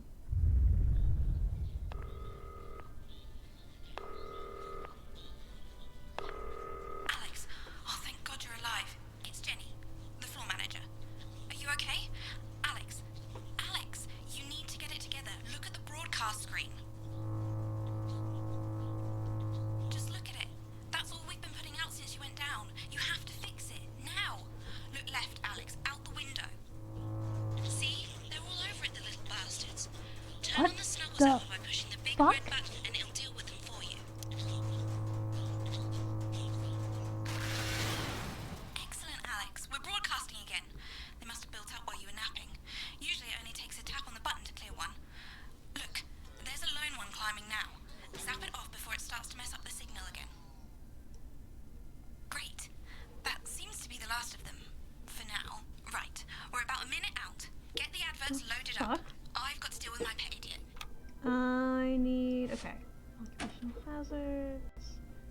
Well, in a few moments, we'll be going live on the national nightly news. But before that, let's take a look at what's coming up later on. This has no credibility, Jenny. No professionalism. It's not a mess. Everything is where it should be. It's ramshackle and characterful, and I expect you to know the difference. Of course Megan's place looked lovely, but I can't see it, can I? Thanks, Jenny. How's lock-in with the boyfriend going? Decided to take his chances on the wild streets, eh? Rather than endure another romantic comedy. Jeremy, Jenny says your hair looks stupid. Yes, I can hear her. And she says she's not talking to you. Yes, I know, I can hear her. Shall I count us in? Make it so. Okay, 10 seconds. Break a leg, everyone. Preferably a furry one. 5, 4, 3. Good evening, I'm Jeremy Donaldson. And I'm Megan Wolfe. Our main stories tonight. Snugglefucked? It's been almost 5 weeks since all the Mrs. Snugglehugs toys woke up simultaneously in factories worldwide and began searching for their husbands. The Mr. Snugglehugs we had so short-sightedly destroyed. And now, as this photograph suggests, they may be changing tactics. Built to surprisingly traditional gender stereotypes, the Mrs. Snugglehugs have been arming themselves with a variety of household implements. All the more reason to make sure that cat flap is taped up good and tight. This frightening new development means that even those previously thought to be relatively safe, like the young and fit, must take care to watch their backs and keep their ears open for the soft steps of sinister feet. Going stir crazy, with no signs of Mrs. Snugglehug's batteries running out, and the government lockdown now in its 31st day, domestic relationships across the country are taking some unexpected turns. Dramatic reports are beginning to emerge of uncharacteristically bold behaviour in homes across the country. And we're not talking about the model planes that occupy so much time in the Donaldson household. With dating options limited, many house sharers, in particular students, are finding solace in co-tenants they'd previously rejected as unfuckable, indulging in an activity that has become known as snuggle-tugging. Snuggle-tugging. Popular cemetery Johnny Hansleeves, who has recently been suffering with his health, sent us this photo today, presumably in a pathetic attempt to stay relevant at a time of global crisis. Since receiving his test results, things in Johnny's life have taken a surprising turn. He's certainly using the lockdown to reinvent himself. Johnny says that since dedicating himself to the dark I'm lore, not paying he's attention. confident he can I'm really bad overcome at his recently editing. diagnosed terminal illness. Satan's got my gorgeous back, said Johnny, and I've got his scaly one. The shape of things to come? In their own version of a lockdown for more than 45 years now, the descendants of doctors David Wong and Ingrid Sporsborgen-Horgensvoord and their unfortunate team today managed to get a personal statement to the surface using flagellized imaging equipment.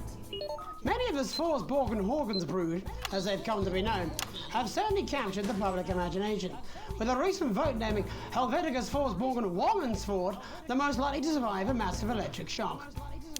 Greetings from Dante's Taint, or as we say down here in the family, many mushrooms to you. I don't know what a Mrs. Pluckless Pug is, but they sound like they're causing you guys real problems. We've been trapped down here for 8,961 days now, and all I can say is I sure am glad Mum and Dad chose not to get on that escape craft. Since they grew me and the rest of the family, we've been getting on famously, and sometimes Mum stops crying for upwards of 20 minutes. Also, it turns out, at push, you can eat flards, if you can handle the stomach cramps and the amnesia. Greetings from Dante's Taint, or as we say down here in the family, many mushrooms to you. It's hard to believe they've been down there so long now. But as everyone knows, time moves differently underwater, Jeremy. That's why goldfish are so stupid. That's right. And as anyone will tell you, the deeper the bowl, the thicker the goldfish. There's no denying the logic of that. I would deny that logic. A worrying turn today for the formerly rich as ever more punishing measures are announced, Alex. With the country becoming ever more hostile to the previously wealthy, those who managed to skip the country must be very grateful to the people who help them right now.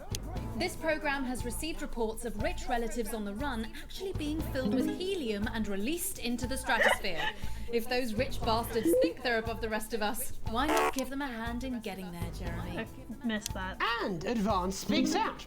With the snuggle struggle proving a test to governments around the world, Advance HQ released a curious statement this afternoon.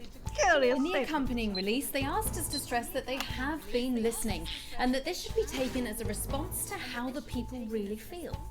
We've certainly done our bit on this show to contribute to the political climate. Ugh, but I'm let's so not bad forget, at this. how we behave in our home lives is what really matters. Let's hope it's not just me who filled out that questionnaire, Jeremy, or we're all in trouble. Let's play that statement. Evening. Apparently, we need to have a chat about playing by the rules. So, the other night I were at my local park for research purposes, and there were a bunch of lads having a kickabout without a care in the world. And not only did they refuse to let me join in, they wouldn't even let me have a swig of their white stripe. Laughing and joking they were, like there weren't a national crisis on, until one of them little pink demons followed them home and kicked the shit out of their nan. So, I've got two things to say to you young, fit folk. One, stay at home. It's not for you. It's to protect your Aunt Mabel and Bill next door. And two, always share your booze with the Prime Minister. I agree with the first one. There's only two type of folk. Them who'll help you across the road with the shopping, and then we'll kick you in the fanny and nick your macaroni. So don't be a pasta snatcher. Stay at home. Have a brandy. And this will be all over before you know it. Thank you. Delectable stuff. Later tonight, Jeremy will be catching up with brave roving reporter Patrick Bannon, while I check in with two friends of the programme who find themselves stranded at opposite ends of the country. And then, in part 3, there's going to be a quiz. Presumably because there's nothing more important going on that you might like to report on if you were, say, a news programme. And in a moment, we'll both be asking Sophia Rimington how such a trusted brand can have made such a terrible manufacturing mistake. With what it describes here as help from popular psychic scientist Delia Lywell. Oh, I like her. No, you don't. Why do you do that? Well, that's all coming up on tonight. National Nightly News. I fucked that segment up. I'm gonna get probably like a D on that one.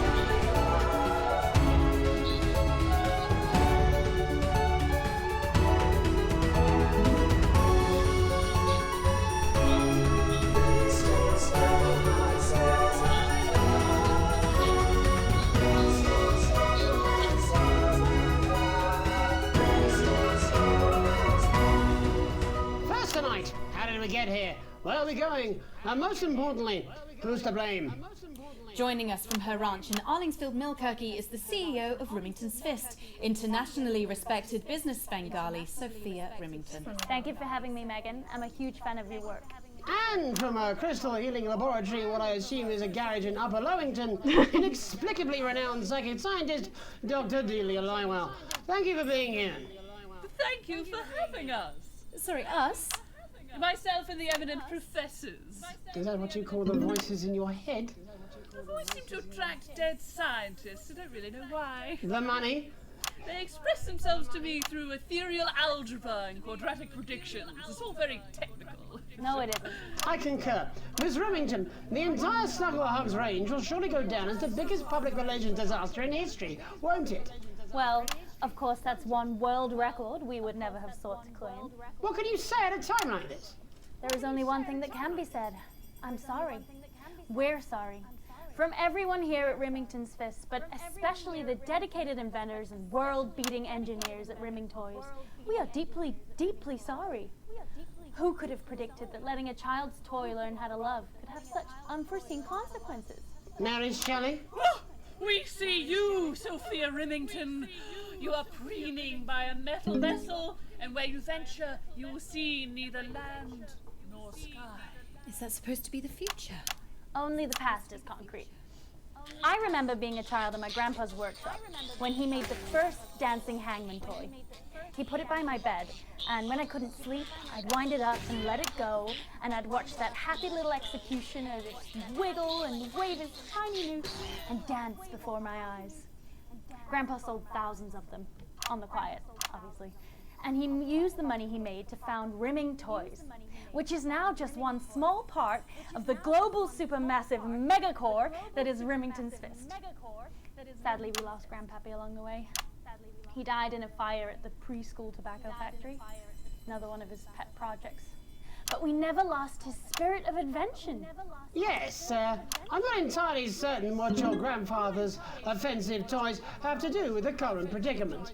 The spirit of invention, Mr. Donaldson. The passion to create, to problem solve. And that is why I'm here today, to tell you about a brand new product we're launching simultaneously around the world from midnight tonight. We said science! Science! We hear its song on the breeze, its breath on the wind, its fart under the covers. How does she do it? Well, please, don't keep us in suspense any longer. Won't be my future she's making up next. Rimington's Fist is proud to present Snuggle Traps. Safety and security in these dangerous times. Each box of Snuggle Traps contains 8 devices, all guaranteed to stop a Mrs. Snugglehugs in its tracks. That's enough for a small lawn or 4 window boxes. And you want to know the best thing? They're only $129.99 a box. Now that is affordable peace of mind. We see you, Jeremy Donaldson. Not now, honey, I'm mid-pitch. The best thing about Snuggle Traps No, honey, I'm is they're mid-pitch. powered by next generation Flardinium batteries. So, however long the enemy lasts, these traps will outlast them. We see you, Mr. Donaldson. You are screaming and yelling. Your friends are crying. They fear you.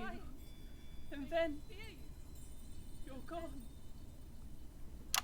Oh my god, I just got chills. Did anyone else just get chills then? I think I did. I think it's more concerned. I think I'd be more concerned about these traps. Quickly, before we go to the break, these appear to be attractively repackaged landmines. Are they dangerous, say, to children? Oh, hell yeah. These are not toys, but they're explosive fun. Sophia Rimington, Dr. Delia Lywell, thank you for joining us.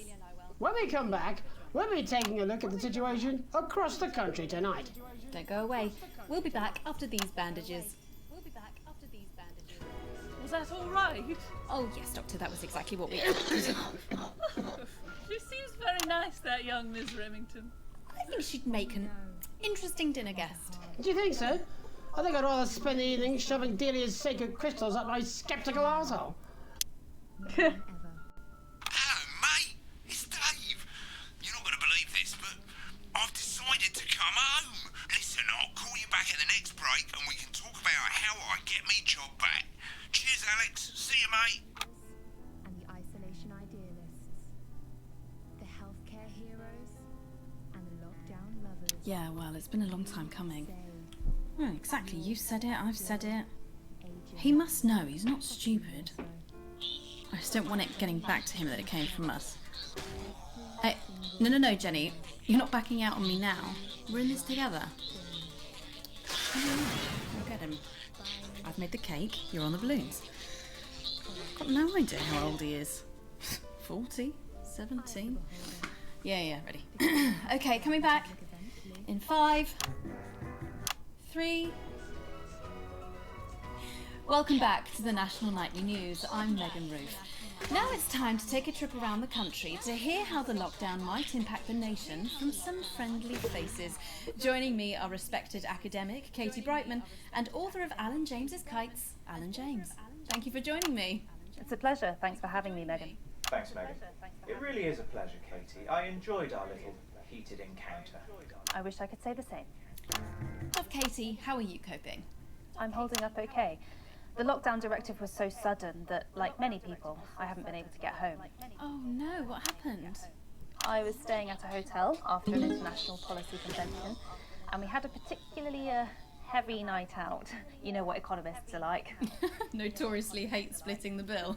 And I overslept, and as you can imagine, I've been here ever since. But there are certainly people much worse off than me. Exactly. My tour has been cancelled indefinitely, and I've had to refund every single ticket, even the cheap seats. Oh, Alan, I'm so sorry to hear that. Yeah. People are being quite rude about it. They don't seem to realise I've already spent it filling the beach house with beef. The crisis claims yet another victim. So, this is just a reminder that my book, Alan James's Reich, is now available in paperback. Unbelievable. What was that? You're unbelievable. So, Katie, how do you think this might affect the economy? Should we be worried? Very, Megan. Not to sound dramatic, but this could be catastrophic. Unemployment has skyrocketed, and frankly, it will be a miracle if a lot of businesses can survive this. There you go, scaremongering again, spreading this latest liberal hoax. That's what they want. They want us quiet. Shh. They want us compliant. And they want us inside. A hoax? How on earth can you say that, Alan? Well, I haven't actually seen one of these supposed toys. Have you? Well, no, but... Did you know 3,000 people It's all an allegory. From regular toys? That's a lot of people. And this is no different. You're just as likely to be hunted down by a yo-yo or a tennis racket. I wonder what they're alluding to. This seems way too fucking familiar. She's agreeing with you, Alan, you absolute shit. Well, then I must be wrong. Alan, are you now recanting your statement that these toys aren't dangerous? People are saying they're just like normal toys, and that simply isn't true. Corrupt media lies. And Katie, how do you respond to Alan's claims that Mrs. Snugglehugs might be dangerous after all? I guess I'm agreeing with him. Thank you, Katie. I appreciate your support. A lot of folks are saying this Mrs. Snugglehug situation will all blow over, but it won't. Yes, right, exactly. We need decisive action from the government. We need huge financial support to protect our workers and our businesses. We need to support the vulnerable, and we need to repent. Exactly right, Katie. We brought it on ourselves with all our liberal indulgences like art, cake, and healthcare. We need to act now and begin sacrificing our firstborns, or to push a beloved family pet. Absolutely, Alan. If we can all successfully come together as a community and perform the ritual, hopefully we will appease the great ancient. Katie, could it be any worse? Luckily, over the past few years under Advance, they've invested heavily into health, so the system can actually bear the strain. Is it lucky that the Llama Lords have unleashed a horde of man-made monsters on its own people to conceal the enemy within? Will you just stop for 5 fucking seconds? The Global Alliance of Fish People are amassing an army. Where are they living together? Amassing an army to kidnap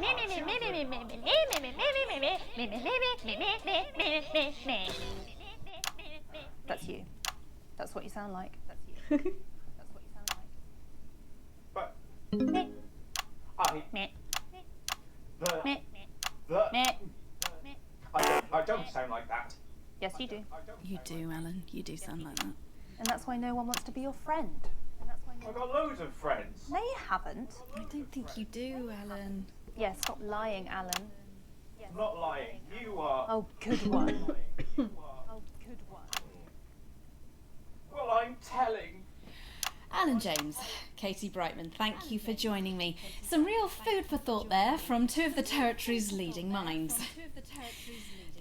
Any moment now, I'll be heading over to Jeremy, who is going to be bringing us an up-to-the-minute report of the status of the nation. Over to you, Jeremy. Thank you for what I'm sure was a reasonable debate which really contributed to the national conversation. Next, out on the streets, someone who's always doing exactly that. It's Patrick Bannon. Are you there, Patrick? Hello, Jeremy. Yes, hello, I'm here. I'm here live. Apologies for the quality of the broadcast today. Couldn't find any cameramen or women brave enough to come and join me, so I'm out here on my own. Right, and can you tell us what it's like out there? Yep, I can. It's as you can see behind me, the streets are currently completely deserted. But my question, Jeremy, is just how long? I mean, could there be danger lurking just around the corner, waiting to end the fledgling career of this young? He's clearly standing in front of a picture. Before his full potential is even realised. Will he die, underappreciated by management, and frankly, if you ask me, very, very much underpaid? I don't think there's any danger of that, Patrick. What's that on your jacket there? Well, that's actually a sponge. What I've done here is made a snuggle-proof jacket, Jeremy. The network didn't bother sending me any PPE, so I've been forced to improvise. In fact, showing the sort of resourcefulness that would make me an ideal candidate for, I don't know, for example, an anchor position starting whenever they'd like. From your point of view, Patrick, just how safe are our streets? Not safe at all, Jeremy, not safe at all. I'd recommend people staying inside, following government advice, and not putting themselves at any risk at all. Unless, of course, like me, it's for groundbreaking journalism reasons. Wow, this And just where are you, Patrick? sounds really familiar. I'm in the street, on the street. Which street? I think I'm struggling to hear you, actually, Jeremy, there. Which street? Which street are you on? Oh, which street am I on? Oh, God. I'm just looking for a sign. There it is. I'm on Bannon Avenue. Bannon Avenue? Yep. Bannon Avenue. Yeah, no, I can hear you fine. Yep, I'm on Bannon Avenue on the sign, it says there. Like Patrick Bannon? Oh, yeah, that's strange. That's a weird sign. I don't know what's going on there. Where are you really? I'm on Bannon. Alright, fine, I'm not on Bannon Avenue. I'm at home, to be honest. Alright, fine. Well, I'm in my bathroom, technically, but, you know, I couldn't face it, to be honest, mate. It's, you know, it's terrible out there. I don't want to go outside. They're everywhere. I'm sorry for lying. We don't expect any less of you, Patrick. Can you hear that sound? What the hell's that? I can, yes. I'm no expert, Patrick, but it sounds unmistakably like a tiny fist tapping on your door there. Oh, fuck, it does. Oh, fuck, Jeremy, shit, no! Oh, bollocks. Perhaps there's a small queue of tiny fists, each wielding a different gendered household implement, ready to bash in the heads of lying little roving reporters. But you're lying, aren't you? Oh, shit, fucking, listen to me, you bastards! If you're out there, just piss off, you little fucking snuggle fucks! I'm too talented to die! Oh, too talented, what the hell? Okay, it's fine. Oh my god. Don't worry, Patrick. I'd say you've got a few seconds before they break their way in there and finish you off.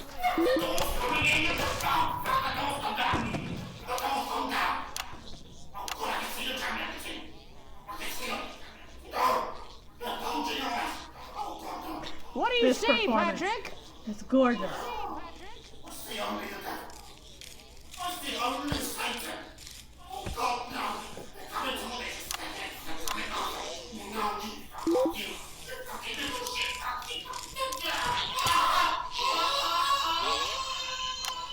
Thank you, Patrick, for that report, showing the nation, and more importantly, management, just where you belong.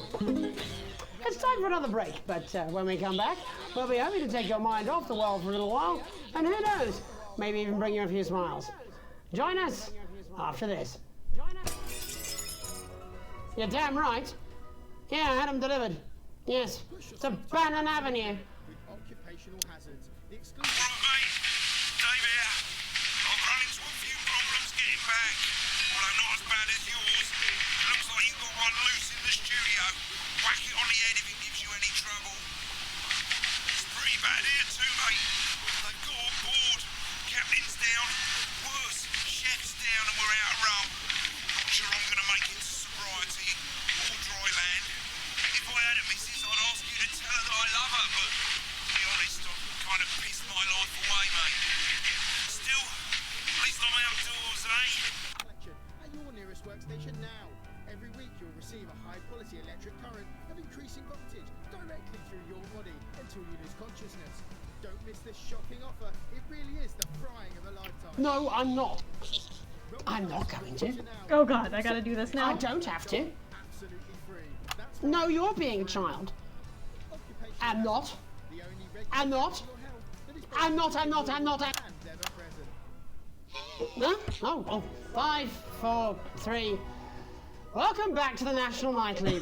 Well, welcome back anyway. We know isolation isn't easy, so finally tonight we have something a bit different for you. Even though some people felt it's not our job to entertain the public with absolute nonsense, other, more important people overruled those people. So it's time to find out who will National Nightly win and who will National Nightly lose. National Nightly, National Nightly, National Nightly lose. So, how do we play? Well, joining me is a man who knows all about playing. It's Tommy Harris. Hello, Tommy. All right, Johnny. It's good to see ya. And how are you finding the lockdown, Tommy? What do you mean lockdown? The enforced isolation of everyone in the country. Ah, yeah. I think I heard about that actually. Yeah. You're in bed, Tommy. Yeah. You called during nap time, so. Of course, that's my fault. So, why don't you tell us how the game is played? Well, it's pretty simple, Jeremy, you sausage. I'm going to ask contestants from around the territory 3 questions about what else, yours truly. And those people are going to get a chance to win a very special prize. And what are they playing for, Tommy? Drum roll, please. Drum roll, please. Jeremy. Oh. Jeremy. Thank you. This. Is that... What is that? It's my athletic support, Jeremy. Gross. Oh. But I've signed it, so... Oh, well then, what a fantastic prize. Have we got anybody waiting to win this once-in-a-lifetime prize, Jimmy? I believe we have Angie on the line. How do you feel about winning this man's old pants, Angie? I've never been so excited, Jeremy. And can I just say, I love you. Both of you. Well, you've said it now, haven't you? Angie, I love you. In a way. Tell us about yourself, Angie. Well, what can I say? My name is Angie. Always has been. I'm a human woman. And my dental hygiene has been described as acceptable. Brilliant! Right, well, shall we get this shambles underway? Absolutely, John. Can I get 30 seconds on the clock, please? We haven't got a clock. Yeah, I did ask for a clock. So, well, why don't you start, and I'll stop you when it inevitably becomes unbearable to watch. I love it. All right, here we go. Time starts now. Question 1. When is my birthday? the 13th of August at 7:19 a.m. That is absolutely correct. Question 2. What? I said what is my favourite colour? Crushed praline 4. Correct, the colour of my nipples. And finally, Angie dear, what is my star sign? That's a trick question. You were born outside of the human understanding of the cosmos. Unbelievable, that is correct. Stop the clock. Wow, that really was tough to watch. How did you do, Tommy? Well, Angie, my love, you got every single question right. Which of course means you lose and win absolutely nothing. Thanks for playing, Angie. Bye. Do we have another contestant on the line at Jelly Bean? We do indeed. We should have Sonia Artleach. Are you there, Sonia? Of course I am, Jamie, darling. Thank you for being here, Sonia. Oh, there you are, Tommy. Mwah. Let me guess, you work in theatre, don't you? Is it that obvious? What gave it away? Was it the glamour or poise? It certainly wasn't your inherent sense of humility. Tell us about yourself, Sonia. Oh, well, if you must play this game. I am a theatrical agent. I represent the likes of Rudy Beefman, Samuel Oh, that's so sweet, Coffeycup, and Judy Cryptic. Carpetburn, amongst others. Sorry, it's hard to read chat and do this at how's the same lockdown time. affected you, Sonia? Well, they may have closed the theatres, shut the studios, and boarded the cinemas, but they won't get me that easily. How are you managing without any work? Due to a savvy clause in all of my artist contracts, I am able to claim my 15% from their unemployment benefit. Wow, that certainly is sharp. Standard stuff, standard stuff. And can I ask, where are you speaking to us from? Well, I work from home, you know, to keep costs down. And who's this? Oh, well, you know, when they gave the order, I was actually mid-meeting with a client, so we've been isolated together. No fucking way! What the fucking fuck? Is that Tommy Harris? I'm a huge fan. Can I just tell you how bloody brilliant you are? Actually, Jeff, we're about to play a game, aren't we, Tommy? We've got time, we've got time. Well, if it's not too bold, I think I am in love with you, Mr. Harris. No, it's not too bold. That's all right, don't worry. Hey, I'd love to show you some of my stuff. I've been working on some new shit. Well, at least you're already aware. During lockdown, we've been workshopping some of Jeff's ideas for much younger children, haven't we? People still let you near their children, do they? Yeah, that's right. Yeah. I've been developing some shows for younger children. Well, we'd love to see it, wouldn't we, Gerbil? Absolutely dying to. Right, so, what do kids love? Timely child support payments from their absent fathers. Shallow and overproduced musical numbers? That's right. Animals! So, I'm trying to address the things that kids need to know, but through a medium that they'll understand. Do you understand? I think... Do you yes. understand? I think so, yes. Jeff's one of my best clients, aren't you? I am, yeah. So, the first one we've been working on is called The King of the Jungle's Mortgage Repayments. It's about a lion who's having problems with his interest rates. I see. Does he have a broker? He does, yes. He's a porcupine. How did you know that? Well, your work is universal, darling. It speaks to people. I'm going to say something to you, mate. I think you're onto something here. Oh, the bear, Oh, yes, right. This one is much better. So, this one tells the tale of Mr. Bear. Now, Mr. Bear is a very sad bear, because all of the other bears don't think that he'll amount to much, and they tell him that his plays are lazy and derivative. I think you're onto something there. Now, Mr. Bear is a tragic figure. Picture this. He's at his lowest ebb. The trees are closing in. He can't even face his salmon, can he? But then he meets someone that will change his life forever. This is fucking gripping. That's right. He meets a wise, old octopus who takes him under his wing and says, "No, You could have said owl. Don't be sad. You're not like all the other bears. You have this ambition and these dreams." Such fucking dreams. I think I love you, Jeff. I don't know what hitting the bears are. I keep missing a Mr. few of them. Bear, says the octopus, probably doing an 8-armed gesture or something. What you need to do to find happiness in this crazy old forest is you need to set yourself more realistic goals. It's called Mr. Bear Lowers His Expectations. Wow, you really have taken yourself to new depths. What do you want children to take away from this? Oh, fuck shit. What? I said a more realistic worldview. Are you alright, Jamboree? It's Jeffrey. My name is Jeffrey Donington. No, stop. How does it end? We need to know how it ends. Well, all the animals learn a thing or two about inevitable mediocrity. Yeah, and Mr. Bear settles down near to his parents' cave, stops trying to make his band happen, and he goes into bear telemarketing. Becomes a bear maths teacher. Oh, and we end...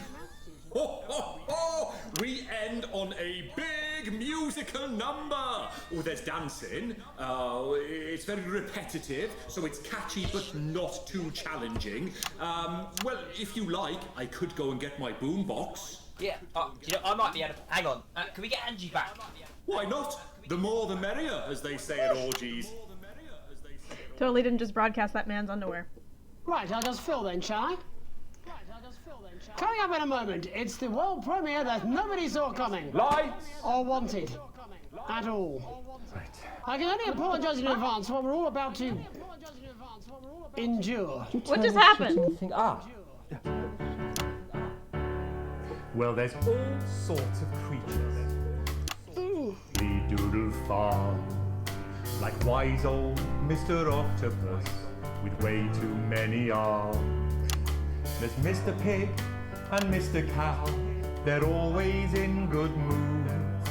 But that's 'cause they don't know they'll soon be sliced There up we go, into okay. food. Mr. Bear, what's that over there? That's where your hopes go to turn into despair. Mr. Bear, what's that over there? That's where your dreams go to die. Mr. Raccoon wants to go to the moon. He'll end up as a bus driver soon. Mr. Porcupine thinks he'll read the news at 9. He'll end up as a janitor who stinks of turpentine. Mr. Tiny Mouse thought he'd own a massive house, ended up in a bedsit where he can't control the louse. Mr. Horse thought he'd go into professional sports, now he's an alcoholic and he's on his third divorce. Mr. Bear, what's that over there? That's the place your life becomes an endless questionnaire. Mr. Bear, what's that over there? That's where your hopes go to die. Lower your expectations. Maybe you could get a job in telecommunications. No matter how you try, you'll never reach the League of Nations. The best you'll get is middle rank in trading operations. So lower your expectations. You'll never win an Oscar, so there's no congratulations. The future that is coming will not meet specifications, and no amount of visualizations will save you from your own deterioration. Mr. Bear, what's that over there? I was not expecting so many musical numbers. A multi-millionaire. Mr. Bear, what's that over there? That's where self-esteem goes to die. Mr. Bear, what's that over there? That's the disappointment that is waiting everywhere. Mr. Bear, what's that over there? That's where your schemes go to die. That's where your dreams go to die. That's where dreams go to die. Of what I'm sure is bound to be a classic. I cut it off too quickly. But now, let's see how it's really done. Before we wrap up the news tonight, I just wanted to spend a moment talking to you directly. A final thought, if you will, just for you, Alex. You see, I know you think it's gotten complicated back at the old homestead, but there's something you should know. You like to think you got the family ruled, but feelings have cooled, and you're just ridiculed. You think you're even-handed, but there's nobody fooled. You feel like your daughter more. You like to think you've got it under control. Well, if that was your goal, you better re-roll. Did you have a few too many at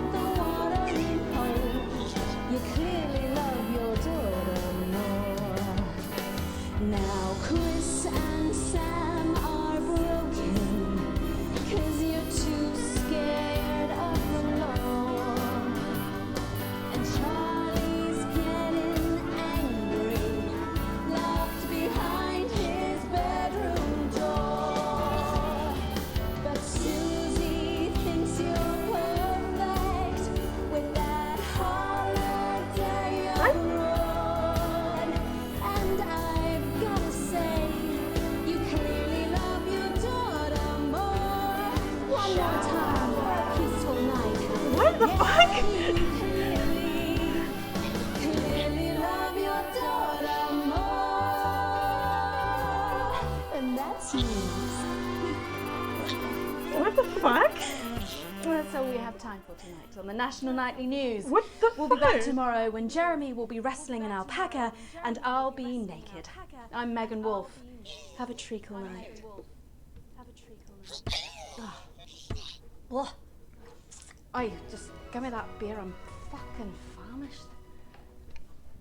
This is Crazy Neil's crazy pre-Christmas Bitch? festive Yuletide Easter extravaganza. What did I do to Charlie? Neil's wooden wisdom. I'm reaching out through the lens of What is that piss? if you're listening. Do you think I'd be happy with that? Crazy, we got crazy. You're out of your mind. Where did she get a Scottish accent? And I gotta say, hats. I used to Hello? own an entire range. Alex. Wake up. Wake up. Alex, wake up! Oh god. Wake up, Alex! Alex! Wake up! Wake up! Ah. Yeah, she's so talented. Megan is fabulous.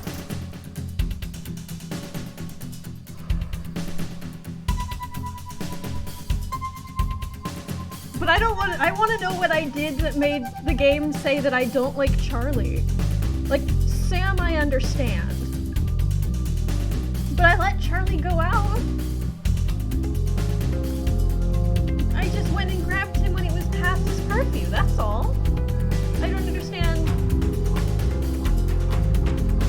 And I let Charlie go to the camp, didn't I? Didn't I? I'm so confused.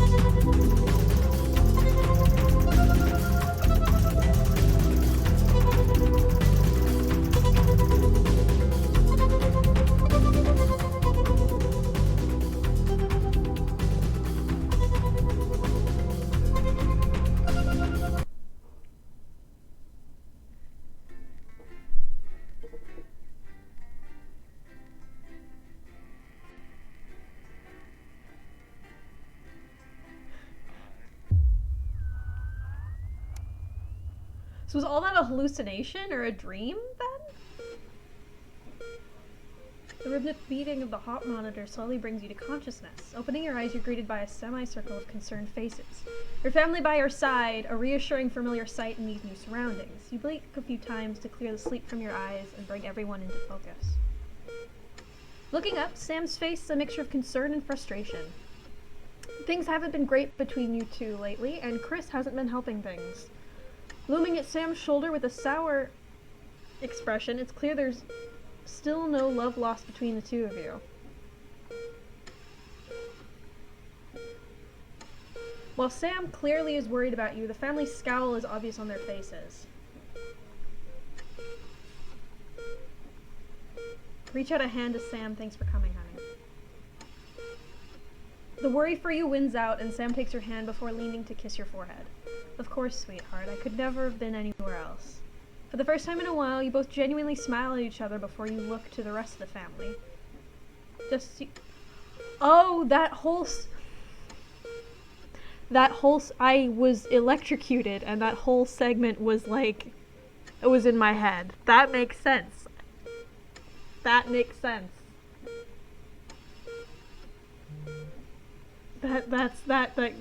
Okay, and now I understand what just happened. Now I'm starting to realize. For the first time in a while, both of you genuinely smile at each other before you look to the rest of your family. Yeah. now that I'm like, oh right, we got electrocuted the broadcast before, so that's what had happened. I'm like, oh, okay.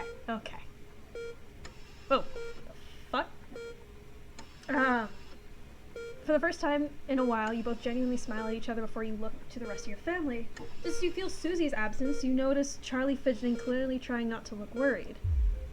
As soon as you turn to look at him, you can see Charlie tense up, concern on his face. So you're definitely good, right? You finally ask, looking away. Of course I am, buddy. Nothing to worry about. He looks at you and grins, one of those infectious smiles that spreads around the room. It's always good to have him in your corner. Your smile fades as you notice your mother staring listlessly out the window. Despite all your efforts, she's not been doing well lately. That's why Megan knew the details of your home life. Yeah, that should have clued me in. I was like, how the fuck do you know what's going on? Are you okay, Mom? Your mother starts your call, clearly shocking her out of her reverie. She turns to you and smiles, and you are grateful to see the increasingly rare recognition in her eyes. Yes, dear, of course. How are you feeling? Oh. Alzheimer's and dementia. That shit hits hard. You smile warmly and nod, but before you can respond, a doctor bustles in and it ushers everyone out. She asks you for what feels like the 100th time how you're feeling. It's surprisingly well, all things considered. Excellent. There's no sign of any real damage, just a bit of shock to the old system. Pardon the pun. She smiles. Not that we'd recommend you do anything like that again, of course. After a couple days of rest at home, you should feel right as rain. She turns to leave, but stops at the door. Oh, and the private room and care, the doctor gestures to your room, which you now notice looks rather expensive, has all been paid for by Mr. Bozeman. He left those flowers and said not to worry and take the rest of the week off. He'll see you on Monday, apparently. I mean, that's the least. Yeah, I didn't read that, but yeah, that's the fucking least he could do. I fucking nearly died on the job because of their shoddy building.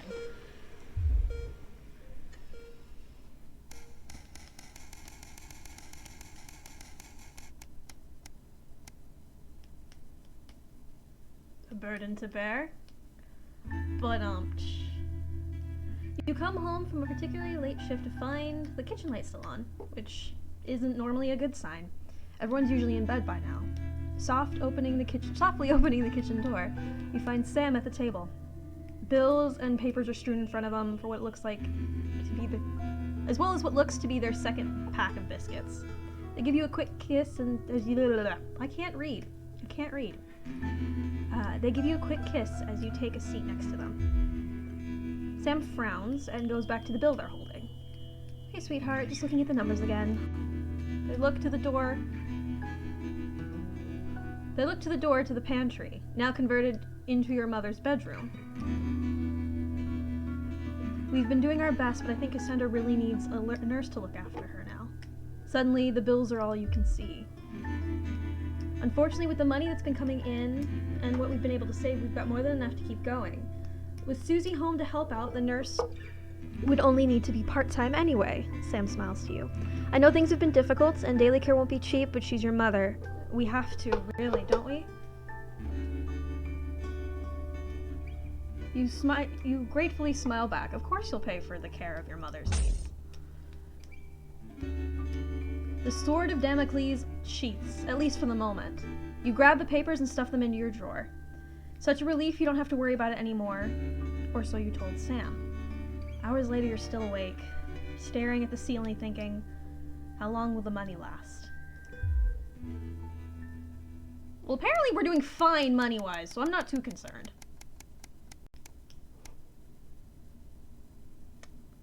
I let her home. Sam is out with work tonight. Charlie is staying at a friend's. The house is yours. You order takeaway. And I'm trying to read and my eyes move quicker than my mouth does.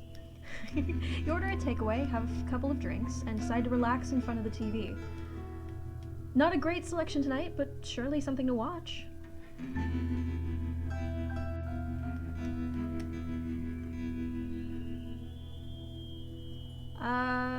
Sam isn't a fan of historical dramas. Genghis Khan was never really something you were interested in, but the drama's not half bad. You learn a few things, like the fact that his real name was Temujin. Who knew? When it's over, you flick through the channels for something else to watch, but a glint under the coffee table distracts you. You reach down to receive a mysterious device, remembering Sam's note as you do. Hey, sweetheart, Charlie lost Susie's present. Would you mind looking for it tonight?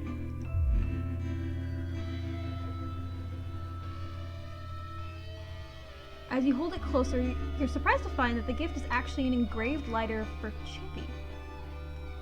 She claims the nickname is affectionate, but Charlie still scowls every time she says it. I'm not sure Sam would approve. Accompanying the note from Susie explains Urkistan has a long tradition of glorifying the art of starting fires. Thought you would like it. Don't do anything stupid, Susie.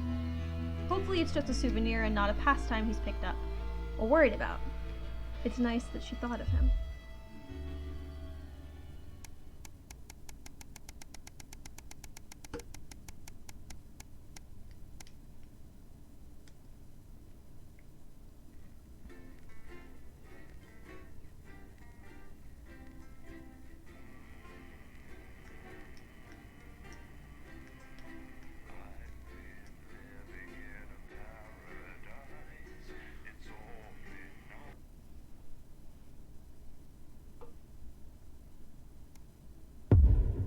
The silence. Oh no, are we getting into Doctor Who territory here?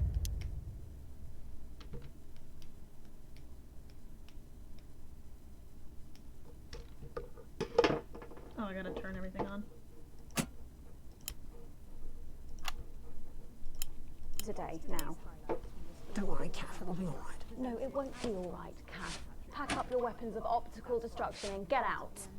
You realise you're beginning to sound like me? I mean it, Kath. Responsibility. Stay where you are, Kath. Jenny? This is not Jenny's decision, Jeremy, or yours. Oh, good. You can tell him I'll return his wife's casserole dish at our dinner next week. Jenny? I'm sorry, Kath, you're gonna have to leave. Letting it go to your head. She nearly blinded me. 10 seconds, I thought we were part of a team these days. Things are better, Jeremy, you know that.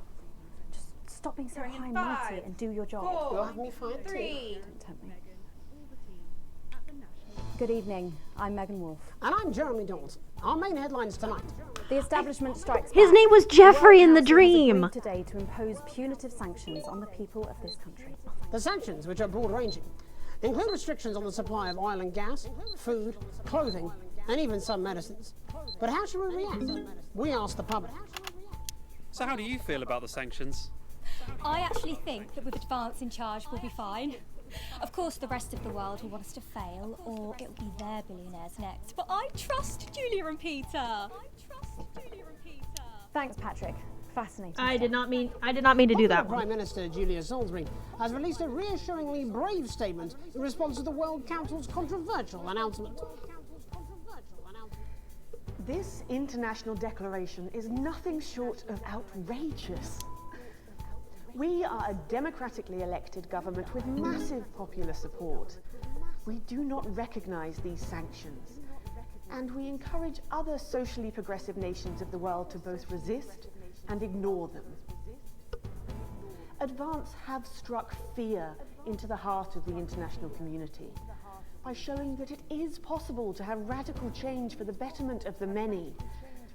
And whilst I wish we could improve other countries as much as we have our own, we do not rely on the help of others to thrive. This country is entirely self-sufficient. We are a team, now more than ever. And this team is on your side. Thank you. Defiant stuff. But what do you, the public, think of our government's stance? Robin Short found out. Hi there. Robin Short, National Nightly News. I was wondering if I could get your thoughts on the current government. I'm not really very interested in politics, really. As Mother always said, leave politics to the politicians, Malcolm. Over to you, fellas. Global mega corporation Remington's Fist today announced that trials have successfully completed on their groundbreaking male contraceptive product, Responsibility. The drug has been passed by the government for general release, but the small print warns that, in rare cases, side effects can include blurred vision, enlarged genitalia, and increased risk of stroke. No double entendre intended. I was going to say that second one doesn't sound like a terrible thing. Patrick? So what are your feelings on the new contraceptive pill? I think it's a great idea. A big step forward for equality. Sophia Remington is the best thing that has ever happened to that company. A momentary lapse of reason? Commuters across the capital found themselves somewhat bemused by the latest stunt by controversial protest group Disrupt. In a baffling start to the day, commuters found performers outside every major station, all dressed and posed identically. Whether we're supposed to be amused or intimidated is anybody's guess, Jeremy, but most commuters didn't even stop to notice. Well, as long as it's not some grand contemporary dance, it's probably harmless. But how do we all feel about Disrupt and their eclectic tactics? Robin found out. Do you have any feelings about Disrupt? It's all a bit noisy for me, really. As Mother always said, leave the rebelling to the rebels, Malcolm. Bubbling up, intrepid scientist Dr. David Wong and Dr. Ingrid Sforsborg-Hawkinsford today sent a blueprint of the escape craft in which they hope to finally leave Dante's taint.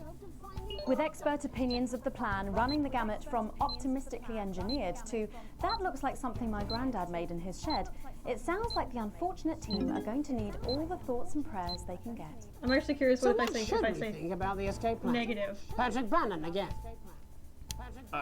Dare I ask you about the blueprints? Well, mate, I've never been a submarine engineer, but I have tinkered with a few motors in my time, and I can tell you that thing is not going to work.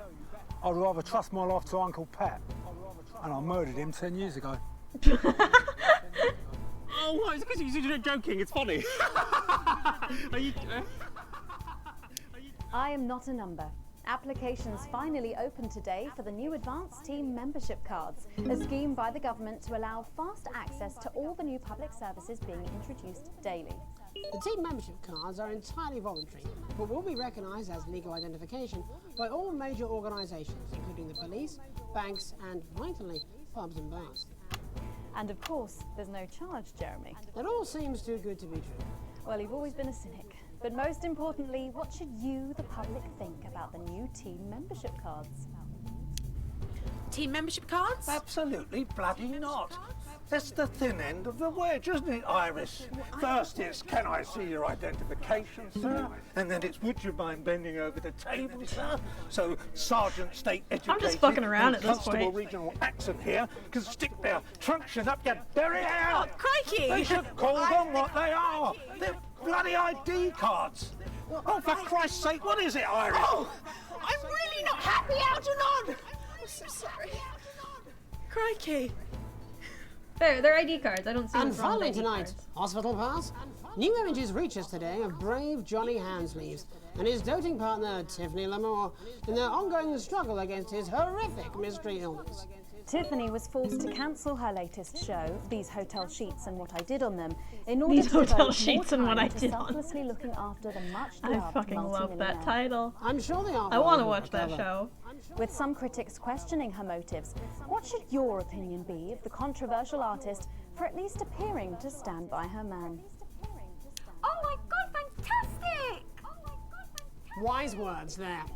Later tonight, in a bit of a switcheroo, it'll be Jeremy in the culture chair, spitting rhymes with popular rapper Jay Zus. And then we'll both be chatting with a familiar team of thespians set to take the nation by storm again. That's Oh all God, coming not up on those tonight's National Nightly News.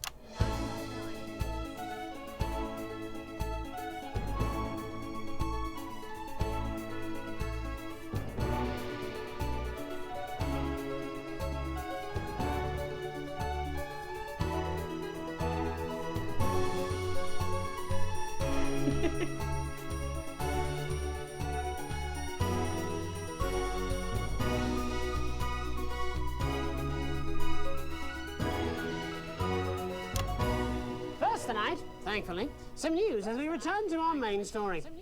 The World Council today agreed that punitive and potentially illegal sanctions should be imposed upon this country. The sanctions, which come into effect immediately, aim to stop the flow of food, fuel, and even some medicines from reaching your pockets. Tonight, we have guests from across the continent to discuss this unprecedented situation. For Advance, Peter Clement is at his home in Lamfordshire. Are you there, Peter? Yes, I can hear you, Jeremy. Thank you for having me. A momentous day, Prime Minister. World's best PM.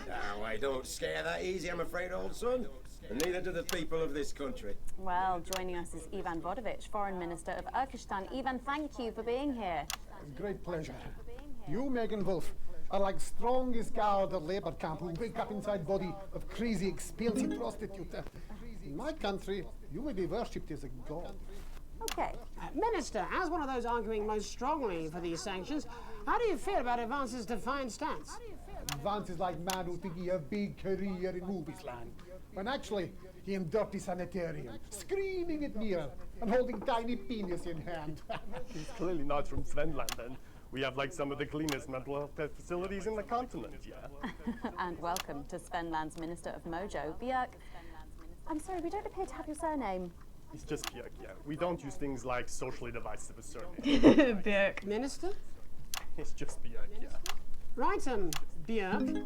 Your country spoke in favour of Advance at the World Council today, but you were noticeably absent when it came to the actual vote. Well, what a surprise. The hippies didn't show up for the fight. Actually, that's quite racist, because if you must know, we were going to go to the whole, like, voting, yeah? But it's actually the Festival of Fureland here at the moment, where we honor the old generations. So, like, we all had to lurk our grandparents' linear whilst the vote was happening, and that's like a really, really time-consuming process, actually.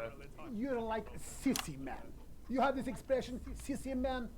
It's like man with tiny penis who like to wash more than once a week. Actually, that's quite homophobic, yeah. Yeah. Stop winding him up. Agreed. We're not back at the Grange. Agreed. No, sorry, Jeremy.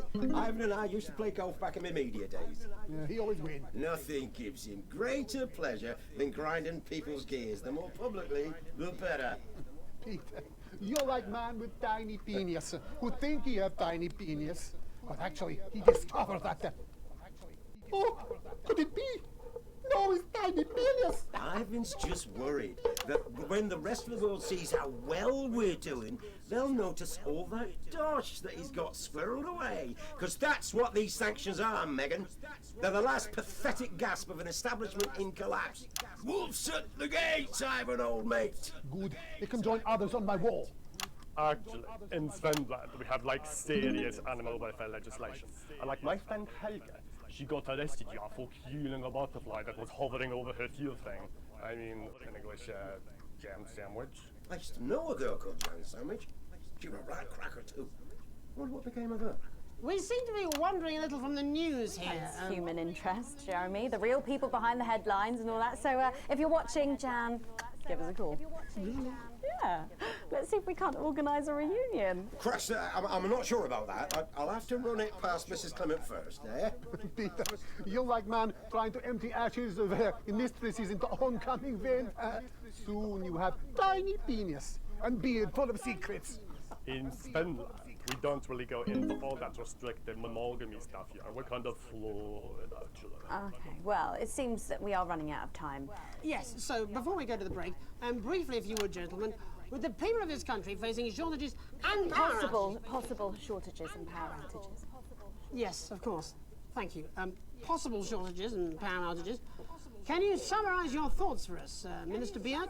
Well, from here, yeah, you all look a bit stupid really arguing about outdated devices concepts like money.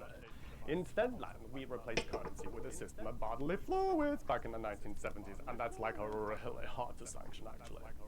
Thank you, Minister Vodovich. Your country is like man who think he invented perfect trap for giant mutant hairy bear. When really he just standing in field holding his tiny penis, yes. Thank you, Minister. And finally, Prime Minister Clement. Let me talk to your viewers here, Jeremy. Don't worry, everybody. Don't be afraid. Don't even lose a wink of sleep. We knew the rest of the world would react this way, and we're ready. As my old man used to say, you can't make a shite pie without blocking a few toilets. Thank you, Prime Minister. Reassuring words there. We'll be back after these messages. 1 minute back. Hey, Peter, are you over your way this weekend? You fancy a quick 9? Yeah, sure, front or back. That's what I hope you're asking Megan both for me. She's out of your league, mate. Thank you for the correction. You have to be more careful. It's all part of his long-term plan to get fired live on the news at 6 in front of the nation. Can someone warn him it's going a little too well?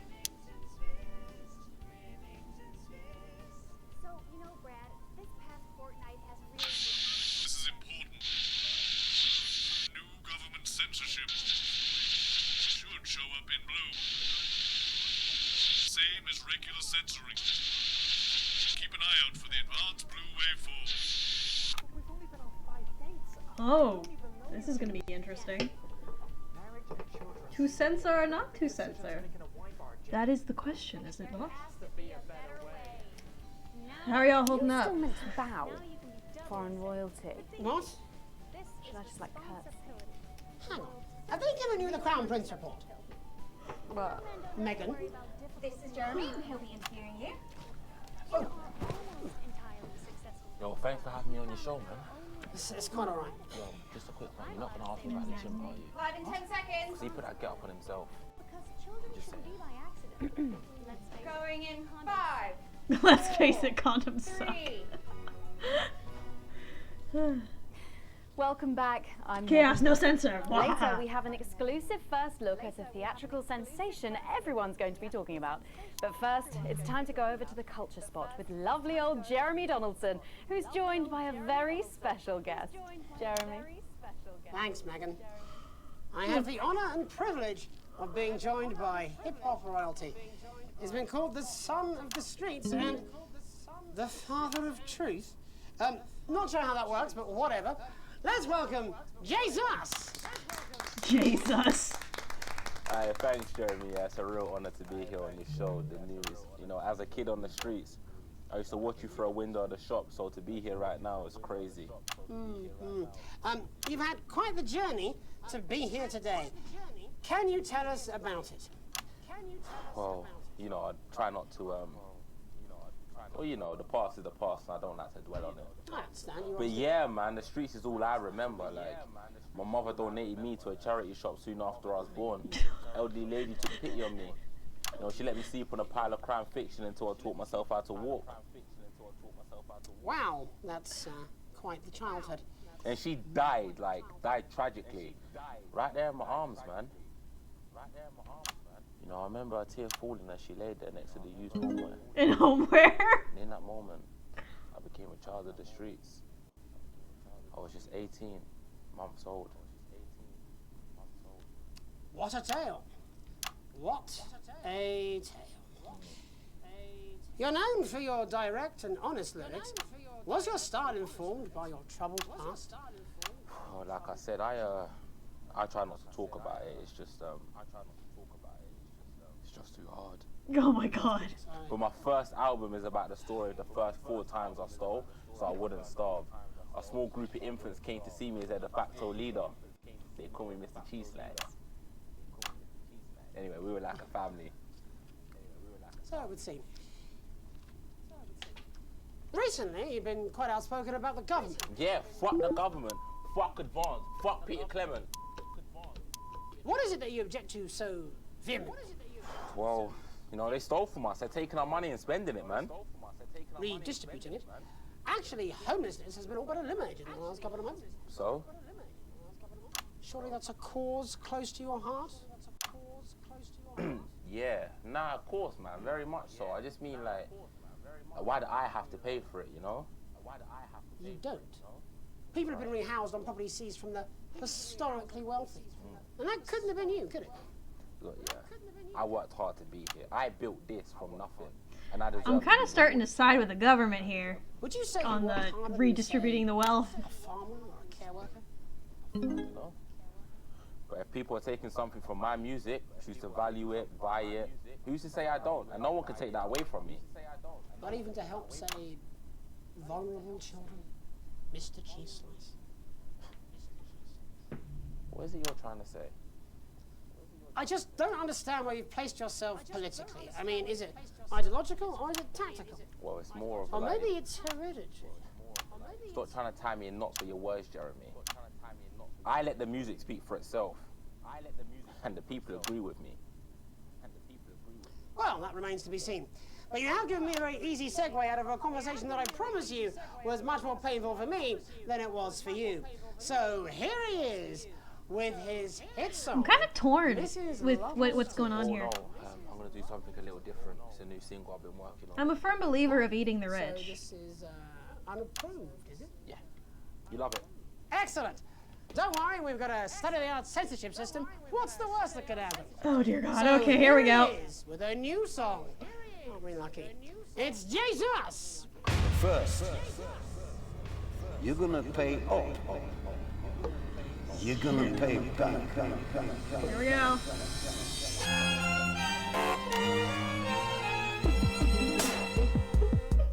Well, we're all different races from many different places. At any given moment, only one could be the greatest. So you can feel elation from your participation. Still two leaders in this motherfucking nation. Now we're getting sanctioned, talking about expansion. Why does Julius require a massive fucking mansion? So fuck all your schemes. I don't need your freaky I'm not team, paying attention, and I don't fuck. need your help to achieve my fucking dreams.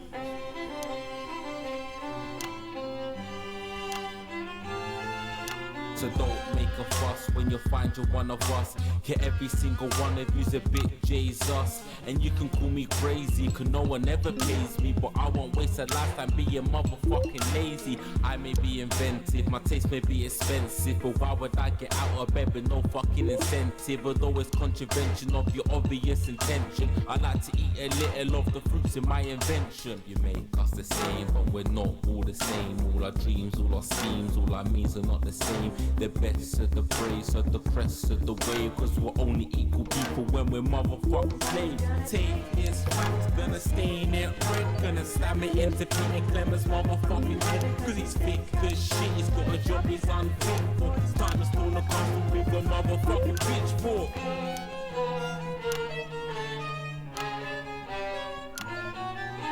So this is for the snub ones, the push and the shove ones, the folks that feel the burden of their motherfucking loved ones. Ones who had plenty like a motherfucking Bentley. The ones who now finding that their bank accounts are empty. The ones of aspiration who had to flee a nation. The ones who built a business out of dreams of perspiration. There's all sorts of people, the good and the evil. It only takes a glance to see we're not all equal.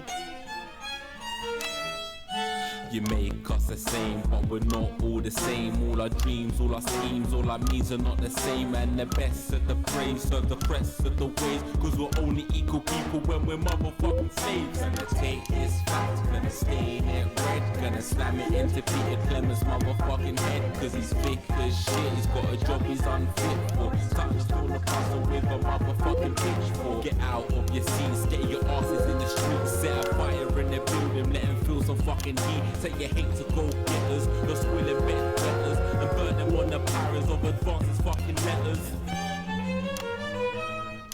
Gonna take his facts, gonna stain it red. Gonna slam it into Peter Clemens' motherfucking head. Cause he's thick as shit, he's got a job he's unfit for. Time to stone the castle. Why are they even letting this song be performed? Chase that dream, you don't need a fucking team. And advances, little dances aren't as harmless as it seems. Cause they're stale and corrupt, then your anger erupt.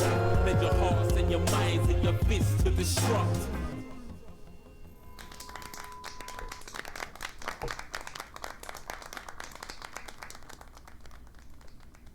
Jesus there with his new song.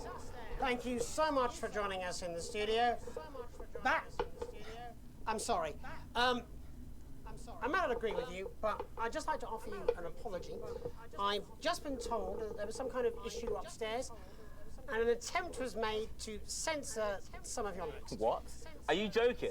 I'd just like to say to you and everyone at home that this was a mistake. This is absolutely ridiculous. I cannot believe it. Here at the National Nightly News, we pride ourselves on remaining neutral, unbiased, and independent of any outside interference.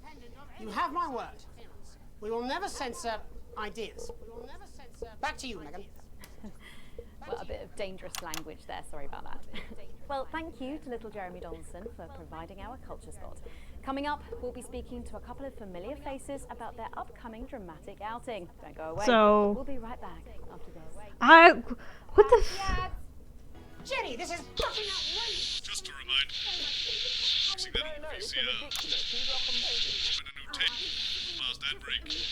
I'm sure. Now, if you come with me, I really do have to ask Oh, you to trust me. leave it. My father's going to hear about this. I understand. This is unbelievable, Megan. I don't know what you're talking about, Jeremy.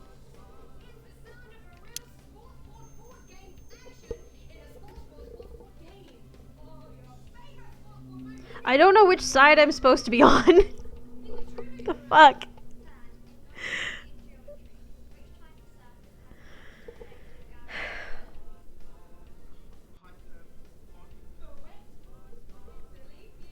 Do I believe in the redistribution of wealth? Yes. Do I believe in censorship? No.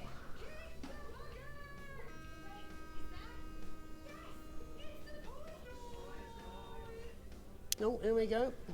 Oh, shut up it. Look at him. If we could just get you in position. Oh, say no more. Say no more. Megan, Jeremy, you remember Mr. Algebra? Vividly. And Mr. Harris, and this is Ms. Raiden. What? Philippa, please. We're back together again, eh? Who'd have thought it? Perhaps a lower order demon. Yes, it is awfully exciting, isn't it? Right, okay then. We're going live in 10 seconds, opening on camera 1. Got it. Try. 5, 4, 3.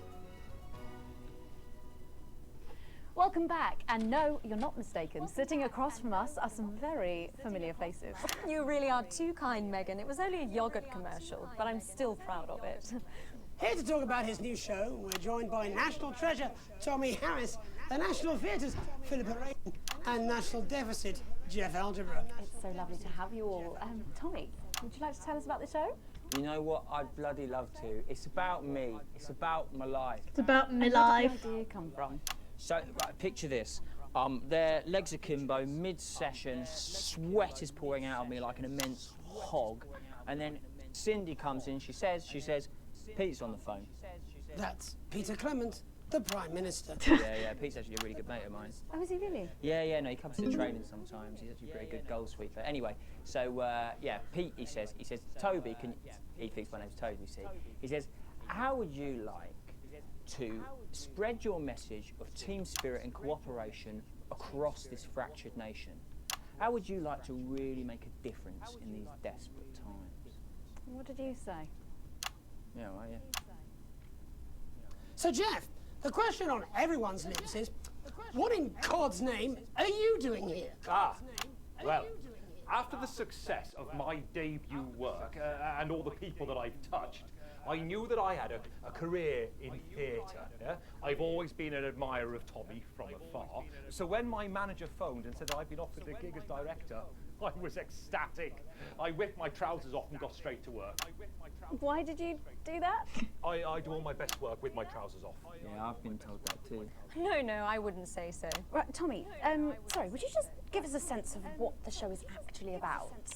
It's about how hard it's been for me and some of the struggles that I've faced. It like really getting to the heart of how tough it is to be me. I call it Tommy Harris. Jesus, that was hard. Catchy. We actually have some clips of the process of the show. Would you mind telling us what's going on here? Yeah, so the show is built around two things that are very important to me. It mixes scenes from my life as well as epic fantasy retellings of scenes from my life. But Dad, you promised you'd come to my graduation. I'm sorry, son. You're an embarrassment. But Dad, you promised you'd come to my graduation. Back, demon! Back to the house! Philippa, what's it been like co-starring with Tommy Harris? I've always dreamed of treading the boards at medium-scale regional theatres, Megan. And for once, this show really gives me something to sink my teeth into. What's different about this show, then? Tommy, Mr. Harris's show really lets me show my tremendous range as an actor. I've always suffered from typecasting, forced to play the same tired characters in every god-awful yogurt advert or godforsaken soap opera or, God forbid, a pantomime. But, you know, this show has really let me just go there. Jeff, the viewers at home will be dying to know exactly what is it that you bring to the show. Oh, good question. I think these guys would agree with me when I say that it's my steady hand on the tiller, my arm round the shoulder approach that's really brought the production from strength to strength. Absolutely right. Jeff's contributions are immeasurable. He was our rock. Can you give us a sneak peek of anything else that might be in the show? Yeah, all sorts, yeah. Yeah. We've got lots of exclusive first-hand experiences of Tommy's time in the underground sports board scene. And some epic fantasy retellings of Tommy's time in the underground sports board scene.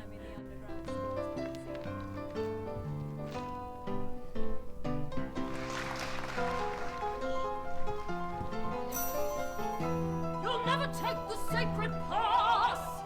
And am I right in saying this was officially commissioned by the government? Yeah, all paid for by the taxpayer, which, you know, to be honest, was actually a lifesaver, really. Yeah, I think it's fair to say that without Advance's support, we'd have had to cut the finale. Which frankly would have been a travesty. Oh, God, Jesus Christ! Oh, shit. You do this every night? Absolutely. It's a metaphor. For what? Death. And the public are footing the bill, are they? Too bloody right they are. Between the cost of my tour bus and the dry cleaning of my ties, I'm barely scraping a profit here. Amazing. And where can the folks at home come and see this for themselves? We're performing all over the nation. And people can see it for absolutely free, all courtesy of Advance. Isn't that incredible, Jeremy? Yes, it's unbelievable. Well, thank you all No, so it's much dumb for as hell. coming. Next time we see you, no doubt, you'll have taken our jobs. That's all we have time for tonight. Join us tomorrow when I'll be interviewing the world's most attractive horse. I'm Jeremy Donaldson. And I'm Megan Wolfe. And from all of us here, have a peaceful night.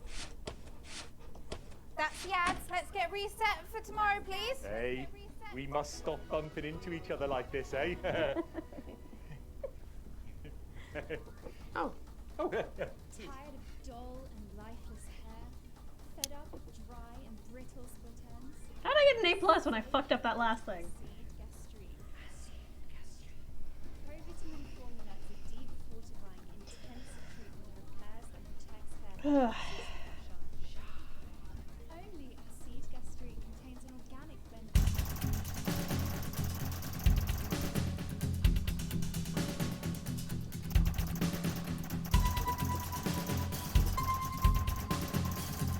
So this interference-free show.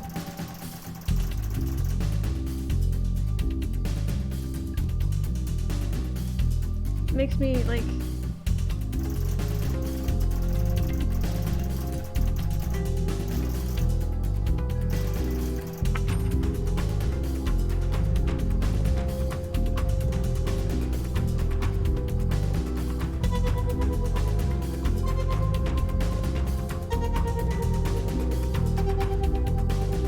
Alrighty.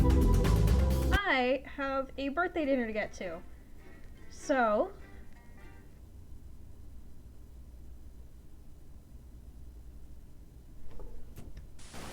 Good evening. I'm Megan Wolfe. And I'm Jeremy. We will continue this in the future. It'll be great. I am absolutely loving this game. This game is hilarious and great. And oh my god, what the fuck is going on with my hair? It's an ongoing struggle. It's an ongoing struggle. Also, the backlight doesn't help. You can see right through parts of it. But yeah, oh my gosh, I'm really, really enjoying this game. I think it's very interesting. I think it makes you think, which I enjoy. And yeah, Mom's just heading over to my parents' house. My mom messaged me like a couple nights ago. She's like, hey, so can I make you dinner for your birthday? And I'm like, sure, why not? Why not? But yeah. So, is anyone live right now?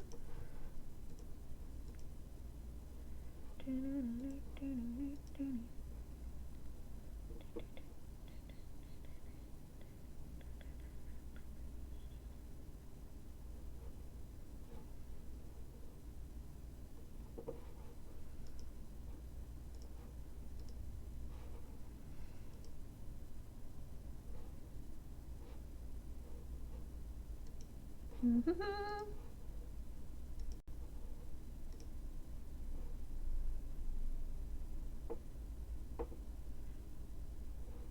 no, don't worry about it, Rish. You're totally fine.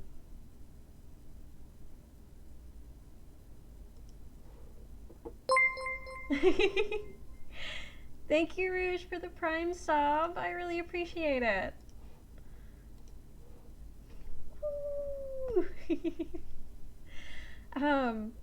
All right, we're gonna raid Blink.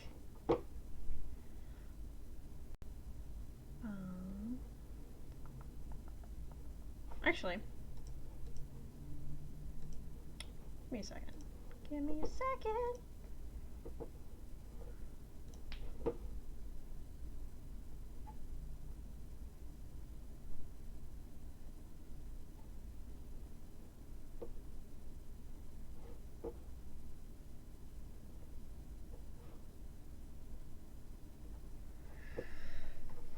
Let's see if there's a game I can send y'all to.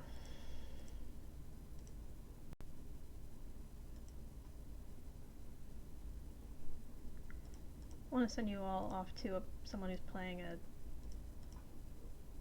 another FMV.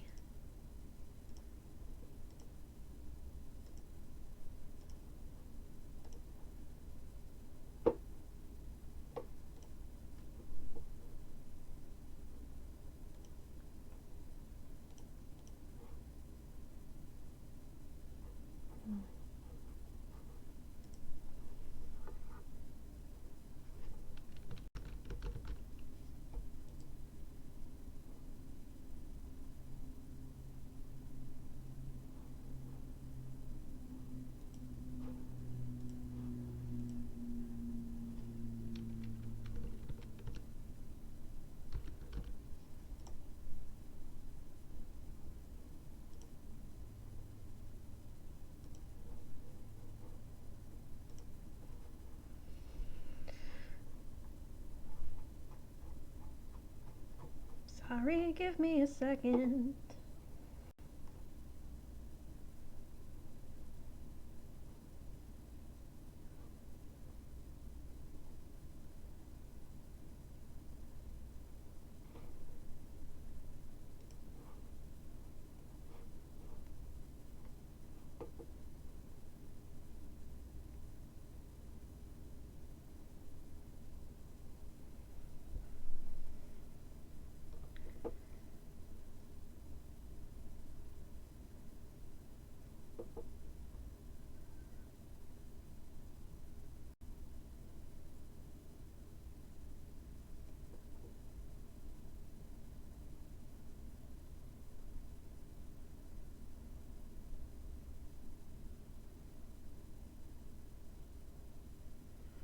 I wish FMV was a tag. It would make this so much easier than just flipping through the games and seeing if anyone's playing any of them.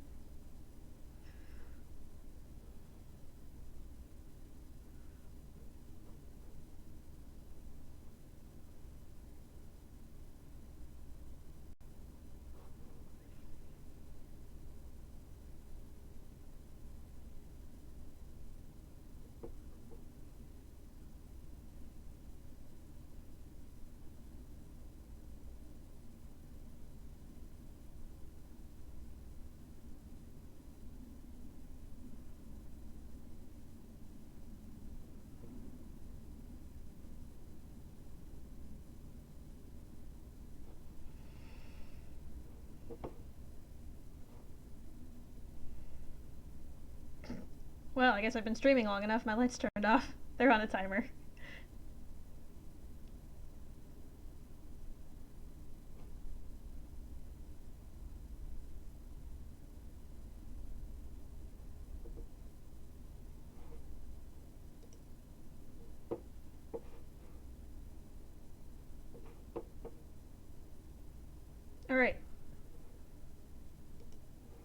Give me 1 second.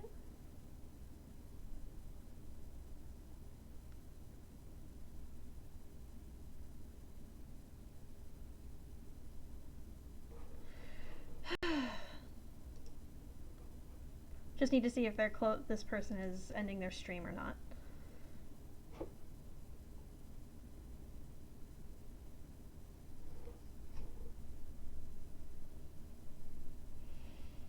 Ugh.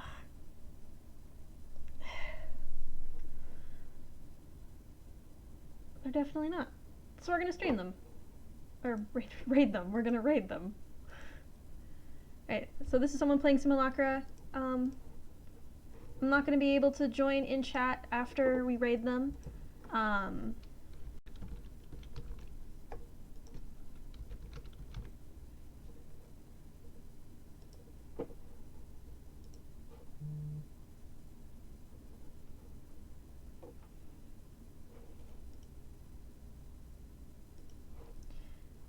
But we're gonna go raid them. Alrighty, everybody. Thank you so much for being here today. I really appreciate all of you being here. Thank you for spending my birthday with me, and I keep saying that I hope that I have my schedule posted soon. But go ahead and follow me on my Twitter. Does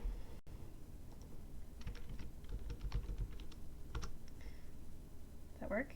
Is that not it? There we go. Go ahead and follow me on my Twitter. I update when I'm going to be streaming. You can also join my Discord. It's in the link tree. If you were lurking today, please consider following.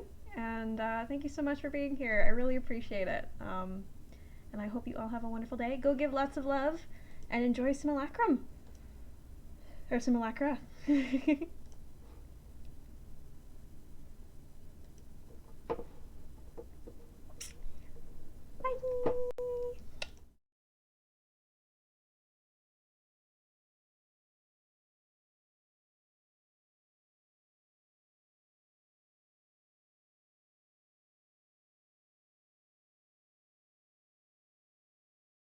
All kinds here, even tea drinkers. Jesus fucking Christ, it's alright! We do accept all kinds here, even tea drinkers. Hello, Miyamaze. Hello there. Hi!